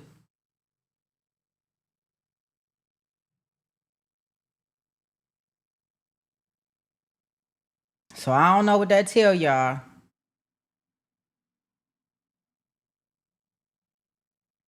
Hey, Lynn.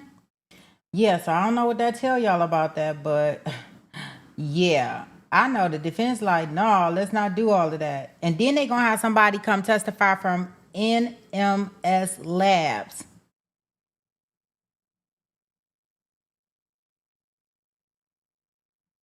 We got 3 MEs that's gonna testify, and I'm pretty sure she gonna have all the medical examiners testify. We got a total of 3 of them. We do have some experts.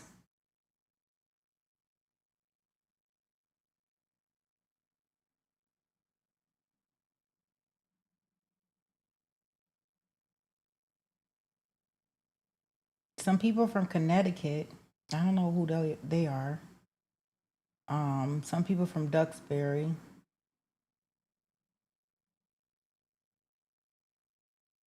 Yeah, it is posted up under there. That's where I got my list from. It is.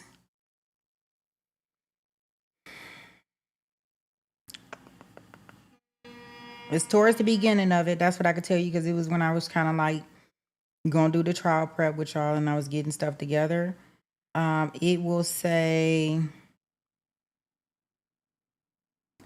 Lindsay Clancy, 182 witnesses, fillable trial notes, PDF. Because I said I made it where y'all could fill in notes if y'all wanted to really get into it.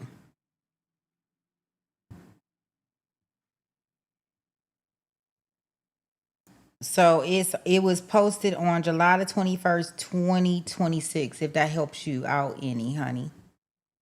What did you miss, Blue? The what?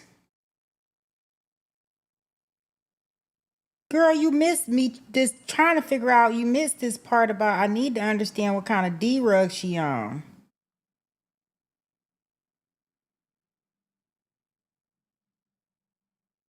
We had some toxicologists come and they testified, 2 of them to be exact. We had look, I just put their names on the list. We had Maureen Hartnett and then we had Lisa Yale. They came and testified. That was what they did in the afternoon. So we got through witness number 30. Lisa Yale. They are currently at lunch to 2 o'clock, so we got about an hour, and we are going to rewatch some testimony.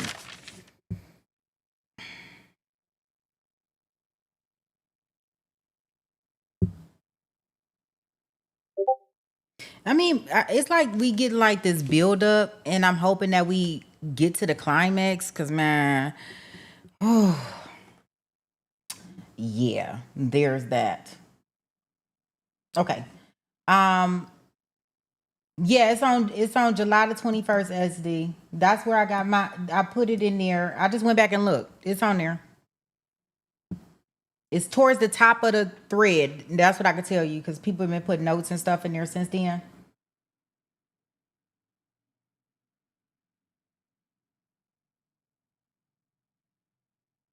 Okay, let's go look at our testimony from yesterday. We are going to look at our doctors. Vantage point.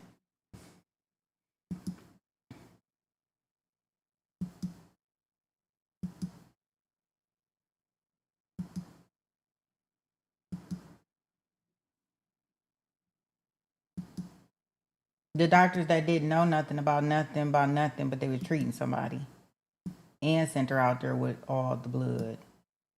Let's break this down. If anybody else has any other testimony that they would like to revisit or hear, please put it in the chat. We can always look at these on a expedited way, right? So I'll put it on 1.25 for us. If it's too fast for anybody, just let me know. But I think we should be good.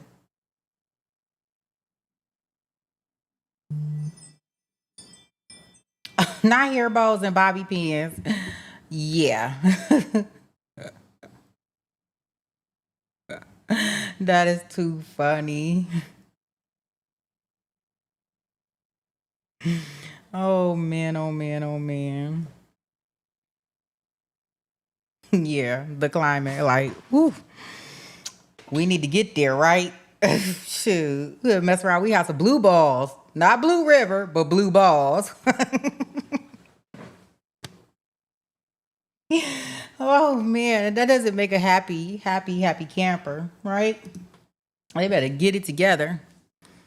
Okay, let me get this on. Yes, I do look like yesterday, but it's not yesterday. It's today. I did change my clothes. So yeah, no. It's just from yesterday. So it'll be like, I won't confuse you guys with two sweet peas. It'll just be yesterday's sweet pea. Okay, cool.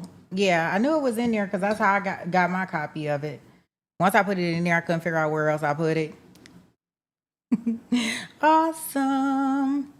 I want to print that. SD. I see you can fill it. You can like type in it on your computer, but I really like want to print it. I'm like, dang, I'm sitting up here worried about these witnesses spelling of their names and stuff, y'all. And I completely forgot that I had already did the groundwork and had all the witnesses. I didn't know what order they're going to be called in, but I got them all. They're all on the list.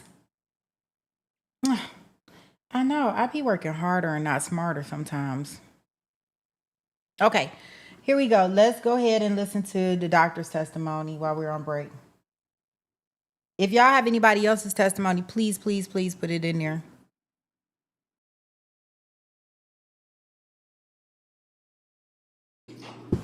Yeah, so I guess in this instance, we can imagine that there is no questions for the defense, right? They don't want to harp on this. Your Honor, at this time, the Commonwealth would move to admit the Boston Children's Hospital records for Callan Clancy into evidence. There's 2 volumes. Objection. Your Honor, I have no objection because we both have the records. We both want them in evidence, so I have no objection to any of the records that they have. We signed releases for them. For like Beth Israel, Brigham and Women's, South Shore, they all can go in. That's a yes. It may be admitted.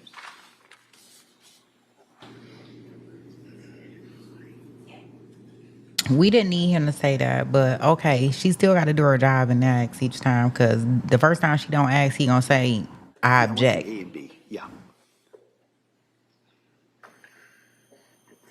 37A and B. All right, thank you. Yeah, and they have to have these doctors come up here. Unfortunately, we have 3 children that were unalive. They were seen by different people, worked on by different people. So unfortunately, everybody has to testify. Somebody can't testify for what somebody else did. You know, so unfortunately, this is what has to happen. Next up, witness number 17.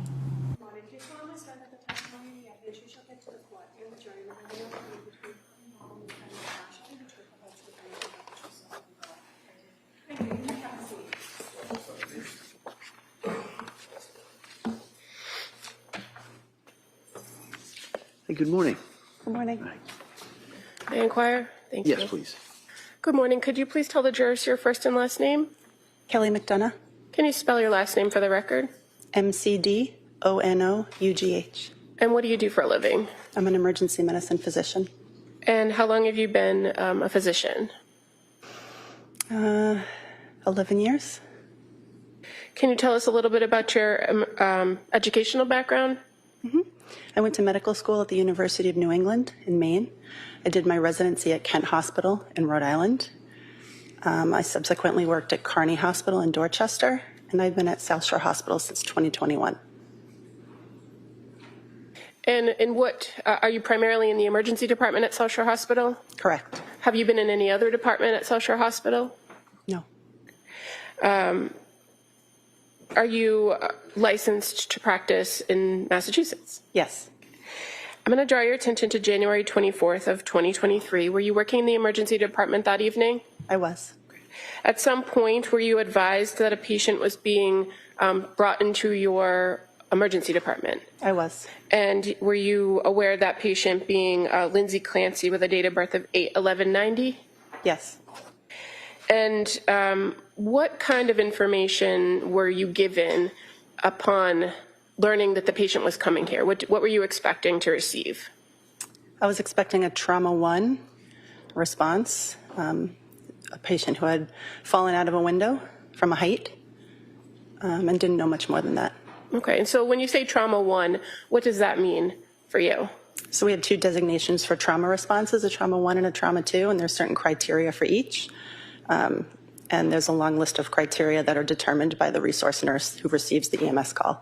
Okay, and so when we say 1 and 2, which is more serious than the other? Trauma 1. Okay.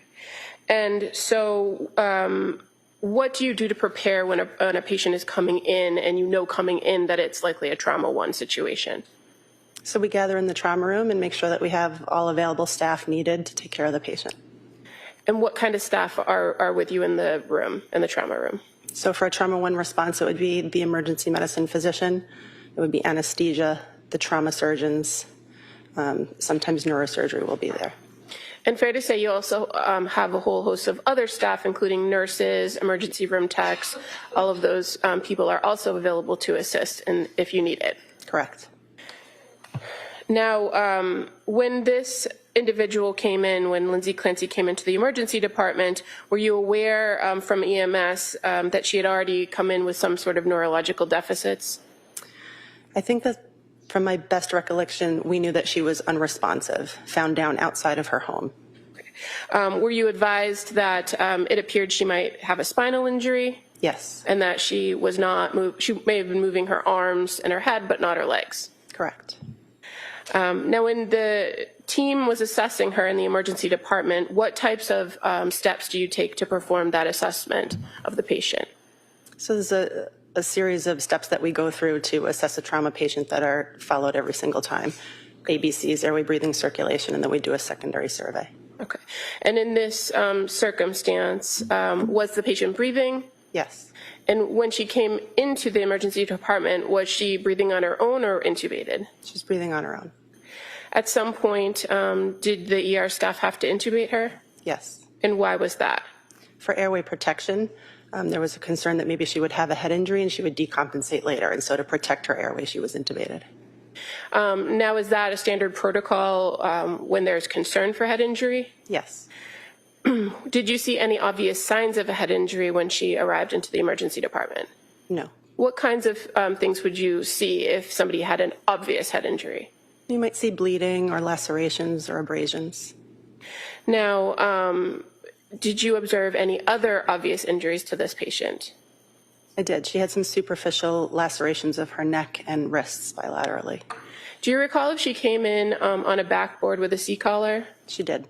And do you remove the C-collar at some point to assess the patient for injuries? We didn't completely remove it temporarily to visualize and feel her neck and then put it right back on. Okay, and you said you did observe some injuries to her neck, correct? Yes. I'm just going to show you some photos that have been already marked, if that's okay, on the screen next to you.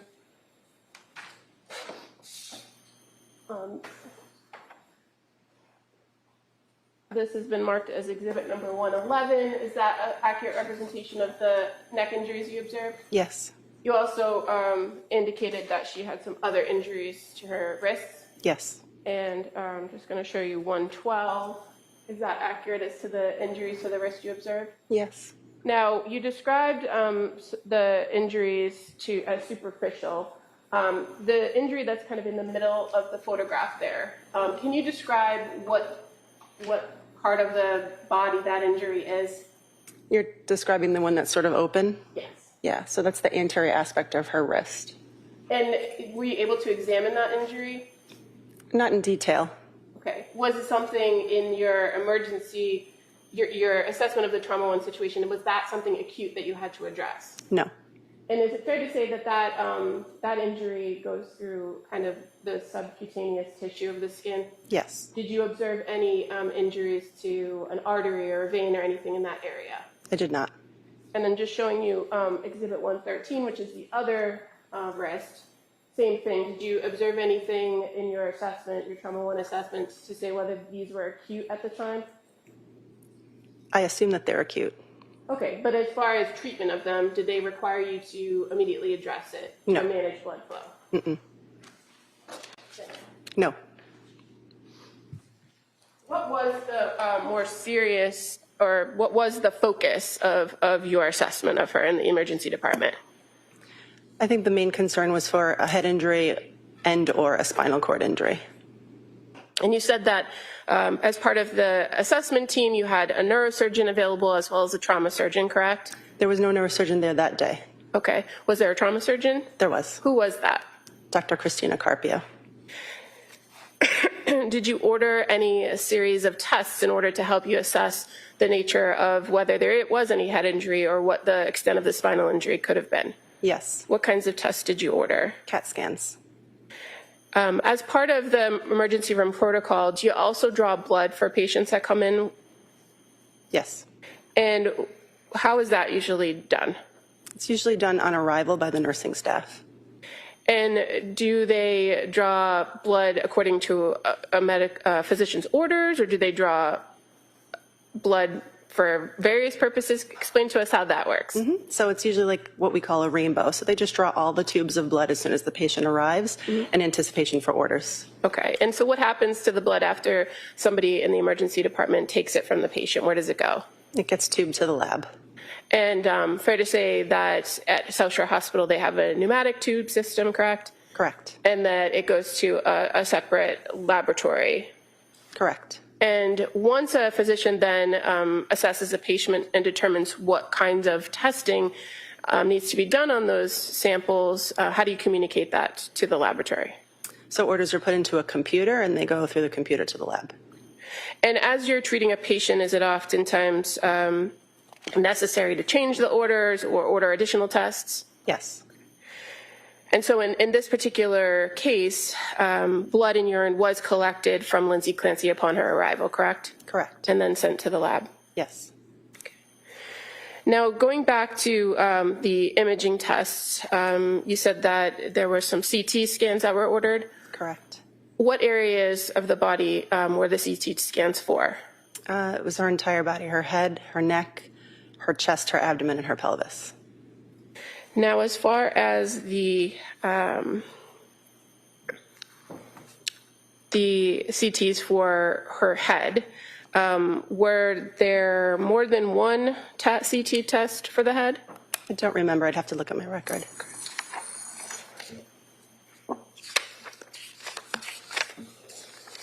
Well, what are the normal, or what are the options for CT head scans? Usually just a CT head plane, but you could also do a CT angiogram, depending on your concern for injury.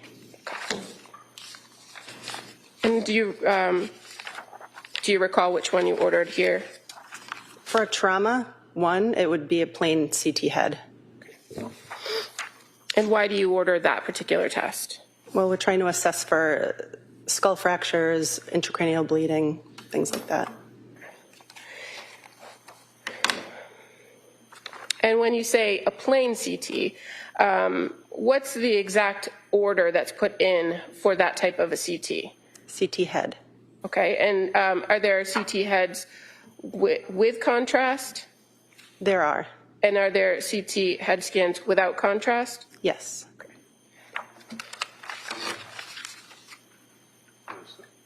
And approach the witness. Just going to show you some documents, if that's okay. Sure. I apologize, there's no series of pagination, so I'm just going to draw your attention to this page that's black. If you could just take a look at it. Sure.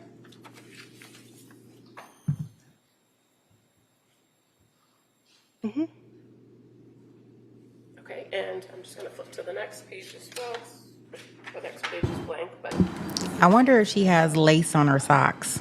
what you would have received as far as information regarding CT that was done without contrast. No can do with the bow. To just draw your attention again to another flagged page here towards the end. It's actually 2 pages from the end of the document, if you could take a look at that. Mm-hmm.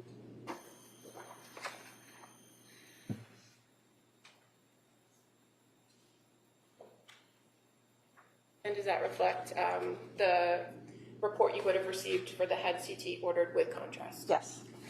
And in addition to getting a report from imaging, you also receive some actual images, correct? Yes. And do you review those? Yes. In this particular circumstance, when it came to the patient of Lindsay Clancy, was there anything remarkable in either of those head CTs? Not that I recall. And in fact, the head CT with contrast indicated the impression was unremarkable, CTAF head, no evidence, intracranial aneurysm, arteriovenous malformation, or abrupt occlusion, correct? Correct. What does that mean? It essentially means it's a normal study. Now, as far as the other CT scans that were conducted, there were findings, remarkable findings on some of the others, correct? Correct. And what did they reflect in your experience as far as her injury goes? From what I can recall, I know she had a thoracic spine injury. And how about the CT that was done of the chest area? I don't recall. Okay. If I may approach. I bet the defense okay with all of this stuff coming in. Bring in all her medical information, right? Yeah. Does that refresh your memory? Yes. And what was the extent of the result on the chest CT? So it talks about her thoracic spine injuries. Okay.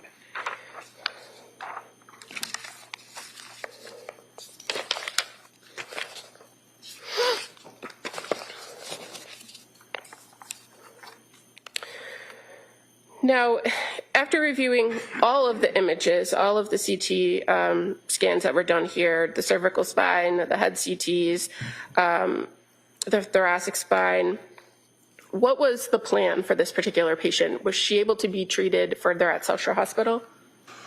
The decision was made by the team that her injuries were too severe to stay at South Shore Hospital, and the decision was made to transfer her to a tertiary care center. Were you able to stabilize her before transporting? Yes. Is that something that's important to make sure our patient is stable before sending them off in the ambulance or a helicopter? Yes. And so as far as this particular patient goes, are you aware of whether any surgical intervention had to be done before she was stabilized and transported? I was not aware of any intervention being done. And again, you had Dr. Carpio, who was also there to assess that. Correct. We work as a team. Kind of going back to those injuries, on her neck and her wrist very briefly. Can you explain to us the difference between bleeding in maybe an artery or a vein and how that might present itself in an emergency situation? Venous bleed would be a little bit slower, darker blood, and arterial bleed would be pulsatile and bright red. And is it fair to say that when you strike either an artery or a vein that they're of different pressure systems and so the manner in which the blood comes out is different? Yes. In either circumstance where an artery or a vein is struck or nicked or cut, would that be something that you'd have to stabilize for a patient in order to make sure that they don't bleed out? Yes. Was that done here? It wasn't necessary. Now, this particular patient at some point was noted to be, I think it was referred to as hypothermic. Mm-hmm. Do you recall that? Yes. Point in your treatment of her, was that noted? Was it as she was coming into the emergency department, or did that develop while she was in the emergency department? I don't recall. What was the course of treatment for a low body temperature? We placed something called a bear hugger on them, which is a warming blanket. And can you explain to us what could cause a person's body temperature to drop to, I think it was 82.1? There are many reasons, but it could be a metabolic disarray or exposure. In this circumstance, did you know what the source of the drop in the body temperature was for Ms. Clancy? No. And do you recall how long she was in the emergency department before she was transported approximately to the Brigham? I think it was about 4 hours. At this time, Your Honor, I would move to enter into evidence a copy of the South Shore Hospital medical records for Lindsay Clancy from January 24th, 23 as the next exhibit. Is that by agreement? All right. That may be admitted. Or they may be admitted. And I would also move to enter as the next exhibit a certified copy of imaging records from the South Shore Hospital for Lindsay Clancy from January 24th, 2023. All right. It may be admitted. Exhibit 139.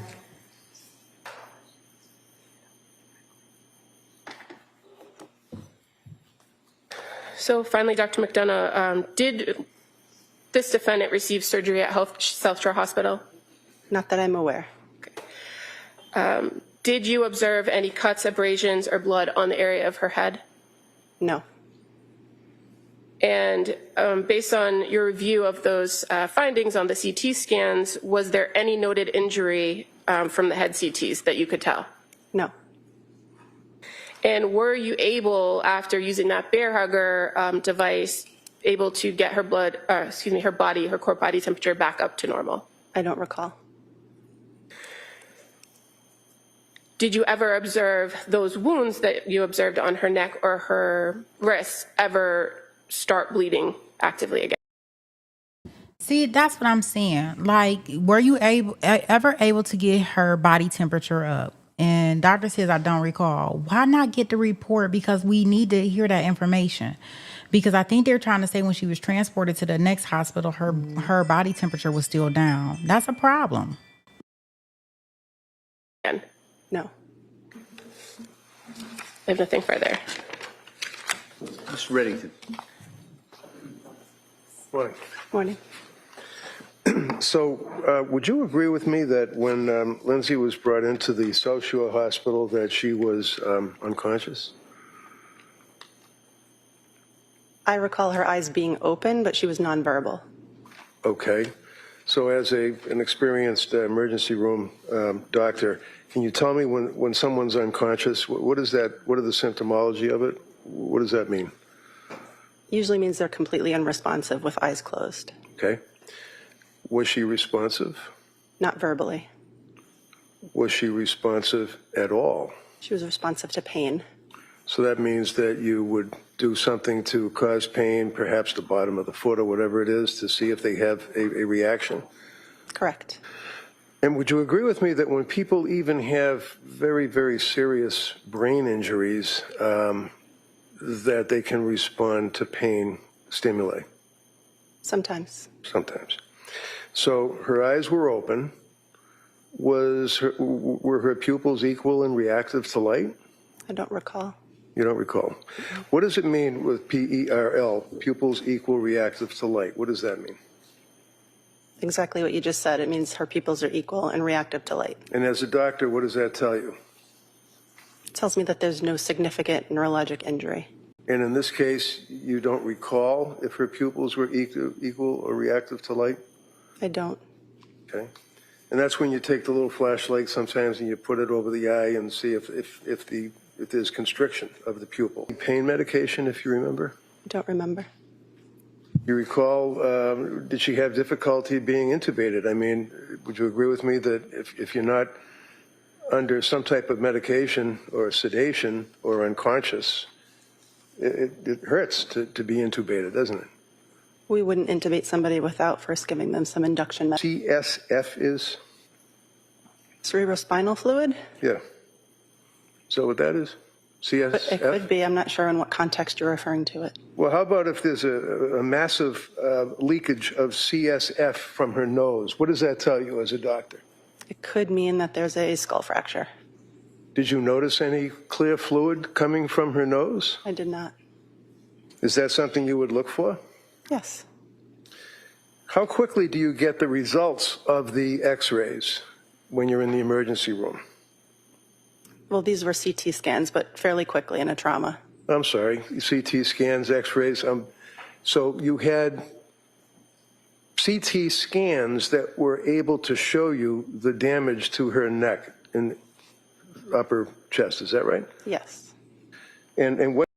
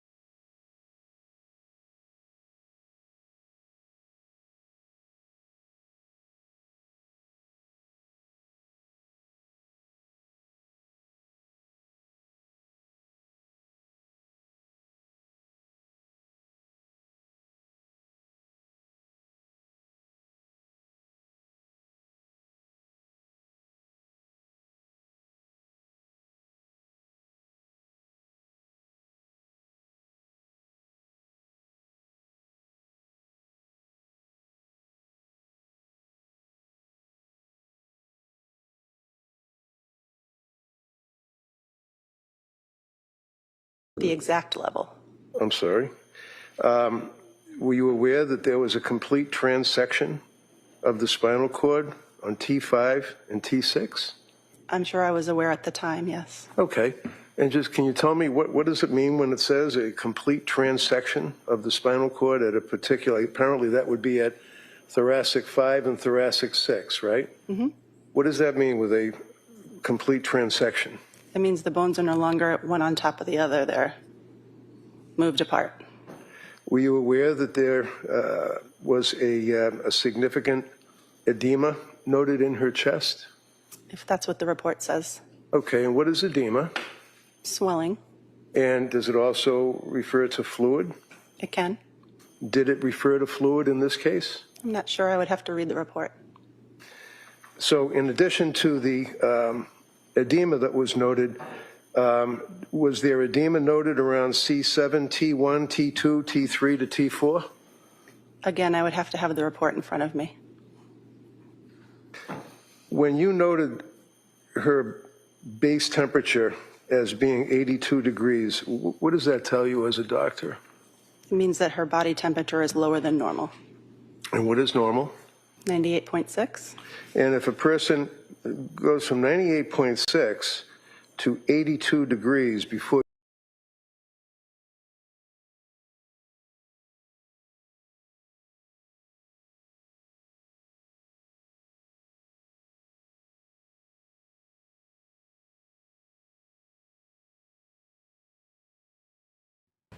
Okay, so you say you could see but no sound?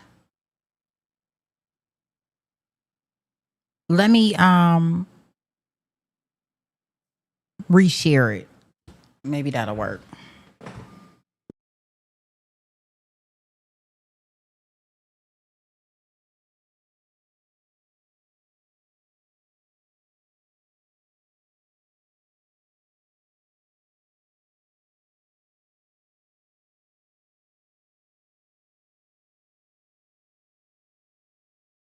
Oh, okay. I thought somebody said that they could see but no sound. So I wanted to make sure. Okay. You place her in the bear hugger. What does that tell you? Does that affect the body at all? Yes, the body works ideally at 98.6, so anything outside of that range, not ideal. To what effect, as a doctor? What effect, if any, on the body if a person has an 82 degrees base temperature? The list of things that could go awry is quite long. Can you give me an idea, maybe the top three? She could have a metabolic derangement. What's a metabolic derangement? Meaning her body wouldn't be processing things the way that it was before. Her cells are not working the way that they should because it's too cold. Would you agree with me that when you were looking at the injuries to the wrist and to the both wrists, actually, you noted lacerations in the volar aspect of the wrist? Yes. What is a volar? What does that mean? It's the anterior aspect. Interior? Okay, thank you. Would you agree that on both wrists there was deep laceration? I wouldn't characterize it. And when you made reference to her being transferred to a tertiary care center, what does that mean? It means that it's a hospital that has more services and specialized care than we do at our hospital. Now, when she was at the South Shore Hospital, counsel asked you about whether or not you noted any injuries to her head. You did not notice any bleeding or scrapes or bruises of that nature, right? Not that I recall. Did you notice any injuries to her lower body, her legs, her feet, let's say her feet or her buttocks? I don't recall.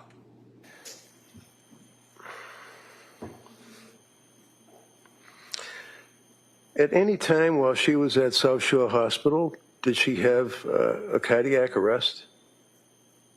Not that I recall. Do you know she had a cardiac arrest when brought to the Boston Hospital? Did not know that. How about blood? Was there any blood transfusion at South Shore Hospital Medical Center? I don't recall. Were you aware that she had a massive transfusion of blood once she hit Brigham and Women's? No. What does that mean, massive transfusion of blood? What does that mean? I couldn't comment on why they gave it to her.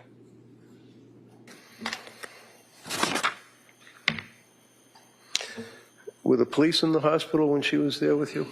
I don't recall. Was she chained to the bed by handcuffs? I don't recall. Oh, yeah. We're getting a little woody. I don't recall. We just getting, I don't recall. McDonough, I'm just going to give you your notes, if that's okay. Sure, thank you. Yeah, just give her notes. Thank you.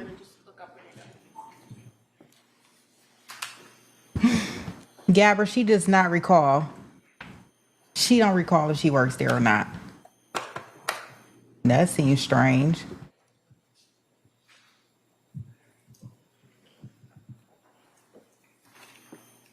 I think that he was asking her, like, was she handcuffed to the bed? Like, no, she don't recall that. I could see her not recalling certain stuff.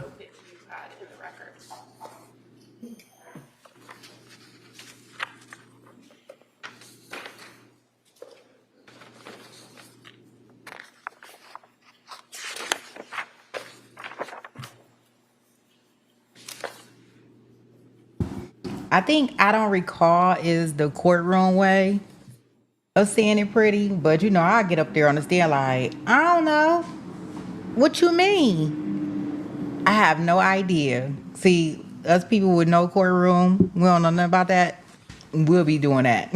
Now, counsel asked you on cross-examination about pupils, right? Was there anything notable, according to your now review of the notes, about Lindsay Clancy's pupils? No. So what did that tell you about her a possible head injury? It just indicates that there's no obvious head injury or brain herniation. Now, you indicated that she was somewhat unresponsive, but her eyes were open. She was nonverbal, correct? Correct. Did you observe her to be moving her arms around at various points? She did move her arms on exam in response to painful stimuli. And as far as the intubation goes, you're aware that she was in fact sedated in order to maintain intubation. Again, I'm not certain of that because I was not the one who performed the intubation. Okay. And you were asked about CSF. Having now kind of looked through your notes with your interaction with this patient, was there any note of cerebral spinal fluid, in either your assessment of them or your review of any of the CT results? I didn't see any mention of that in my physical exam.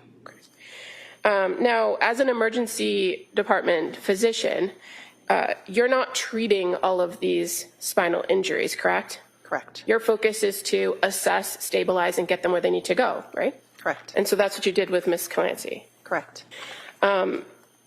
When the injuries that were described as a volar aspect, counsel mentioned that terminology to you, right? Yes.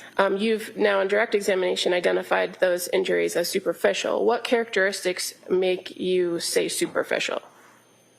Because I wasn't able to visualize any active bleeding or muscle tissue or injury to tendons. And is it fair to say that oftentimes patients that come into the emergency department might be, if they have some sort of injury to their spine, you don't want them to move, right?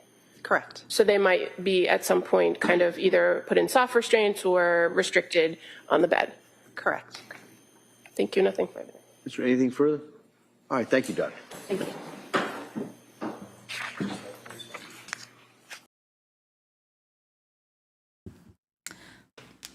So shout out to Virginia becoming part of the Sweet Pea gang.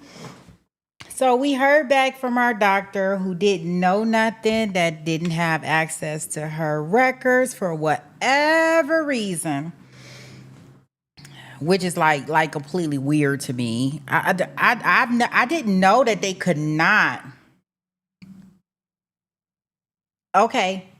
I did not know that they could not use their notes, which is or they reports. So they need to have study hall before trial in order to understand what's going on prior to coming in. So just kind of I was looking at our thing for our recap from earlier today. So just so you know, I looked at the labs from our witness list of 182 witnesses, and there were 30 people from this toxicology lab or this forensic lab that were on a list to testify. So far, we have listened to 2. I think this is why earlier when we first started court, Reddington did the stipulations, so they can be able to streamline portions of the state's case and shift more attention to the Clancy's mental responsibility rather than all the other events that occurred. Now, I don't know how many more of these witnesses they're going to call, but so far we only heard from 2. And like I said, on that list, we have 30. So please, please, please, we hoping not to hear from 30 witnesses talk about, hey, I wrote my name on here. Hey, I did this. Hey, I did that. No, we don't really too much care to do that.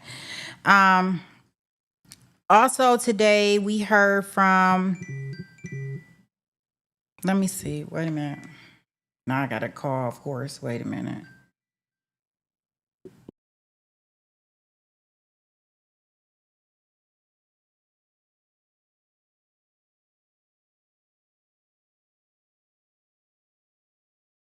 Office do respond to a lot of scenes here in Plymouth County? Correct. I'm going to draw your attention to January 24th, 2023. Do you recall being called out to the South Shore Hospital in Weymouth on that night? Yes. And do you recall? Okay, false alert, false alarm. Okay, so with the testimony that we had seen, I just paused that because I was gonna play it while I was doing this. Well, I thought I had a call. So we heard from the forensic evidence. We had the Massachusetts State Police forensic scientists that testified that there were no illegal drugs, right? So they checked her for anything illegal. She didn't have anything. All they had, although she just had the benzodiazepines, they were all present. So, and that's what we were talking about. The state police also, there were no usable fingerprints recovered on a knife or on an exercise band. So we heard about that.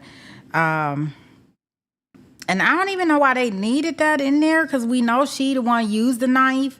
Like, we know she the one used the bands, because remember, they have said, hey, she did this shit. She took the bands and she did this.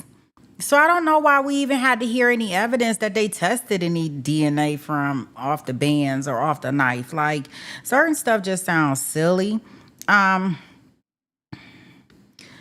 guess they did streamline some of the forensic testimony that confirmed the blood evidence collected throughout the home. Although jurors heard that, the jurors heard the areas that the blood was collected from. The prosecutor no longer has to prove those facts in the trial. So that's another reason for the stipulation. But I just, certain stuff, I'm just like, we really don't need to do. I don't think. Like, it just seemed like it's getting redundant. Let me see if they're back. I know they're not going to be back, but I'm just going to gander over there and see. Considering that they're going to be, they supposed to be leaving. I think they're going to be leaving early today.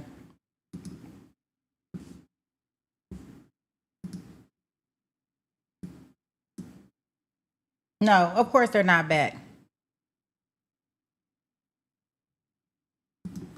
So I think that those are pretty important things for us to kind of, I still do want to know more about, I do want to know more about what else she had in her system. I know they say they break down, and that's how we got all the other Pams. Because that does the diazepam. I don't know why I'm just struggling with that word, but the diazepam. Y'all know what I'm talking about. The big D word. No, I shouldn't say the big D word. Whatever.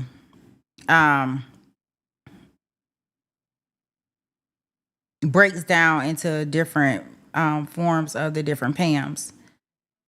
So hopefully after lunch, we won't have many more forensic people on there. Hey Derek, how you doing? Where you been at? Where you be? Yes, too, and they haven't started, Leon. They just as late. Yeah, the case is very sad. It's very disturbing. It's very it's just heartbreaking overall, because you do have 3 babies that lost their life, right? But then we got a whole mom that was reaching out for help and crying out for help and trying to get the mental health that she needed.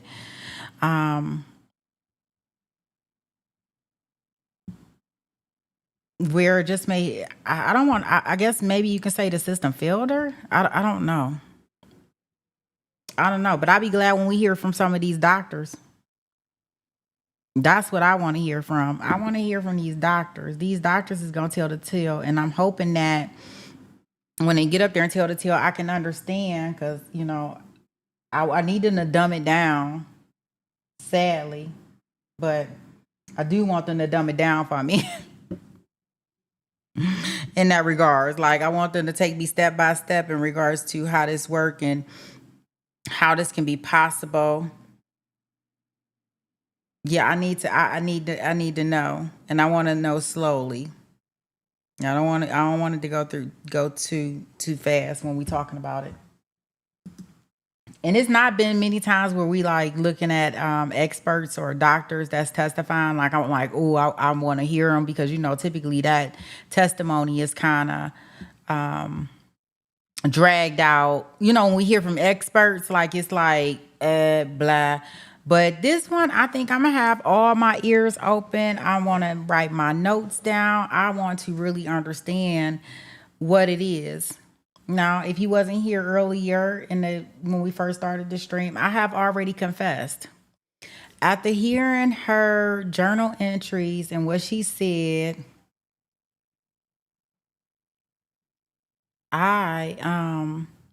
I've put her as not guilty by reasonable insanity.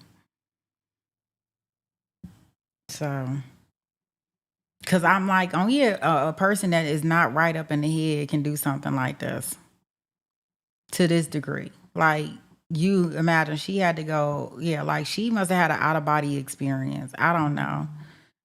We read up yesterday what psychosis mean. Not to say that it did anything for me, because I still don't even. I mean, I kind of understand what it mean, but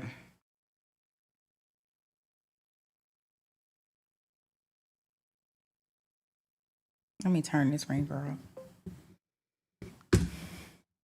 Let's see here, and of course, nope, they still not back.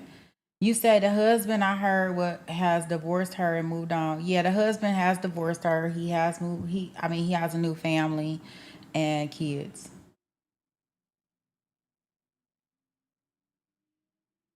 Now, I don't know how many. How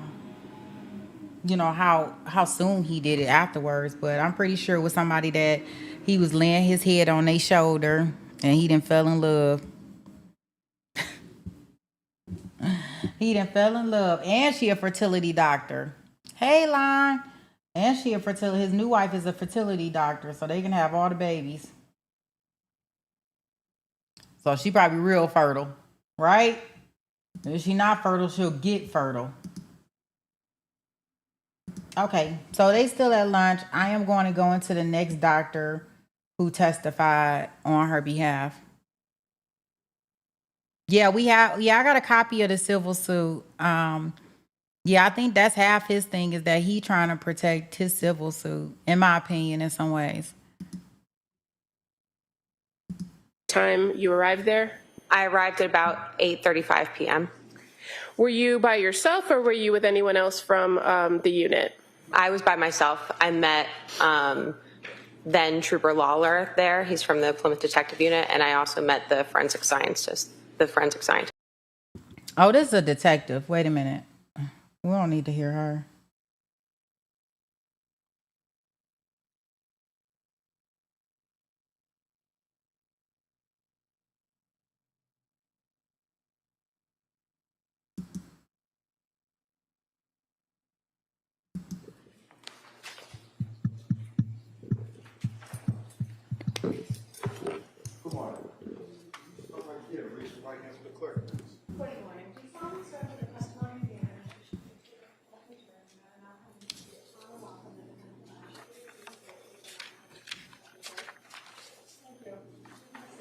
Watch your step, please. Hey, good morning. Good morning. Inquire? Yes, counsel, please. Thank you. Good morning. Morning. Could you please tell the jurors your first and last name? Rochelle Amity.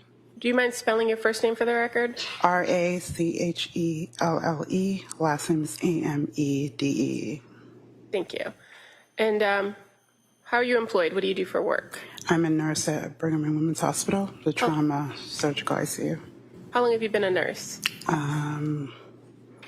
Almost 27 years. And can you tell us a little bit about your educational background? I have a bachelor's in nursing from Salem State University. And how long have you worked at Brigham and Women's? 20 years this week.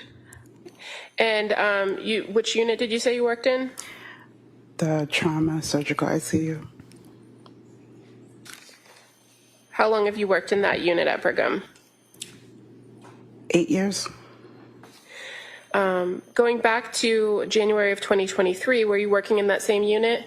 Yes. And what was the shift that you normally worked? I work the night shift, which is 7 p.m. 7 a.m. And what was your schedule like for any given week? Did you work back-to-back shifts or? I can sometimes work back-to-back shifts. Okay, but you always worked the night shift? The night shift. Okay. I'm going to draw your attention to a particular patient that you had some interaction with in January of 2023, and that was Lindsay Clancy. Do you recall treating her? Yes. And was she in that trauma surgical intensive care unit? Yes. Do you remember the first time you interacted with her? Yes, I got her. And would that have been on the first night she was there on January 24th? Yes. How did she come to your unit at the Brigham? She came from the emergency room, went to MRI, then came to the ICU to me. And were you aware that she had been seen at a local hospital? Yes. In Weymouth, the South Shore Hospital? South Shore. While you were treating her on that first night, were you the main nurse assigned to her care? Yes. And what were your responsibilities as the nurse assigned to her care on that first night? First night, she was intubated, came to me intubated. We had to maintain her blood pressure at a certain number, just care, regular nursing care. Okay, and were you aware that she was on what's called a one-to-one? Yes. What does that mean? That means patient usually can't be left alone, and also depending, you always have to have somebody outside the room to monitor the patient. And is that because that patient has been identified as a potential suicide risk? Yes. Okay. Now, on that, the 24th into the early morning hours of the 25th, was there a particular event that you were witness to for this particular patient? She coded. What does that mean? Means her blood pressure dropped for her. It meant her blood pressure dropped and it wasn't sustainable with life. So what did you do when her blood pressure fell and she coded? We started CPR, we did compressions. And this event occurred approximately at 3:30 in the morning, correct? Yes. Was she eventually stabilized after that code? She was. And did they do something as far as intervention to try to maintain her blood pressure? We increased her pressors. We added 2 more pressors. She was already on 2. They placed chest tubes in, started what we call a massive blood transfusion protocol. And did this all occur in the trauma surgical intensive care unit, or did she have to be taken to a different unit? No, it all occurred in her room. And other than medical staff that was treating her that particular night, did you observe anybody else present? She had 2 police officers outside the room. Okay. And Lindsay Clancy. All parties are present, including the defendant, excluding the jury. All right, counsel, could I see it sidebar just for a second?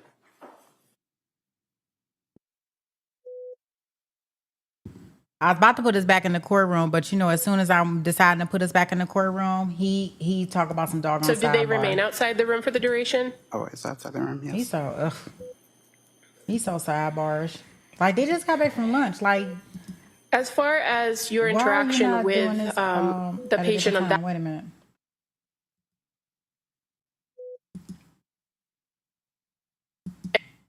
Let me pause that.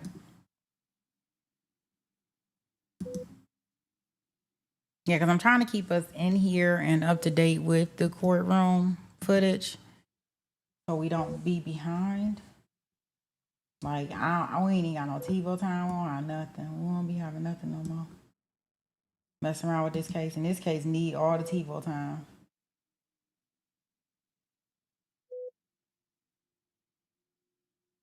So the nurse that we was just listening to on the stand, you know, she is the one that testified to the fact that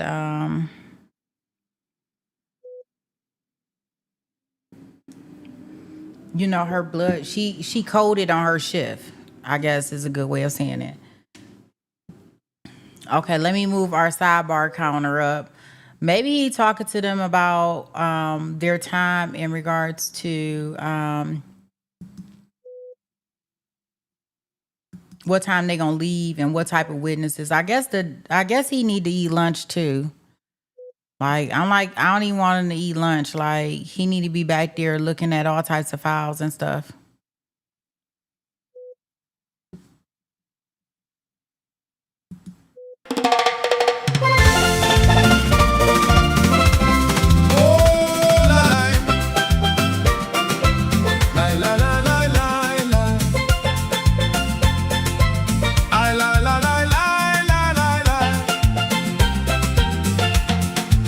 In the hush of the courtroom, where the stakes run high, where every word is measured, every truth and lie, the judge calls sidebar and the world slows down. Two voices step forward while the rest sit down. It's a sidebar whisper, just out of view, a quiet conversation shaping what comes through. Justice in the balance, tension in the air, a sidebar whisper, deciding what's fair. Counsel leans in, papers pressed tight, arguing the shadows of wrong and right. The jury watches stillness, waiting for the call, as the sidebar murmurs echo down the hall. It's a sidebar whisper, just out of view, a quiet conversation shaping what comes through. Justice in the balance, tension in the air, a sidebar whisper, deciding what's fair. No spotlight, no headline, just the rule of law, a moment behind curtains where truth finds its draw.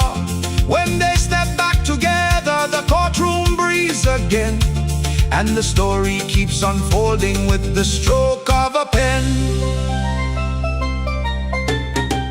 It's a sidebar whisper, guiding the way, a hidden conversation that shapes the day. Justice in the balance, everyone aware, a sidebar whisper, deciding what's fair.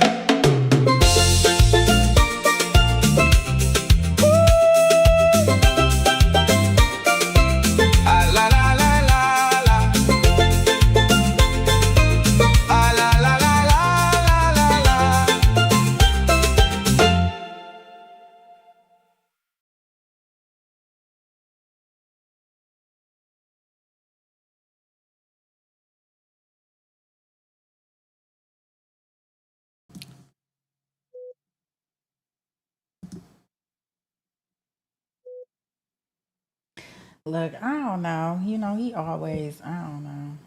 Like, they just got back from lunch. I don't even understand. But I'm assuming. Oh, wait a minute. Let me see. Let's see what he got to say. All right, Joey Bender.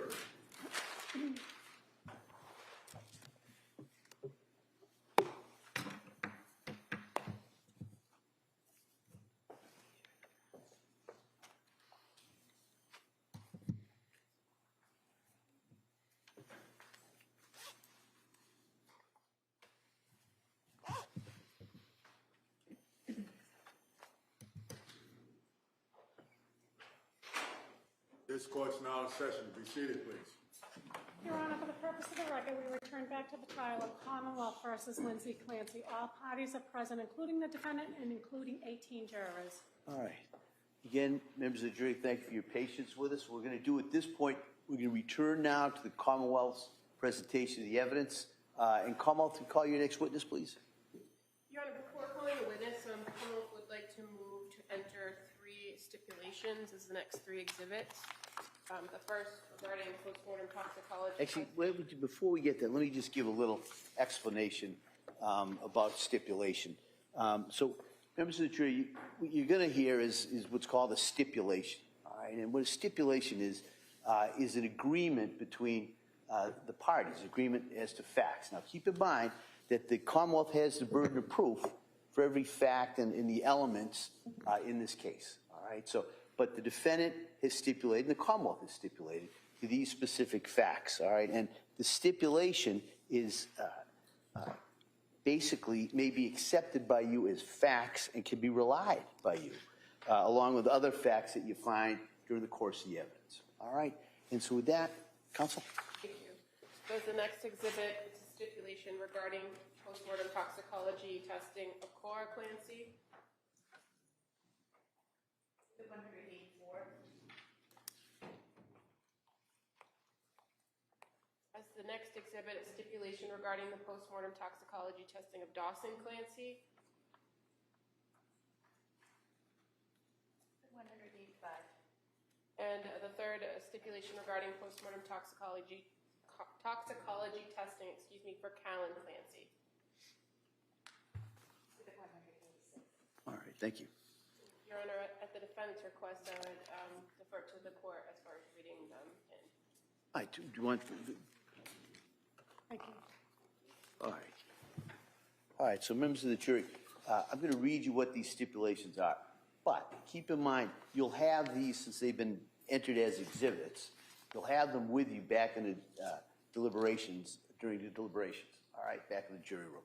So you'll have these, but let me just read these to you so you can kind of have this as the case is going forward, all right? So Exhibit 184 is a stipulation regarding the postmortem toxicology testing of Cora Clancy. In the above captioned matter, the parties agree to the following facts as it pertains to postmortem toxicology testing conducted for Cora Clancy. Number one, in accordance with laboratory policy and procedure, laboratory staff screen, analyze, and review samples submitted for testing using batch testing processing prior to final review and interpretation by the assigned analyst. Two, all policies and procedures were followed in this case.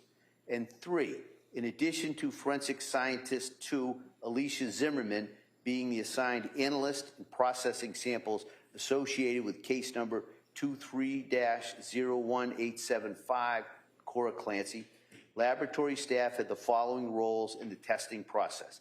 A, Brittany Massette and Natalie Law conducted screening analysis on item 1-01, which was the heart blood of Cora Clancy. B, Hannah Knowles conducted batch review analysis of screening tests conducted by Massette and Law. C, Marissa Dreyer and Seth Utter conducted further analysis on items 1-1-01. D, Emily McCall and Jacob O'Connell conducted batch review analysis of testing by Dreyer and Utter respectively. E, Tashi Washington conducted a technical review of the entire case prior to the issuance of Alicia Zimmerman's report. And F, Jennifer Mejia documented the measurements of the specimens collected for possible postmortem toxicology testing. So that's the stipulation on Exhibit 184 regarding the testing related to Cora Clancy. Exhibit 185 is a stipulation regarding postmortem toxicology testing relating to Dawson Clancy. And so, number one, in accordance with laboratory policy and procedure, laboratory staff screen, analyze, and review samples submitted for testing using batch testing processing prior to final review and interpretation by the assigned analyst. Two, all policies and procedures were followed in this case. Three, in addition to forensic scientist 2, Alicia Zimmerman, being the assigned analyst in processing samples associated with case number 23-01874, which was Dawson Clancy, laboratory staff had the following roles in the testing process. A, Brittany Massette and Natalie Law conducted screening analysis on item 1-1-01, which was the heart blood of Dawson Clancy. B, Hannah Knowles conducted batch review analysis of screening tests conducted by Massette and Law. C, Marissa Dreyer and Seth Utter conducted further analysis on item 1-1-01. D, Emily McCall and Jacob O'Connell conducted batch review analysis of testing by Dreyer and Utter, respectively. E. Tashi Washington conducted a technical review of the entire case prior to the issuance of Alicia Zimmerman's report. And F. Jennifer Mejia documented the measurements of the specimens collected for possible post-mortem toxicology testing. All right, and that's the exhibit regarding Dawson Clancy. All right. And then the last stipulation at this time is Exhibit 186, and that stipulation is regarding the post-mortem toxicology testing of Callan Clancy. Number one, in accordance with laboratory policy and procedures, laboratory staff screen, analyze, and review samples submitted for testing using batch testing, processing prior to final review and interpretation by the assigned analyst. 2, all policies and procedures were followed in this case. 3, in addition to forensic scientist 2, Alicia Zimmerman, being the assigned analyst and processing samples associated with case number 23-0214, which was for Callan Clancy, laboratory staff had the following roles in the testing process. A. Brittany Massette was a screening analyst for item 1-1-01, which was blood from Beth Israel Deaconess Hospital in Plymouth. B. Natalie Law and Marissa Dreyer conducted further analysis on item 1-1-01. C. Hannah Knowles and Emily McCall conducted batch review analysis of item 1-1-01. D. Seth Utter conducted analysis on item 1-1-07, which was blood from Boston Children's Hospital, and 1-1-04, which was urine from Beth Israel Deaconess Hospital, Plymouth. E. Nathaniel Almeida conducted batch review analysis on item 1-1-07. And F. Robert Anderson conducted batch review analysis on item 1-1-04. He also conducted a technical review of the entire case prior to the issuance of Alicia Zimmerman's report. And G. Jennifer Mejia documented the measurements of the specimens collected for possible post-mortem toxicology testing. So those are the stipulations at this time, keeping in mind that you'll have those with you and everything that's contained there with you back in the jury room. Okay? All right. Commonwealth? Thank you. The Commonwealth would call Alicia Zimmerman.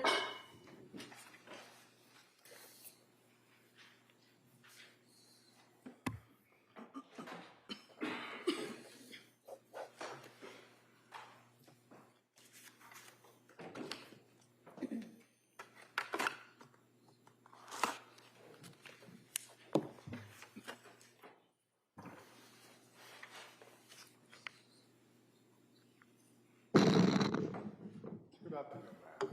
Stop right here, raise your right hand first. We solemnly swear that the testimony and the evidence you shall give to the court, here in the jury, no matter now timing between the Commonwealth and the Thank you. You may have a seat, ma'am. Watch your step, please. All right. Well, good afternoon. Good afternoon. All right. Commonwealth. Thank you. Could you please tell the jurors your first and last name? Alicia Zimmerman. Would you mind spelling your last name for the record? Zimmermann.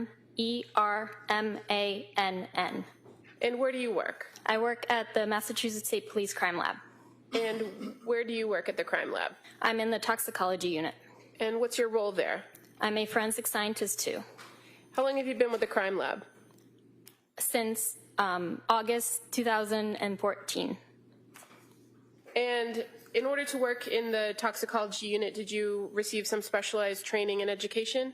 Yes, I have a Bachelor's of Science in Forensic Science from the Pennsylvania State University and a Master's of Science in Forensic Science from the Virginia Commonwealth University.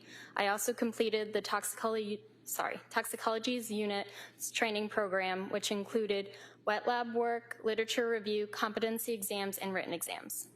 And in your role as a forensic scientist too at the Massachusetts State Police Crime Lab Toxicology Unit, you're familiar with the batch review testing? Yes. And as part of that process of working, the workflow being in batches, is it fair to say at various points, different members of the unit are assigned to different tasks within the toxicology unit? And at some point, you might be doing work on a case where you're actually asked to author a report at the end of the testing. Is that fair to say? Yes, if you're authorized. And are you authorized to issue reports? Yes. And what kind of toxicology testing are you authorized to issue reports for? I'm authorized for postmortem investigation. Now, as it pertains to postmortem investigation in the toxicology unit, where do samples come from? So the samples are submitted from the Office of the Chief Medical Examiner to the Evidence Control Unit in Sudbury. They then assign a unique LIMS number, it's a Laboratory Information Management System number, and a corresponding barcode to the evidence. They then transport the evidence to our unit in Maynard, and then we put the evidence into our custody, sample the evidence, and assign testing to it. And so when a sample comes to you in a postmortem situation, that's because somebody has passed away, correct? Correct. And there doesn't always have to be a corresponding state police crime lab investigation. No, our cases are separate. So your case comes to you and gets a separate lab number from the crime lab. Correct. And it also is tracked by a lab number or a case number from the medical examiner's office, correct? Yes. Okay. And so when you receive in the postmortem toxicology samples, do you sometimes receive blood? Yes. At times, do you also receive urine samples? Yes. What types of screening tests does the postmortem toxicology testing, what are the screening tests used in those instances, or those cases, I should say? So every case that we receive gets 3 preliminary screening tests. The first one is a volatile analysis. The second one is an 8-panel of commonly abused drugs by enzyme-linked immunosorbent assay, also known as ELISA. And then the third thing we do is a general unknown screen by gas chromatography mass spectrometry, and that looks for illicit and pharmaceutical drugs. Now, in a circumstance where the decedent or the person who died is a child, there are additional screens that can be done? Yes. And what's the additional screen in a child case? If the decedent is equal to or less than or equal to 11 years old, we also perform an ELISA pediatric panel, a general unknown screen for acidic and neutral drugs, and a vitreous chemistry analysis. Now, in cases where your unit receives these samples from the medical examiner and a screening test is done, if no substance is detected in either of those 3 screens, or if in a pediatric case, that 4th screen, what happens? No further testing is performed. And so if you are the reporting analyst in those cases, you would simply note none detected? Yes. Okay. I'm going to draw your attention to a case that was submitted by the medical examiner in January of 2023. I think your unit might have reviewed the evidence in February of 2023. Are you familiar with the case involving 3 different postmortem toxicology testing, but all related? They are 3 separate reports. Right, but you're aware that the children that were the subjects were related? Yes. Okay. So just referring to first, what's identified as the state police lab number 23-2141, involving the decedent Callan Clancy. You recall receiving several items in the postmortem toxicology unit to test? Yes. And it included toxicology blood that was taken from the Beth Israel Deaconess Hospital in Plymouth, right? Is that correct? Yes. As well as blood that was collected from the Children's Hospital in Boston? Yes. And urine also collected from the Beth Israel Deaconess Hospital in Plymouth? Yes. And were screens done on the samples, namely the blood from BID Plymouth, the urine from BID Plymouth, and the blood from Children's Hospital? Yes. Were any substances detected on those 3 screens and the pediatric screen that you've just described to the jury? No, they were not. And as far as the next case, which would be laboratory number 23-01875, the decedent being Cora Clancy, you received some heart blood from the medical examiner's office post-mortem, correct? Yes.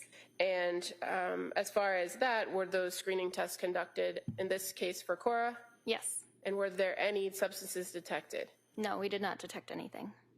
And as far as laboratory number 23-01874, which is the decedent Dawson Clancy, your unit received an item 1-101 of heart blood from Dawson Clancy, correct? Yes. And that was also post-mortem? Yes. And were those screening tests, those same 3 tests plus the pediatric test run for Dawson? Correct. Were any substances detected? No, they were not. And so where in each one of these 3 separate cases there was no detection of any substances, did you do anything further other than issue a report saying none detected? No. I reviewed the data and then I issued the report with the none detected results. If there had been any positive findings, additional testing would have been conducted, correct? Yes, if we receive a positive screen, we will either perform confirmatory analysis or quantitative analysis depending on the testing. And just as it pertains to these 3 cases, the samples received for Cal and Clancy, why did they come from a different source than the other 2? So the medical examiner sends us the samples. If the decedent is in the hospital prior to the autopsy, they will typically send us those hospital samples as well. They prefer to have the hospital samples tested because that date and time is usually prior to the decedent's death, and we can sometimes determine what sort of drugs or poisons may have been in that decedent's body prior to their death and before drugs may have been given at the hospital. And once these tests are conducted in the postmortem toxicology unit, the results, where are they sent to? They are sent to the medical examiner to go with their report. Thank you. Nothing further. All right. Attorney Reddington. Questions? All right. Thank you, ma'am. Thank you. Thank you.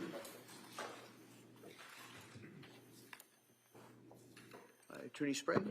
Thank you, Your Honor. Commonwealth College Sherry Crook.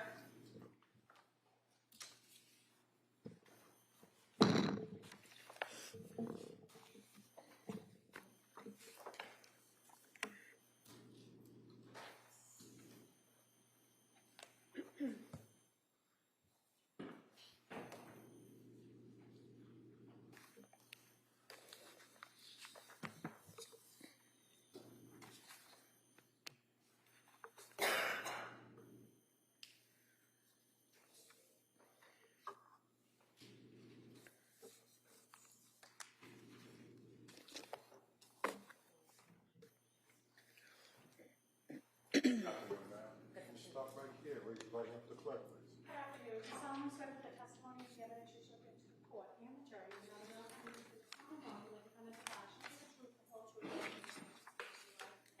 Thank you. You may have a seat, ma'am. Watch yourself, please. Good afternoon. Good afternoon. Attorney Sprague, please. Thank you, Your Honor. Good afternoon. Can you please state and spell your name for the record? Good afternoon. My name is Sherry Crook, Sherri, last name Crook. What do you do for work? I'm a supervisor in the crime scene response unit at the Massachusetts State Police Crime Laboratory in Lakeville. And how long have you held that position at the lab? I've been a supervisor in that unit approximately 18 years, and I've worked at the lab for 26 years. Can you describe for us your educational background, please? I have a Bachelor's of Science in Biology from UMass Dartmouth and a Master's of Science in Criminal Justice from Westfield State College. And if you could just describe for us the nature of your work and your duties at the lab. So my main job is a supervisor in the crime scene response unit.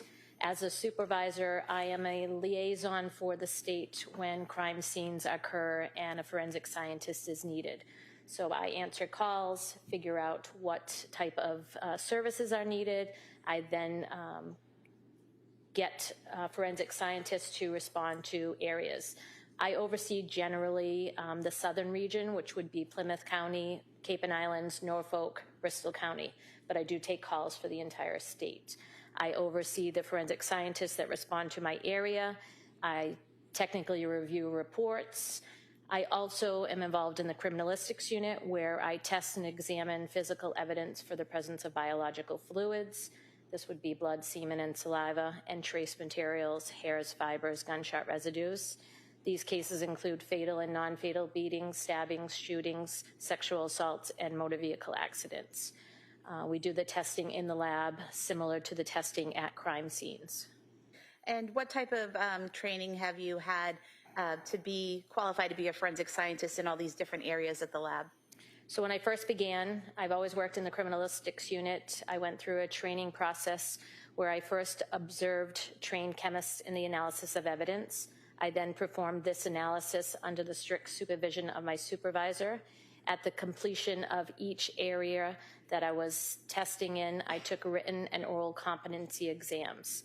So there's several areas in blood, semen, saliva that we take tests on to prove our proficiency. And have you passed all of these competency tests? I have. And have you passed all of your proficiency tests? I have. Does your casework go through any type of review process? It does. It goes through a technical review as well as an administrative review. And have you had any specialized training in the field of forensics? I have. And what type of training? So I first had training in the lab, and then I have had external training that has included bloodstain pattern analysis training, crime scene reconstruction training, and a microscope class.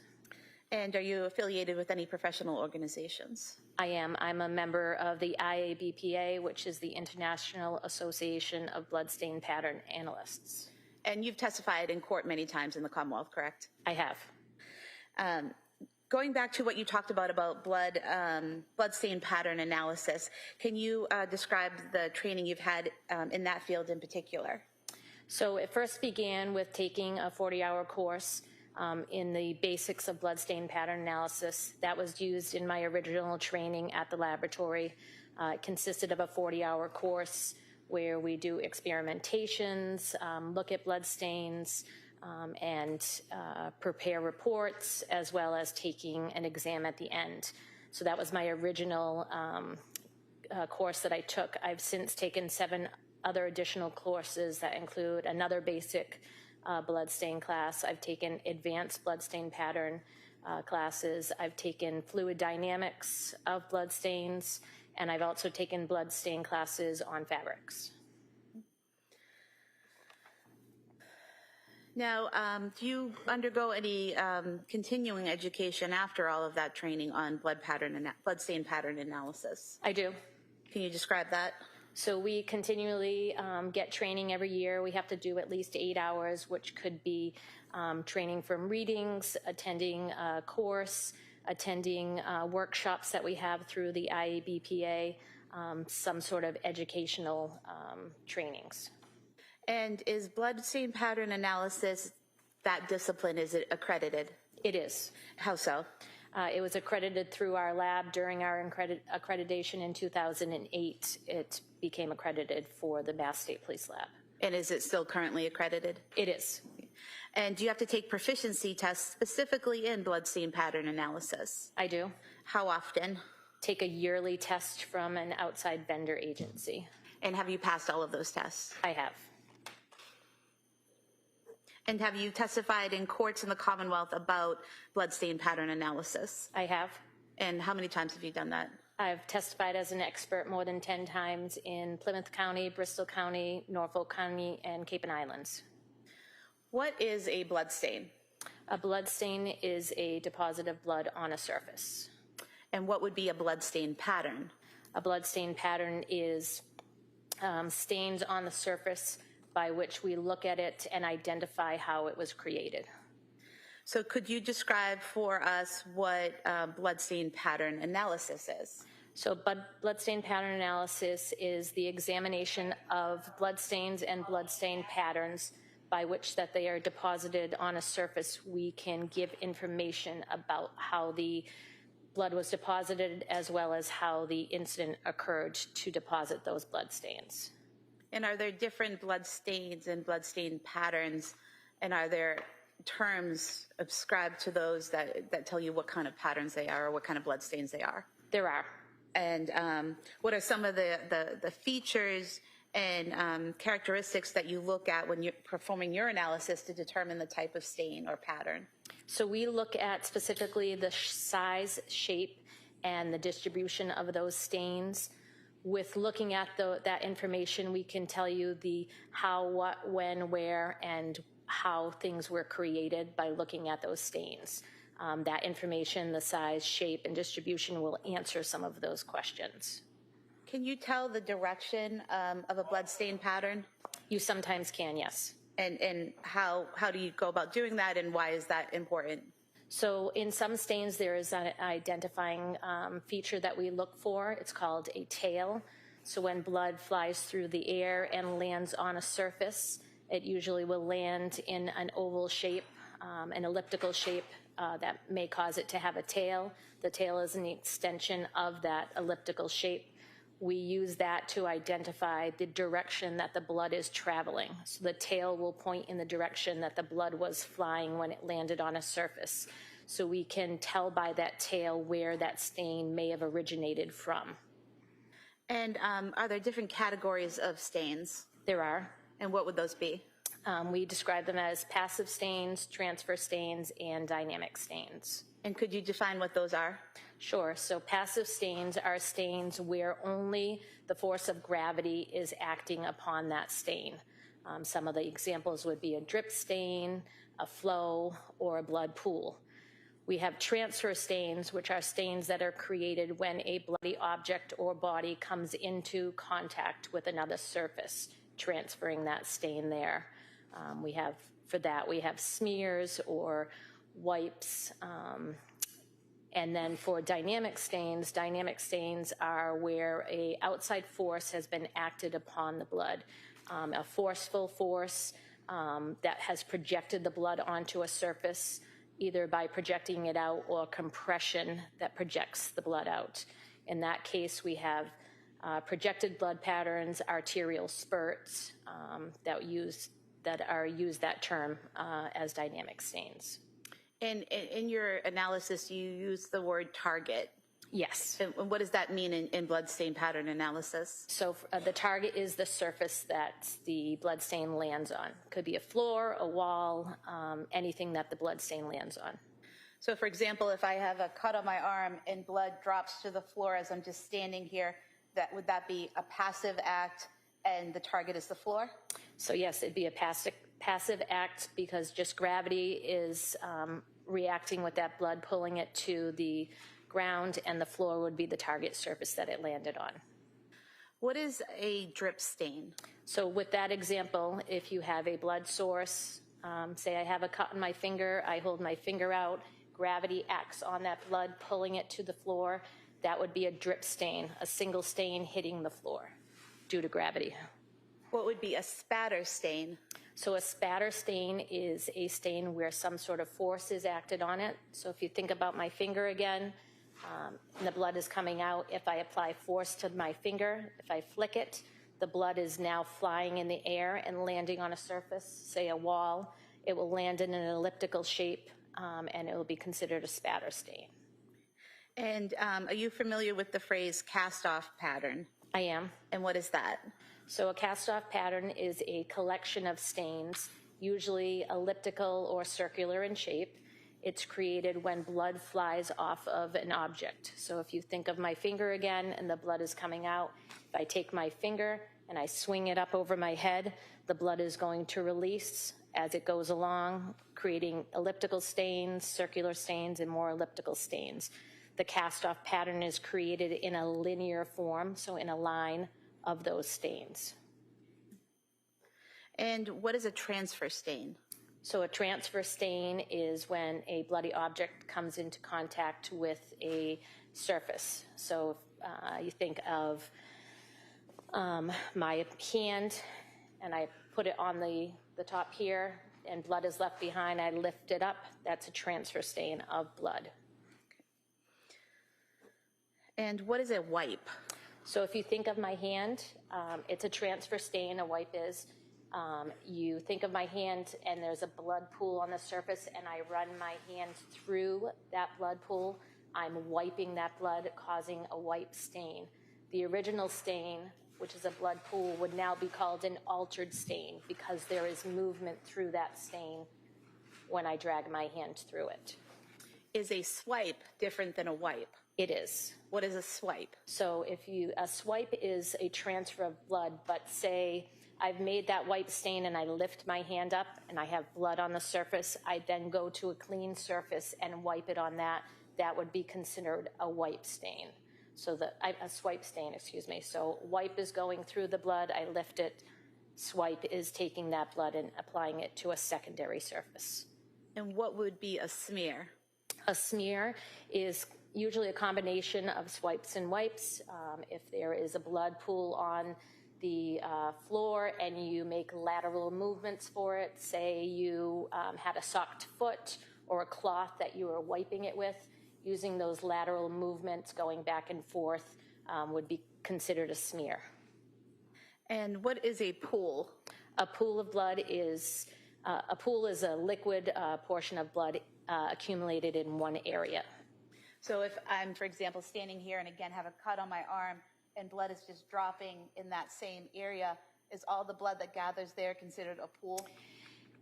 The stain itself is not considered a pool. We use it to identify blood from a source. So if there is a body laying down and there's an injury and it's seeping out of the injury onto a surface, that would be considered a blood pool. What you have described as a different type of staining. What would that be? That would be considered a drip pattern, where you're dripping just due to gravity. The blood falls. It falls into another liquid source. In blood stains, it's usually blood into blood. When that drip is hitting and they're hitting each other, it's causing an accumulation on the floor, and the stains that are formed, the accumulation of blood as well as smaller stains would form the drip pattern. And sticking with that for a moment, if the blood is falling and the person is moving, does that create some type of trail or something along those lines? It does. So we would identify that as single drip stains, and then if it's in a line with some movement, that would be considered a drip trail of the drip stains. And what is a saturation stain? So a saturation stain is similar to a blood pool, but the surface that is on is an absorbent surface. So it's a portion of liquid blood, say a mattress or a carpet, that seeps into that absorbent material. And what about a satellite stain? So a satellite stain is a secondary stain. So if you think about my drip stain, as it's dripping from my finger, as it hits the ground or the surface, it can break apart. Though when it breaks apart, those little stains are called satellite stains. They come from the original parent stain. And what about the term flow? Flow is a term that we used when there's an accumulation of blood on a surface and there's enough that gravity can take hold of it and pull it down. So if you think of water dripping down a surface, or if there's a large accumulation of blood, it'll create like a stream going down to where gravity is. And are there some blood stains where no determination can be made? Yes. And how so? So we have some blood stains that just don't give us enough information by their size, shape, or distribution. So sometimes we can just generally call them red-brown stains. When we do our examination, depending on what we're examining and how we're examining it, say it's a blurry photo, we may just call it a red-brown stain because we cannot identify anything from the features because the photo is bad. And how are blood stains typically documented at a crime scene? So there's a trained forensic scientist that is at every scene that we document as far as bloodstain pattern analysis. They are trained in documenting the stains as far as a sketch. We also document them with ruler tape. We want to know how high up stains are from the floor, and we also use very small ruler tape with individual stains. That tape is used to show the size. It is then photoed by crime scene services. They'll do a far away shot so we can get the whole information in one shot. They will do a medium and then a close-up of stains so we can get the sizes of the stains. Those photos are used for documentation and reviewing when we do our exam. And do you do your interpretation and analysis at the scene or through photographs? So with those photographs, we do the examination back at the laboratory. I want to show you some things on the screen here. Are you familiar with this slide here? I am. And how are you familiar with it? So that is a slide that pictures of drip stains that I've used during my trainings to show how the stains were formed when it hits at a different angle. So depending on how it hits on an angle is how it will form. So the bottom stains, which are more circular, will fall at a 90-degree angle. And as you get to more of elliptical shapes, they fall at different higher angles when they hit the target surface. With these that are shown here, labeled drip stains, these are all drip stains. It's just how they fall at different angles. Correct. Mark this as the next exhibit. Any objection? All right, that may be admitted.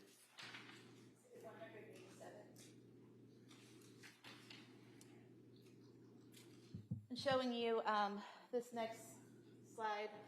Are you familiar with this slide? I am. And how are you familiar with that? So this is pictures of spatter stains.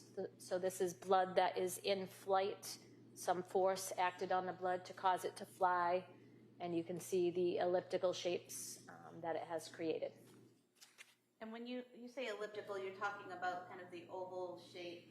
I'm talking about the oval shape, and as also how I described the tail. Some of them are evident on the bottom side of those elliptical shapes, showing the direction when they hit the target, they were moving.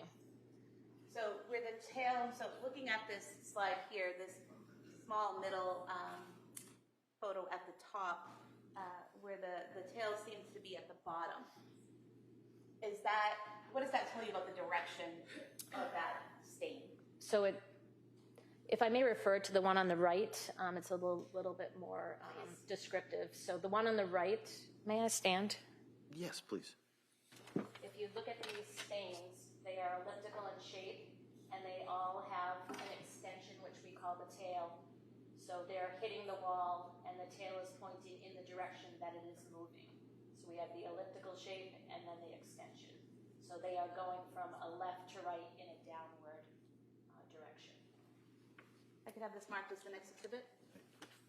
All right, that may be admitted. 188. Thank you.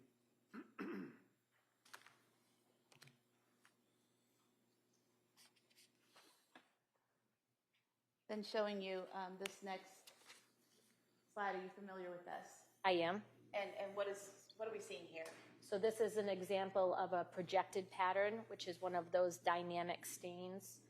On the left is an arterial spurt. So there was an artery cut, say it was in the arm. With the compression of that blood, it is projected out and has landed on the wall in a curvy, linear fashion. And did you say that's on the left? On the left, yes. And what about on the right? That is the blood when it hits the ground on the right. So on the left, it's hitting the wall, and then on the right, it's dripping down to the ground? Well, it's projecting out and hitting the ground. It's not dripping onto the ground. It's coming out of the blood source and hitting the ground. Okay, so would it be accurate to state that for a spraying type of flow of blood, say from an artery, that's on the left is what it would look like as it hits a wall, and on the right is what it looks like hitting the floor? Correct.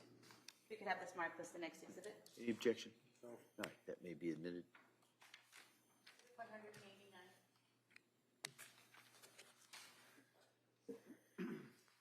Now, were you asked to do blood stain pattern analysis on this case? I was. Okay. And what did you use in terms of materials to conduct that analysis? I used photographs that were supplied from crime scene services. I utilized reports that were written by Maureen Hartnett, the chemist. And were there stains that were labeled by letter?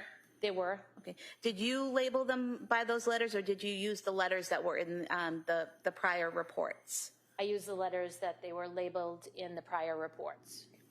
And so to start with, did you look at what was labeled stain A on the floor of the basement at 47 Summer Street? I did. And showing you this page here, what are we looking at here?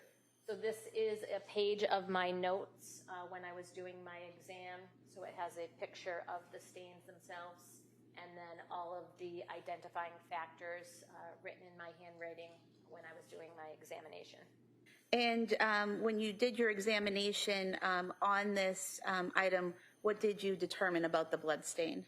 So that is a red-brown stain on the carpet in the basement. It was deemed a saturation stain with transfer stain surrounding it. So you have the center stain that's darker red. That is the saturation stain. And then surrounding it, there is lighter red-brown staining that was a transfer from that saturation stain across the carpet. And you're not able to say how that transfer happened, correct? I am not.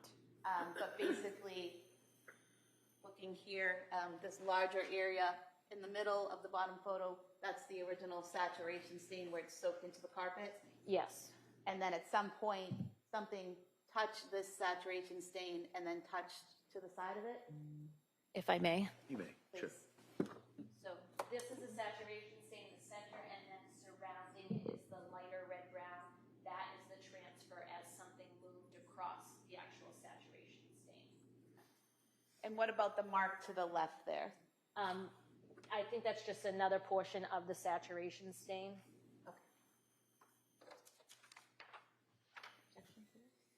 Move to submit this as the next All exhibit. right, that may be admitted.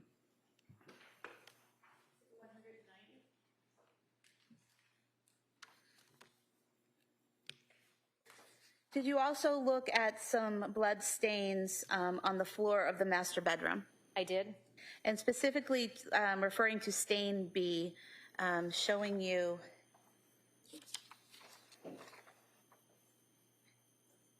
what's been marked SJC. SJC, are those your initials? They are. E12. These are also from your notes, is that correct? They are. And is this from the master bedroom floor between the mirror and the bed? It is. Okay. And what did you learn from your analysis of this item? So from my analysis in looking at the stains, there's a couple of different things going on here. So they're the round circular stains, which are on the outside, are drip stains. So that is blood coming from a bloodletting event and going to the ground just due to gravity. The stains that are overlapping are considered a drip pattern. So standing there for a period of time, the blood is dripping due to gravity into itself, causing the overlapping stains as well as the small stains that are all surrounding it. Over here on the right side, there is some movement through the some of the red-brown stains, causing them to have lateral determination, and so those would be smear stains. So they're originally drip stains that were smeared through. And showing you E13 from your notes, is this a close-up of that same area? It is. And if you could just point out again for us in this lower photo what we're looking at here. So this is just a close-up of it, showing some of the drip stains that are singular by themselves, and then the drip pattern itself. So that is blood dripping into blood. And then the top one that's not in view will have a close-up of the smear stains. So movement through those blood stains. We should have E12 as the next exhibit and E13 as the following. All right, that may be admitted.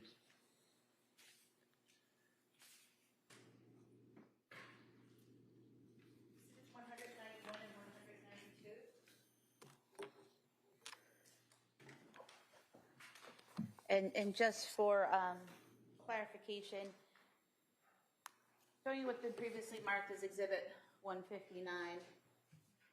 That's that same area for E12 and E13. It is. The staining on the ground is right in front of the mirror, and the bottom portion is the bed, so between the mirror and the bed.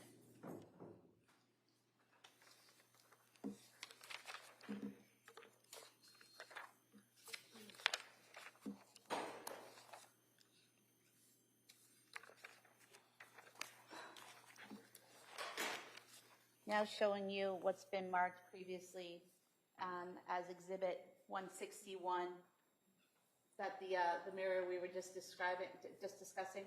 Yes. And did you do an analysis on the blood stains on the mirror? I did. Showing you what's been marked as E14 in your report. I'm just going to zoom in here to the top photo. Now the stains have been marked there with a ruler, correct, as you described previously?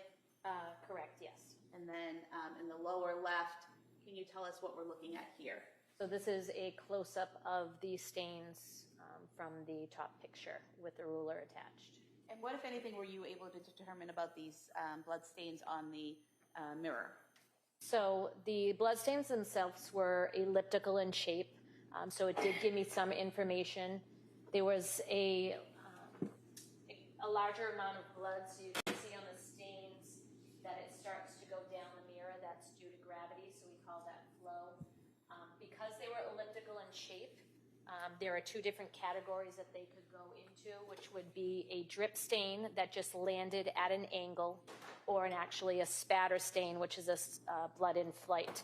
Because I couldn't tell the difference, but I did limit it down to either a drip stain that fell at an angle or a spatter stain that was forced onto that mirror. So I couldn't come to a definite conclusion, so I brought it down to either a drip stain or a spatter stain. So would it be accurate to say it could either be from someone being near the mirror bleeding and blood dropping on it, or someone with blood, or an instrument or something with blood on it moving and spattering the blood on it? Correct, either of those motions. We could have E14 as the next exhibit. All right, that may be admitted. 193. Showing you what's been previously marked as Exhibit 162. This is the bedroom windowsill. Correct. And showing you a close-up at 163. Did you examine this blood stain? I did, identified as stain D. And what did you determine based on your training experience about this blood stain? This blood stain didn't give us too much information. It was irregular in shape, so I couldn't tell exactly what it came from, but I did classify it as a transfer stain. So something bloody, having a red-brown stain, coming into contact with a non-bloody surface, leaving that stain there. So a transfer stain on the windowsill.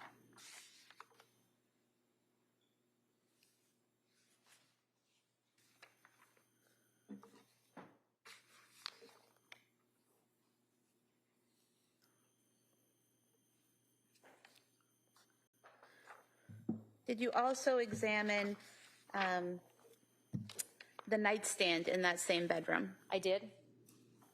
Showing you what's been marked Exhibit 164.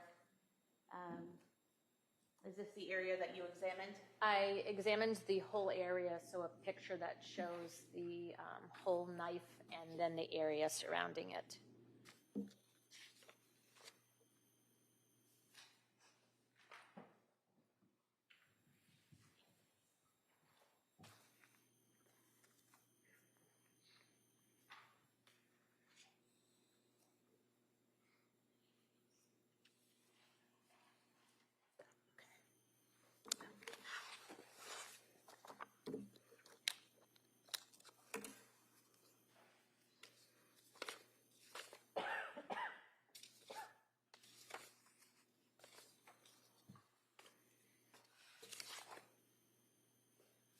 showing you another photo.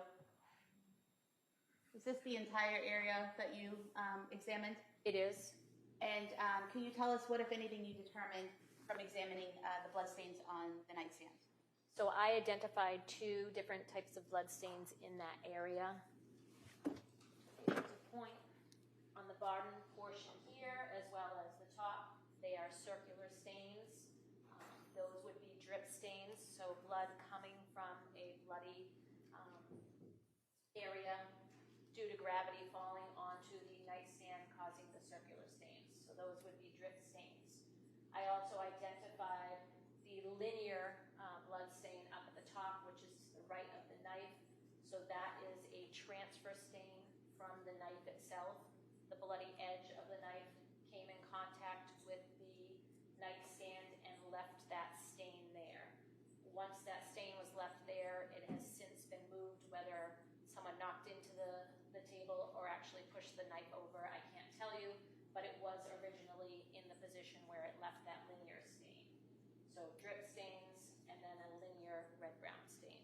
And are you able to determine that that was the original position of the knife based on the fact that the line tracks the shape and size of the knife's edge? I wouldn't say that it's an original location, but it is a location that that knife was at for a period of time for that blood to transfer onto the table.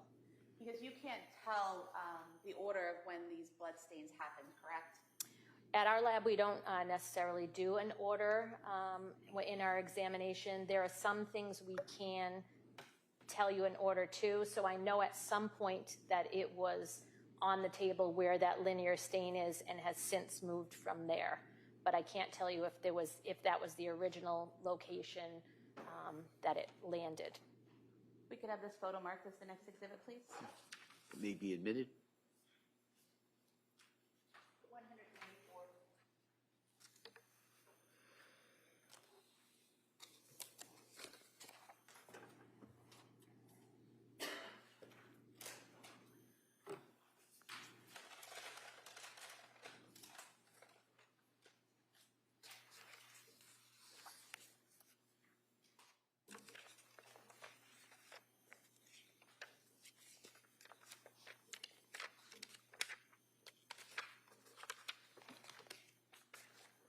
Showing you what's been marked SGC E17 from your notes. Can you tell us what we're looking at here? So that was stain F, which is a red-brown stain in the snow below the windows of the bedroom. And what, if anything, were you able to, what are you able to tell us about this stain based on your training and experience? There's not much information that I can tell you from that stain. It's a diluted red-brown stain. It's irregular in shape, so I just classified it as a red-brown stain. So that's an example of what you had told us previously in your testimony, that sometimes you just don't know? Correct. The pictures were sufficient to see areas of the stain. There's just not a lot of information in the stain itself to determine what it is. We could have E17 marked as the next exhibit. Sure. That may be admitted.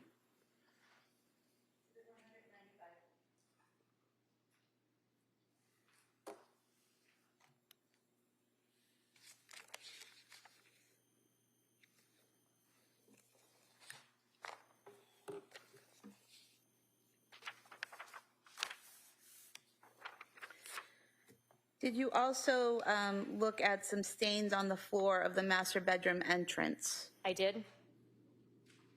Showing you a photograph here. Do you recognize what you see here? I do. And what is that? So those are red-brown stains at the doorway to the entrance of the bedroom. And at some point in time, we'll strike that. What, if anything, can you tell us about these blood stains? So the pictures that were taken were never taken with a ruler tape, but the pictures are good enough that it gave me information on how those stains were formed. So I was able to determine that those are drip stains on the floor. And just zooming in on those a little bit. Again, what we have here, similar to some of the other stains you call drip stains, that's that circular spot of blood. Yes, circular stain where gravity took a hold of some sort of blood and brought it to the floor, causing those circular stains. And as you described earlier, is that consistent with the blood falling at a 90-degree angle? Correct. So straight down? Correct. We could have this photo marked as the next exhibit? That may be admitted.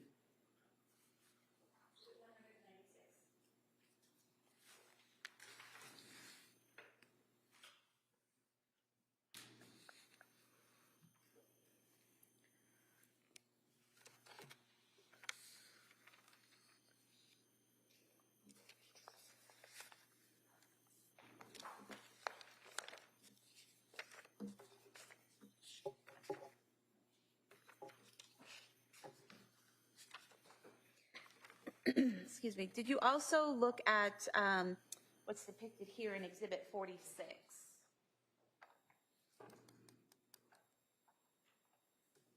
I did. And looking at what you've marked in your notes as E21, are these 3 photos of that same area? They are. Okay.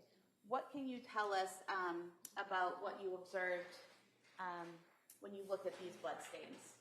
So these stains were further up on the side of the bed from the area that was between the bed and the mirror. Similar to the stains that were between the bed and the mirror are stains up here, which are circular in nature. So they're drip stains, and then an area where the drip stains fell into each other, causing another drip pattern. So this is a drip pattern with singular drip stains in an area between the bed. And showing you another photograph, does this depict that same area but also going over towards to the right of the nightstand? It does. So this is the area on the left side of the bed. Down below it is the area that was between the bed and the mirror, and the window is up over here. So you can see the singular drip stains, you can see the drip pattern where blood is dripping into blood, and then all of the smaller stains are the satellite stains that occur when the blood is hitting and causing it to fly. Are you able to look at the stains here in the drip pattern and tell whether there was any movement or in what direction the movement was? We can't tell what type of movement there was because they are circular stains. The only thing we can say about this is for a drip pattern to be formed, there has to be a stationary blood source. So you have to say it was your finger. You would have to stand there for a while and allow the blood to drip out into each other, causing that drip pattern. So we know, or I've deemed that there was a period of time that the blood source was in a stationary position, causing that drip pattern. And the amount of time that it would take for that amount of blood to pool, would that be dependent on the wound and how it was bleeding at the time? Correct. And you can't tell that from the photograph, correct? I cannot. We could have this photograph marked as the next exhibit. That may be admitted.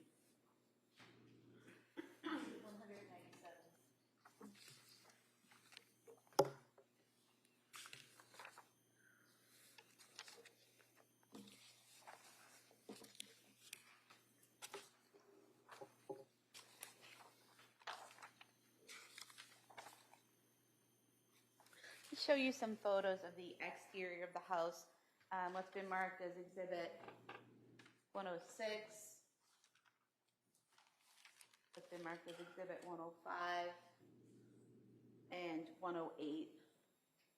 Are these areas or photographs that you examined as part of your analysis? They are.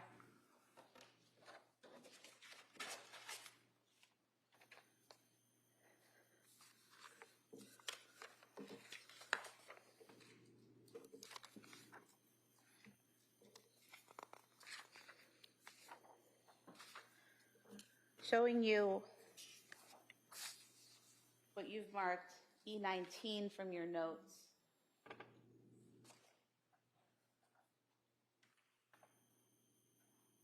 What can you tell us about the patterns we're seeing here on the shingles on the exterior of the home? So these are photos of the red-brown stains on the shingles between the second and first floor window. A far away view up in the top left, and then closer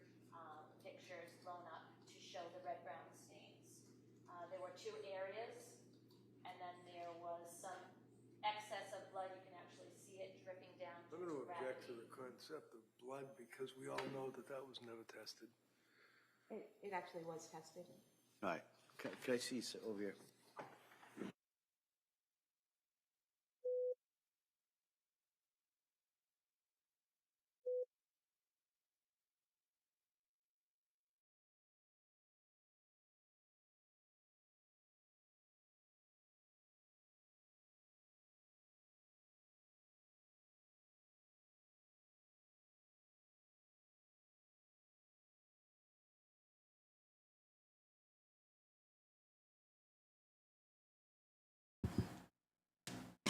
Wait a minute, y'all.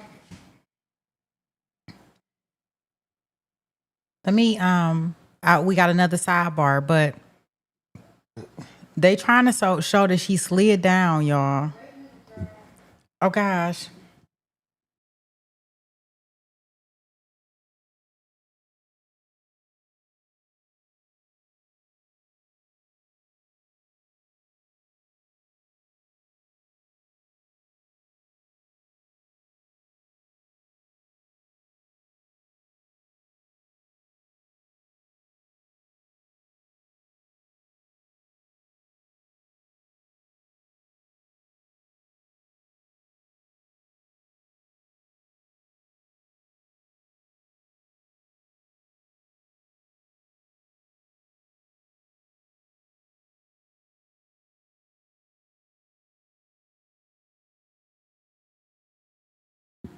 Did y'all catch that? They trying to show that she slid down. They trying to show that as she was coming down, that's the blood, that it may be blood on the house, right? Because other than that, there's no other way for the blood to get there. Correct, guys? Or am I missing something? Is it what Baca said? She was trying to escape? She was pulling a Spider-Man? Oh no. Oh no. I hope we can't see. Oh gosh. I hope we can't see too much of the blood. Oh wow. Wow, oh we. Yeah, that's what they trying to do. They trying to show that she slid down. I know that they had said that, but I wasn't really. You think when she was trying to escape, Baca? Thank you. I got to see how far this blood go down. In the upper left-hand corner here, we have Okay, here we the go. window and the lower window, correct? Correct. All right, and I'm going to zoom in here on this upper right-hand photo. What are we seeing here? So those are areas of red-brown staining on the shingles between the second floor window and the first floor window. And what, if anything, can you tell us about this red-brown staining on the shingles underneath that open window, based on your training experience? So those two areas, which were to the left and the right below the window, were identified as transfer stains. So a bloody object coming in contact with a surface, leaving the blood stain there. So that would have to be an actual, something with blood on it touching that shingle, those shingles. Correct. And showing you below that, the small photo to the right, what is depicted there? So this is an area of the transfer stain where there was an accumulation of blood that was coming off as a droplet off the bottom of the shingle. And showing you E20 from your notes, perhaps a little bit clearer here. The top right photo, is that same area of red-brown staining that you saw in the photos underneath the open window? It is. So the one on... Get up and point it out with the court permission? Sure. So the window is up above. So to the right, looking at the window, is an area of the red-brown staining. To the left is the other area of red-brown staining. That left one had the accumulation of blood that was a droplet coming off the shingle. And the two photos at the bottom there? Those were a blow-up of the right-hand side red-brown stain. As you can see my arrows, they're pointing to the picture above, just showing a close-up of the stains. We could mark E19 as the next exhibit and then E20. Right. Any objection? No. All right, that may be admitted. Or they may be admitted.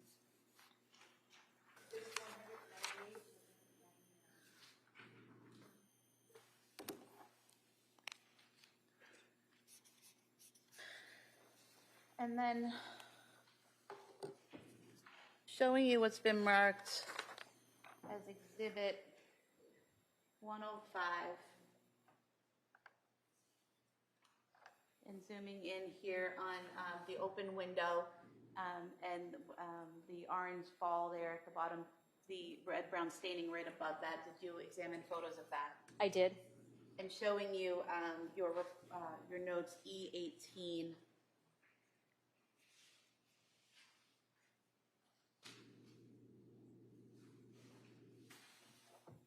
Is that a close-up of that red-brown staining on the open windowsill? It is. And what, if anything, can you tell us, based on your training experience, about this area? So similar to the stain that was on the inside of the window on the windowsill, this stain on the outside didn't give me enough information to say the size or shape. So the only thing I could come to the conclusion was that it was a transfer stain. So some sort of bloody object coming in contact with the surface causing the transfer of that blood. And are you able to tell the direction of that blood or how it was applied or anything like that? There's not enough information in that stain to give that conclusion. So basically all you can tell us is that something with blood on it touched that windowsill and left blood, something with a red-brown stain on it touched that windowsill and left a red-brown stain. Correct. We could have E18 marked as the next exhibit. All right, that may be admitted.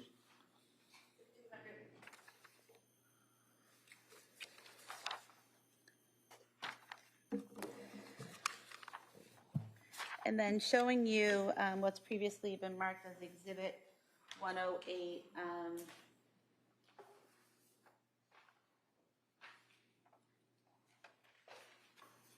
The top of the first floor windowsill.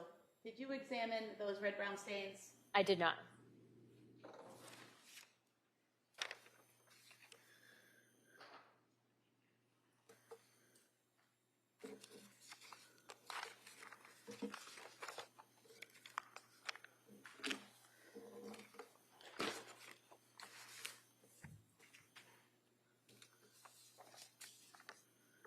I have no further questions. All right.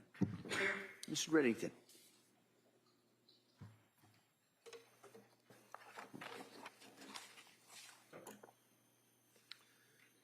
Good afternoon. Good afternoon, sir.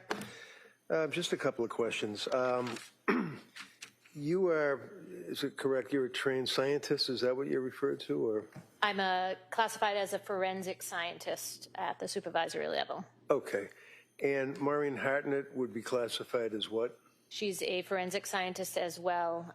The step below me, forensic scientist 2. Okay. And is she the one that does testing on objects or items or substances to see if they're a particular, for example, blood? She does do that. She is also trained in documentation of blood stains. So generally, that's why we do a lot of our examination through photos. So a forensic scientist 2 could be at the scene, do all of the documentation, make sure the photos are taken, and then those are examined back at the laboratory by in our case in Massachusetts, it's all supervisors in the crime scene response unit that do blood stain pattern analysis. We are also all trained in the identification of those biological fluids, doing a screening test as well as a confirmatory test for blood. I don't want to be referred to as grumpy, but I'm just going to ask if you can just kind of keep your answers down a little bit to like maybe a yes and a sentence after that. Okay. Okay. So when you go to a crime scene, you're usually with a team. In other words, like Maureen Hartnett might be there, right? Correct. And other state troopers might be there searching the area, right? Correct. And one of the things that you are doing is relying, if you will, on your associates or other people that are working that particular crime scene to do appropriate and adequate testing of substances, right? Correct. So, for example, and again, when you're investigating on a murder case and you're dealing with substances that are deposited, for example, in that bedroom, the master bedroom, it's not appropriate, if you will, to speculate that something is blood, and that's why it's referred to as a red-brown stain, right? Correct. We use... But your experience is such that you have a wealth of knowledge as to the ability to draw an inference as to what it might be, right? We're not able to look at a red-brown stain and call it blood. We call it by adjectives, so it would be deemed as a red-brown stain. We have to wait until we do a confirmatory test to say whether we call it human blood or not. So when you say a confirmatory test, you're referring to the fact that you have a screening test that you can do that initially would determine if it's possibly blood, right? Correct. Then it goes to the next phase, which would be a confirmatory test, which Ms. Hartnett would do, right? Correct. And then you go to the determination as to whether it's animal or human. It might be a primate blood, but it could be a human blood, and then you determine that it's human blood, right? The next step after Maureen is actual DNA, so it will tell you whether it's human or not human and whose blood it actually is. Okay. So we know that there was a transfer stain from the inside of the house, if you will, onto that ledge on the right-hand side of the window, right? I believe it was on the left-hand side. Okay, so as you're looking out the window, it's your understanding that the smudge, if you will, that was on that window was on the left-hand side? I believe so.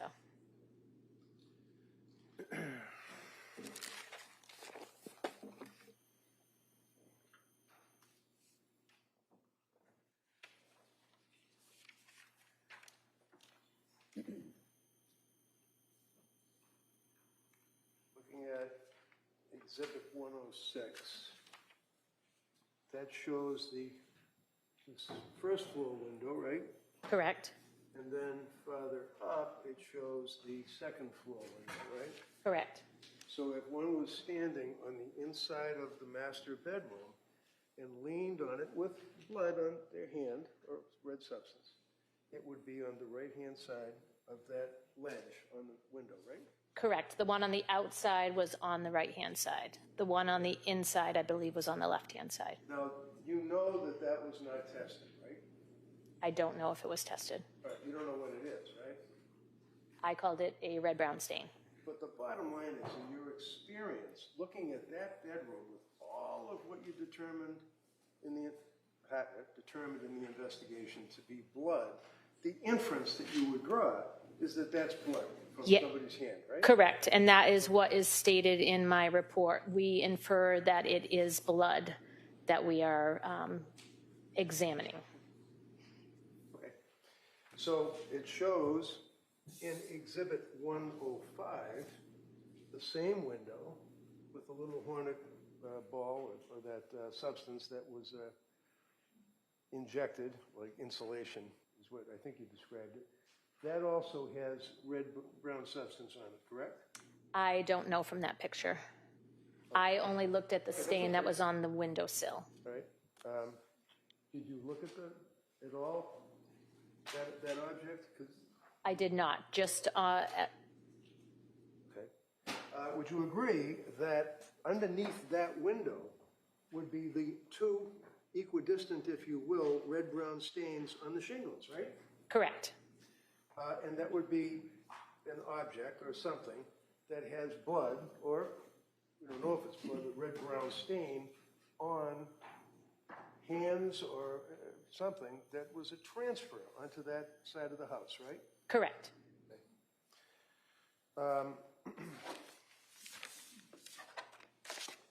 Other areas of the bedroom, for example, counsel showed you the door coming into the bedroom and there were two drop marks of the red-brown stains. You know, those were never even tested. I'm just saying this is a murder case. It was never tested, right? But you're assuming fairly that that would be blood, right? I don't know whether they were tested, but I deemed those that they were blood in my examination. And blood on the doorknob itself, too, so that from the inside of the bedroom going up, right? The windowsill? No, the doorknob. I don't know of any red-brown stains on the doorknob. Okay. Now the knife, photograph of the knife, and I know people can recall that, that has that linear stain that you referred to that you were able to observe, correct? Correct. And looking at Exhibit 162, that would show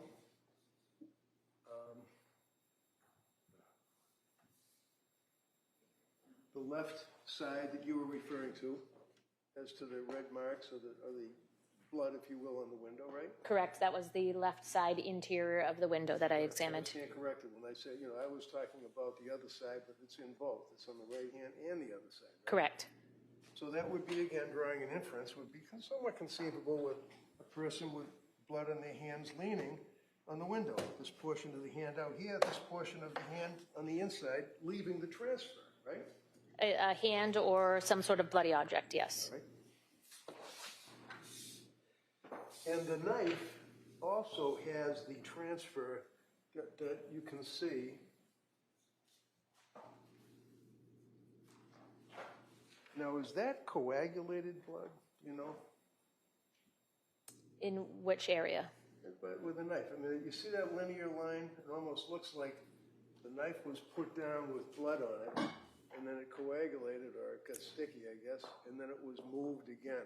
Is that I wouldn't call it coagulation, so if you're referring to these areas right the linear there, line, yeah. those were red-brown circular stains that were actually on top of the linear. I could not determine what they came from, so I did not give them any sort of bloodstain pattern terminology. But they were on top of the linear line. All right, and you would agree with me that one of the inferences that would possibly be drawn is that something banged into it or moved it, one or the other. Yes, correct, to get that original linear line and then for the knife to be in a different position. Now, the photograph in Exhibit 45 is the mirror. Correct. And then you were referring to the drip marks on the mirror, right? I'm having trouble here again, but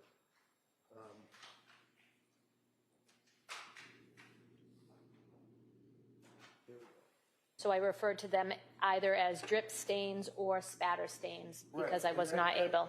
That would be consistent with some type of a violent movement, would it not? I mean, if the person's cutting their throat, for example, and then cast off onto the mirror, or leaning, I guess you'd said at an angle. So it would be either due to gravity or due to blood in flight. So a force applied, sending that blood to land on there, or drip due to gravity.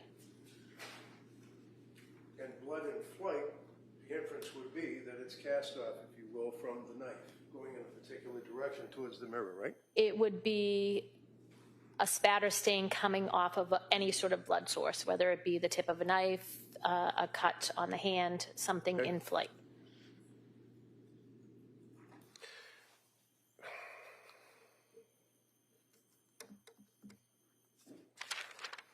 Go ahead, Your Honor, thank you. Redirect. Thank you. So you were asked about the documentation and collection of samples of red-brown stains at a scene, and that there is an initial test done at the scene, typically to determine if it might be blood, correct? Correct. And what kind of test is that? We do a screening test called the Kastle-Meyer test. So it identifies possible blood. It does not identify whether it's human or animal, though. And when that test is positive, but you have a limited sample, you sometimes skip the confirmatory step and send it right to DNA for testing. Correct. If it's a limited sample, so a smaller stain, like something like a spatter stain, we may not do the in-between step, which is our confirmatory test, because we don't want to use up any portion that we've collected. So we would go right to DNA for that testing if it's a smaller sample. And then the DNA testing can tell you if that red-brown stain is from a human and potentially which human it's from. Yeah, we identify who it is from. We don't identify as human because we only do a human DNA test. And defense counsel asked you about the red brown stains on the windowsill, the one on the exterior and the interior, and asked if it could be from someone leaning out the window, correct? Correct. Could it also be from someone hanging out the window holding on to in those spots? Correct. Nothing further? Wouldn't there be drops?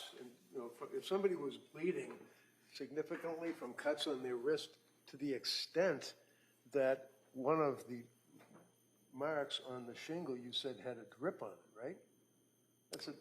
So depending on the amount of blood where that contact is coming into place is what is deposited. So if somebody was going to climb out the window and hang on the ledge and then do a Spider-Man and go down the side of the shingles, they would leave a smear going all the way down on the shingles, wouldn't they? If they came in contact the entire way down, yes, there would be a transfer all the way down. Any further? No. All right, thank you, ma'am. You may step down. Thank you. And counsel, could I just talk to you? Second, sidebar? No, you cannot talk to us. Good grief. Okay, so he fixed it a little bit. Now I understand a little bit more. Okay. So I like that point that he brought up at the end where he states like, okay, wouldn't there be transfer all the way down if she was just doing the Spider-Man thing? So if she was doing the Spider-Man thing, then we probably have all of it going down, right? So okay, so I get that. Okay. So I guess, I'll let things be. But I still think that if you're gonna do it, like, it shouldn't be no transfer going nowhere besides the window when you was hanging, right? And if you about to do it and this is what you want to do, you just free, do your backflip or whatever you got to do. Free, and go back. Like, I don't understand if that was your intentions and that was what you was going to do, why there would be any transfer between the first window pane and the second window pane at all. I'm going to excuse you till tomorrow. All right? Okay, he excusing them. Finish with this next witness anyway. So I'm going to excuse you. Now, tomorrow's schedule, you're not going to be sitting in the afternoon. All right? I can tell you that. So I'm going to ask you to be here at 9 o'clock. Remember, I'm going to ask you those same questions, same instructions. Don't talk about this. Don't do any research. Don't watch anything. Don't listen to anything about this. I appreciate all the work you've done so far. I appreciate all your time. And so I'm going to ask you to follow those and continue to follow those instructions. And I'll see you tomorrow morning, and we'll get right back to the case. Okay? Court, all rise. Good. Please close the notebooks, place them on the chairs.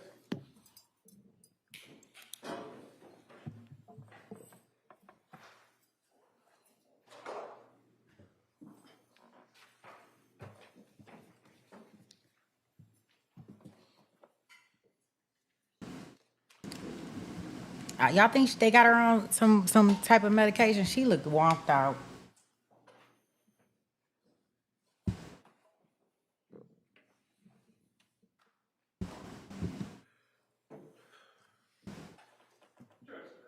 All right. So anything we need to address at this point? No, Your Honor. No. All right. So, like I said, the schedule tomorrow will start at 9 o'clock. We'll go until 1 o'clock, and then we will not sit tomorrow afternoon. So with that, everybody has a nice evening. We'll see everybody tomorrow. Thank you. What stands at recess?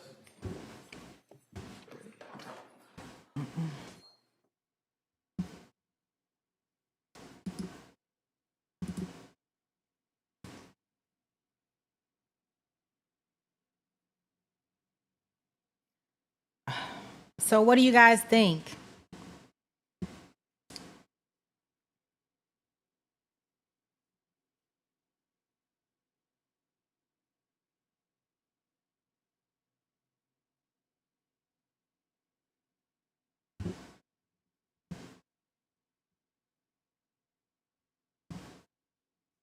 Yeah, I do. I don't know, her diary, like I said, her journal. I'd be glad if they put the whole journal in. Like, I want to see it all.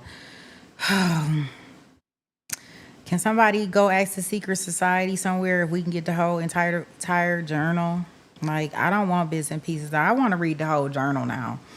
I want to hear the whole story from the beginning to the end.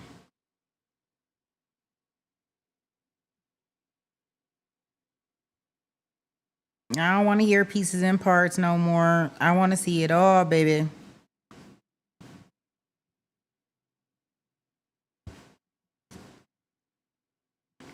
Let me see.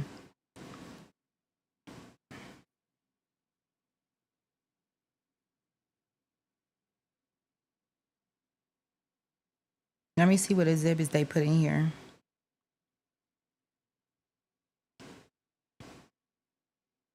Got the ones for the pill. Here, let me see if I can put these exhibits up here for y'all. I'm trying to see.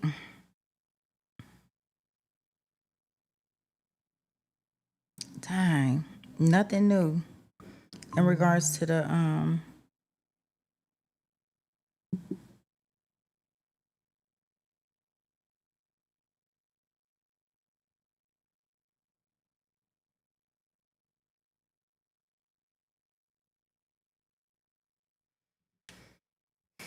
let me see if I can get it to come up, because you know it don't be wanting to come up, but I can. Let me see. I guess I would have to do it. I'll have it ready for tomorrow. That way y'all can see the exhibits that they, because it won't come up on my computer when I'm trying to do it. But I see they put like a 20-foot ladder up there.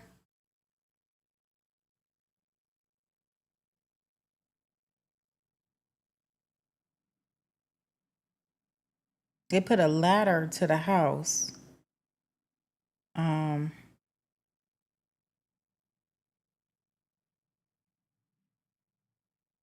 I'm just trying to see. Yeah, we'll have to look at it. Well, I'll get them on I'll get them on the computer so we can look at it tomorrow.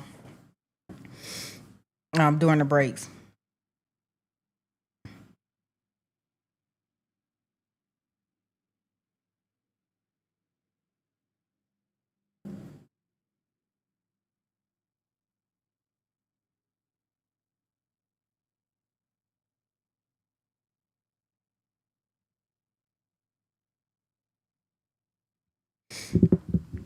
Yeah.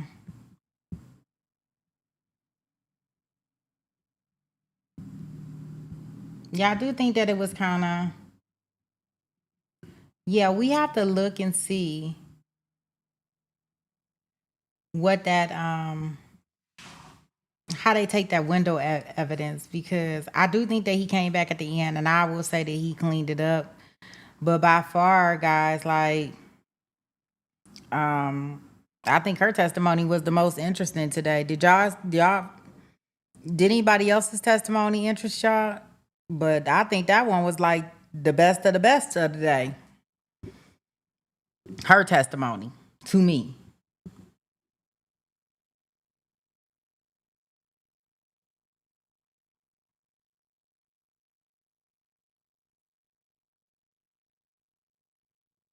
Yeah, SD, she did tell him that, and I think she told him that like maybe a month or two before the incident happened. So I guess, you know, they kind of went on with life, like, because you don't, when a person, typically when they have those, at least from what I've experienced, when people have those self-deletion ideations or thoughts,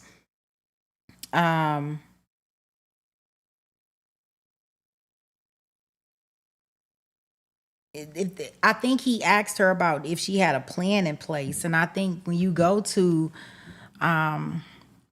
therapy, they typically ask you, like, do you have a plan? Right? So, I mean, he had left her there before.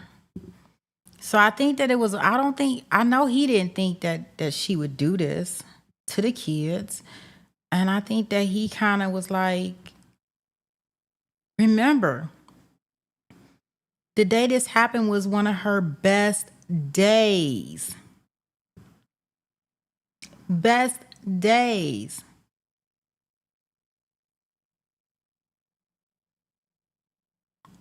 It's like, how do you go from one of your best days ever? You know, like the kids be like, best day ever. How you go from the best day ever to you didn't unalive the whole entire family and you jumping out the window? I don't know. Did they ever? They never said whose was down there in the basement.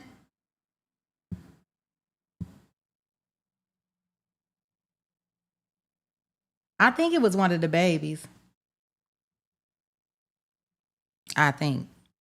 Don't quote me. I thought when they showed that photo that they would say something about it. Maybe I missed it, but I'm gonna clip it up. So, like I told you, I'll be listening to the testimony 50 million times. So I do know that they said tomorrow that they are gonna have like a brief day. It's only gonna be from 9 to 1. I almost sure that even if they have a brief day, I do have something else that we need to do. We need to kind of take care of and get on. So even if they have a brief day, either I'll pause our stream. Not pause. I'll give us a break and then we'll come back, or I'll stream it right afterwards. I need to got some stuff that we need to take care of for our Jared Brideman. I'm probably pronouncing it wrong, my goofy self.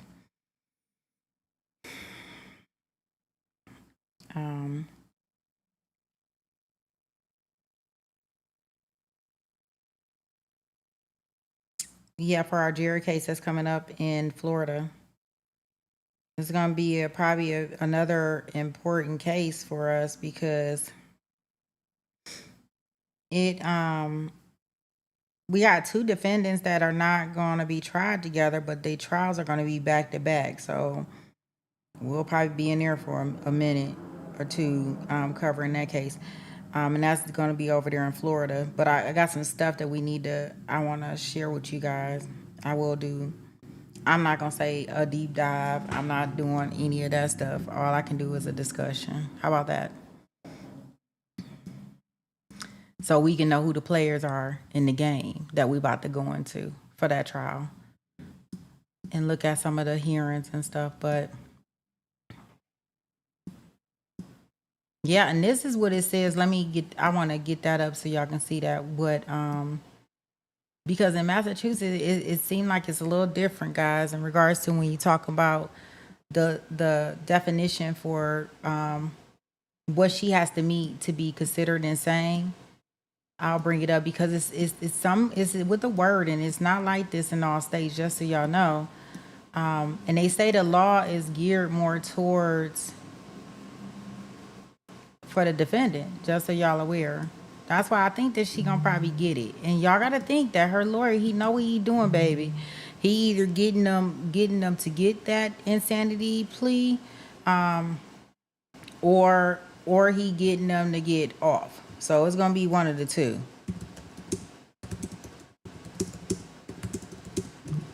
Let me get it up for y'all.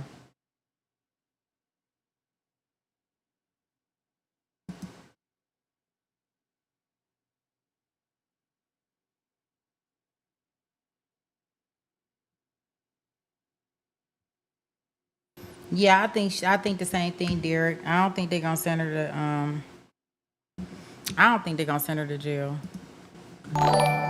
But then again, sometimes, just so y'all know, I do think at times that they may want somebody to pay for the 3 babies. So it may be. Let me see.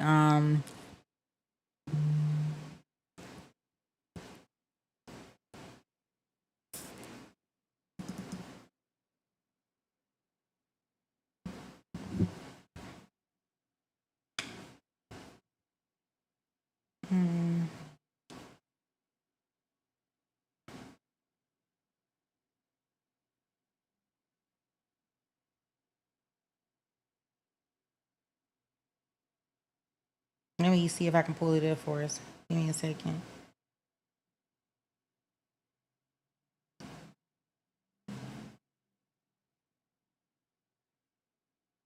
Okay.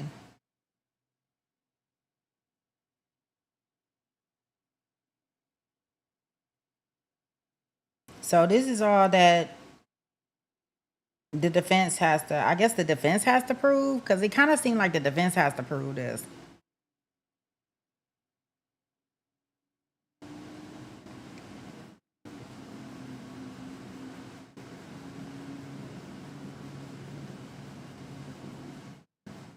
Wait a minute, I'm Googling it. Yeah, she was up under doctor's care. So not guilty by the reason of insanity. It says Massachusetts typically calls it not guilty by reason of lack of criminal responsibility. So it's a little bit different. And so what it means is is saying that she conceded that she committed the act. So it's not that she did not commit the act. It means that she committed the act, but because of serious mental disease or defect, the law may not hold her criminally responsible. So the jury must look at Lindsay's mental condition at the exact time that the children were unalive. When deciding whether her mental illness caused her to lose the substantial ability to do either one of these things. And this is where it's going to be very important. Did she understand that what she was doing was criminally wrong, criminal or wrong? So did she understand that what she was doing was criminal or wrong?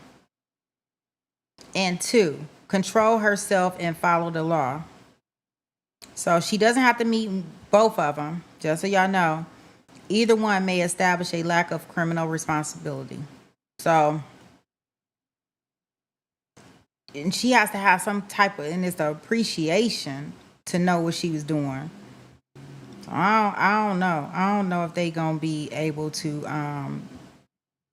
prove that she appreciated the fact of what she was doing to the kids and to herself.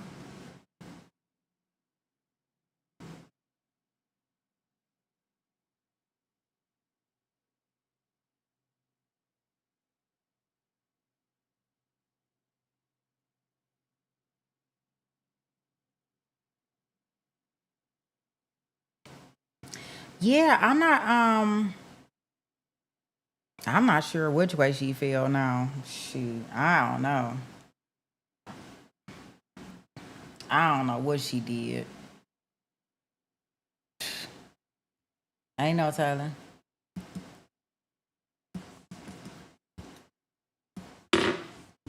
Yeah, like I said, tomorrow I'll get the I'll make sure I get the exhibits on my little.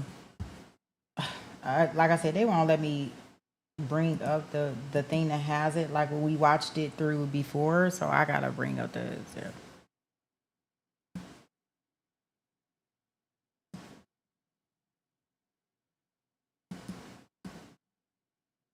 Yeah, but this is what they saying here.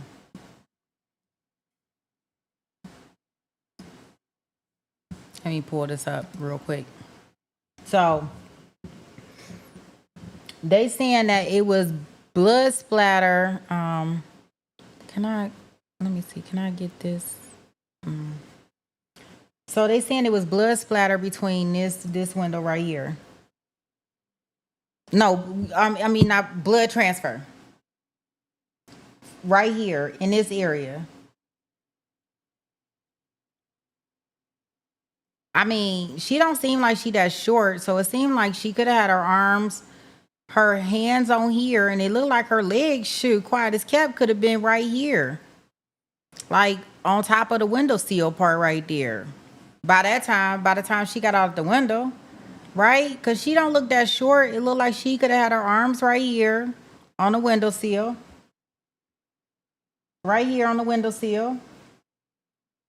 And she could have even had her feet right here quiet as kept. Maybe she slipped.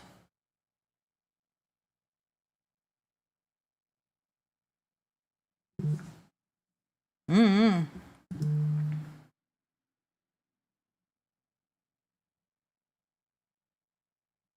Yeah, it's just the side of the house. Nope. I don't know. I wonder, do they have attics?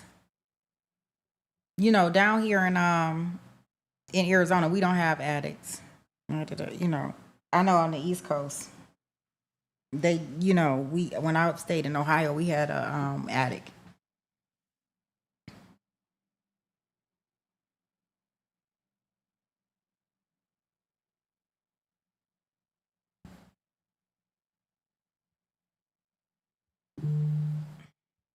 I ain't talking about an attic like attic. I'm talking about like an attic where you go up, you know, that type of attic.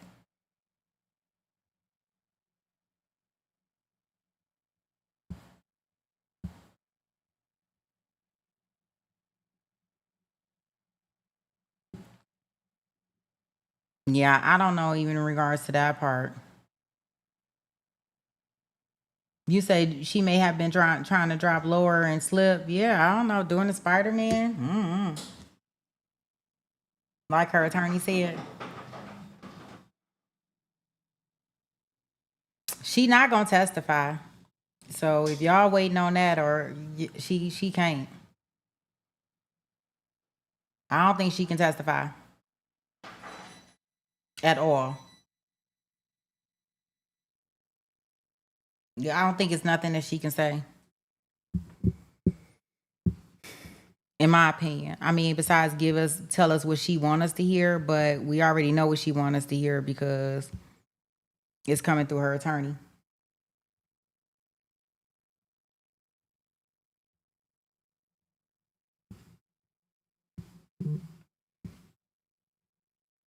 In my opinion, but I wonder if she's still on meds during this trial. I think she is. I really think she is. I really think she is, Derek.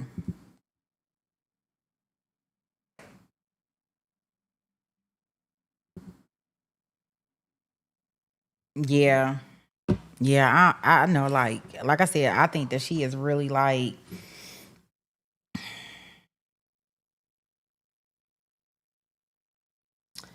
I don't know. I just think that she really like to get that to and to mess that up and now have to live through this. Like I said, this has got to be horrific for her in some ways.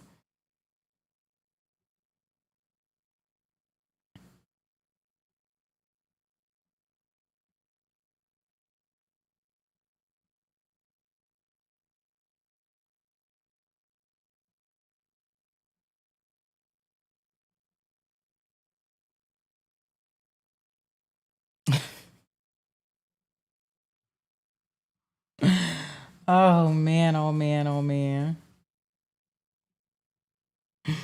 That's funny.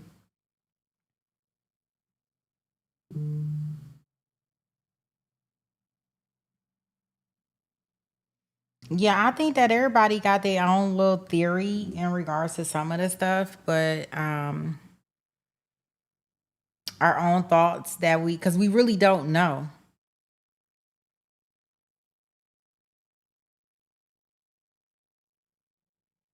Like we just don't know. And I don't I think that she had to fall backwards. Like I think she feel like this. If she tried to jump, I'm thinking she did like this. I don't think she fell on her butt. I don't see none of that. I think she fell back like this, and that ground was so hard it exploded. You know, like her attorney would say, exploded her back.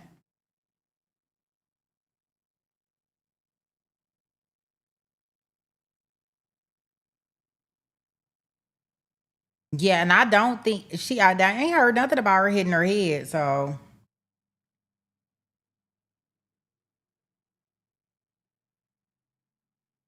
now that I haven't heard. Like the doctor confirmed that there was no fractures or anything far as her head. I don't. If she did, she probably hit her head, but I don't think to that point. Maybe it landed in the snow.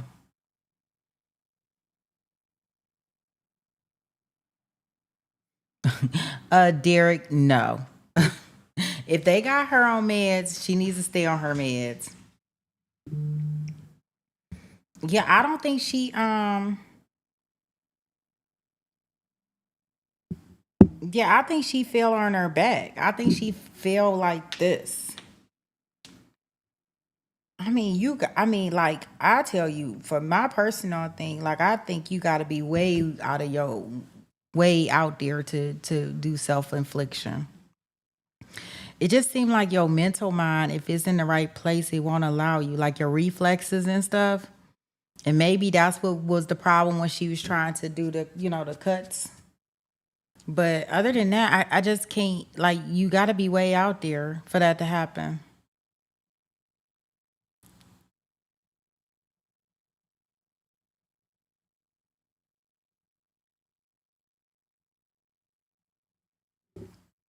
Yeah, you got to be out there. So today we heard from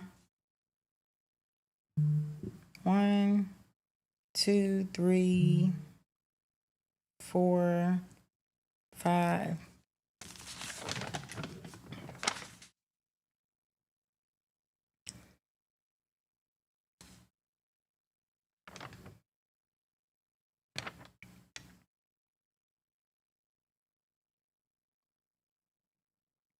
Yeah, today I think we got these 6 witnesses, 6 or 7 of them.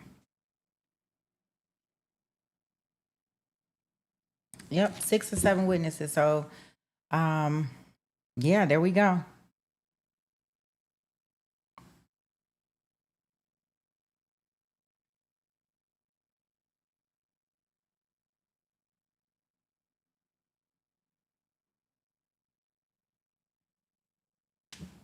Yeah, so I think that in all,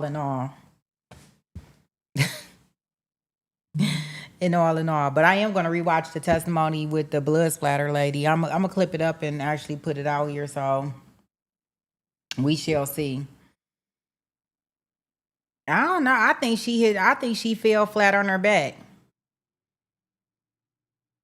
I don't think she hit her head first. I think she fell flat on her back.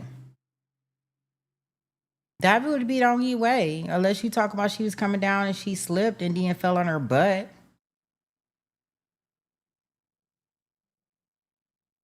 That would be my own personal thing.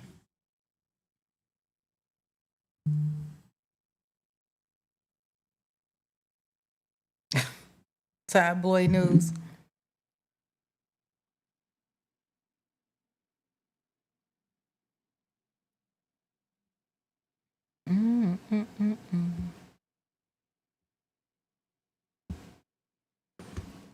Oh man, let's see here. Okay, so we'll be back up in here tomorrow, guys.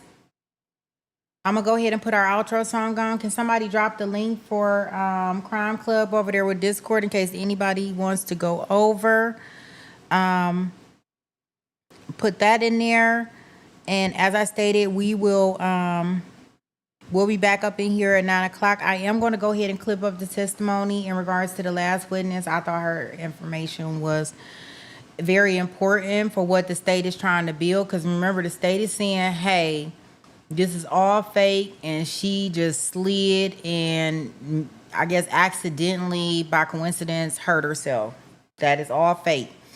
And she was sliding down a thing. So I think that where this blood lands in different places is going to be very important. And that's why I think that the defense wants to bring a blood splatter expert. Their own, right? Once again, I want to say shout out to everybody who gifted memberships, supported the channel today. I truly, truly appreciate you.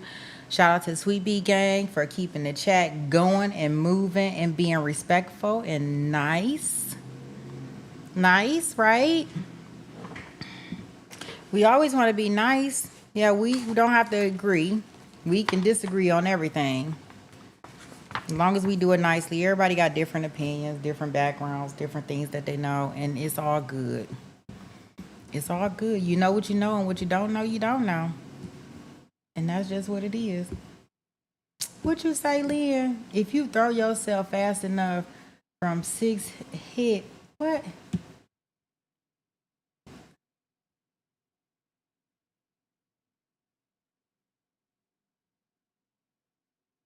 I don't even understand. I don't know. Look, I don't know.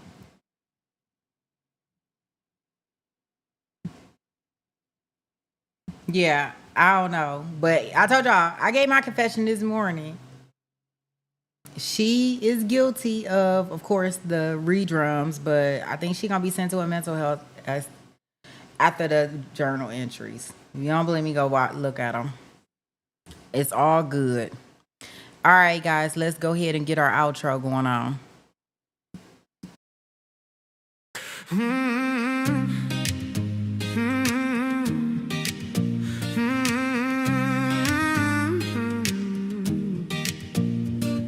When Sweet Pea taps in, you know the courtroom lights go bright. Trials running long, but the family's here every night. Mars on patrol, chatter showing out. This little YouTube corner's what community's about. Therapist you know, steady holding down the floor. Behind the scenes magician, keeping peace like never before. A banner king, a rule keeper too. Every channel dreams of a mom like you. Jason walks in and the ladies lose control. Down to earth king with the warmest soul. Film freaks, kindness, man, it's always on display. Fair and sweet and cheering folks along the way. And Marilia from SA keeps the laughter rolling free. Joking, shining, keeping spirits where they need to be. We're a family in the chat, side by side through every trial. Sweet Pea leads the way with that fire and that smile. We debate, we laugh, we lift each other higher. This Courtroom crew is everything we admire. Yeah, no matter what the case so far, we're forever taken to trial. Take it to trial. Pretty brown girl, she'll tell you what's true. Sharp as a gavel, funniest in the room. Dr. Rachel pops in while she's busy running lines. Speaks her mind every time, cuts through like a knife. And Fowler brings the energy, jokes flying fast. Helping Sweet Pea backstage, making every stream last. Then Zach strolls and causing chaos just for fun. The resident cheater, but we love him, everyone. Here comes Maddie, handsome, quick with the line. A comedy sniper with the perfect timing. And Lynn with the updates, always loyal, always tuned. If true crime news drops, he brings it to the room. We're a family in the chat, side by side through every trial. Sweet Pea leads the way with that fire and that smile. We debate, we laugh, we lift each other higher. This Courtroom crew is everything we admire. Yeah, no matter what the case so far, we're forever taken to trial. Take it to trial. Shamrock keeps us trending, replay queen. Holding down the algorithm like a machine. SD's razor sharp, loyal through and through. And yeah, she adores Jason, nothing new. Drunky the bear with the white claws way, managing volunteers like she runs the whole land. Cynthia brings inside what takes sharp and steady. Donna keeps it real, 911 and always ready till he burns the fat queen. Receipts on tap, Easy's new, but she blends right into the pack. Tennessee, hard-lived, try support her with pride. Melly shows up her family for cooking for his dog. A steady carrying presence through the courtroom fog. And Brooklyn in the house, always bringing that spark. Lighting up the chat like a shout in the dark. Barker loves her gram, speaks truth when it's time. Micrograms with metaphors straight up sublime. Barbara biggest supporter, heart kind of vast. Looking for missing kids, hope to truly last. Only fan from Singapore, flag name but sweet. Still shows up with love every time he takes a seat. And even the part-timers keep this place alive. Curviel, Irish Amy, Capri Law, Hellcat, our tribe. Hearts wide open, stories shared, holding space because we care. From every corner of the world we climb to spend these nights together, one trial at a time. We're a family in the chat, side by side through every trial. Sweet Pea leads the way with that fire and that smile. Mods and chatters, yeah, this love is something rare. A Courtroom crew with hearts beyond compare. No matter what the case or file, we're forever taken to trial.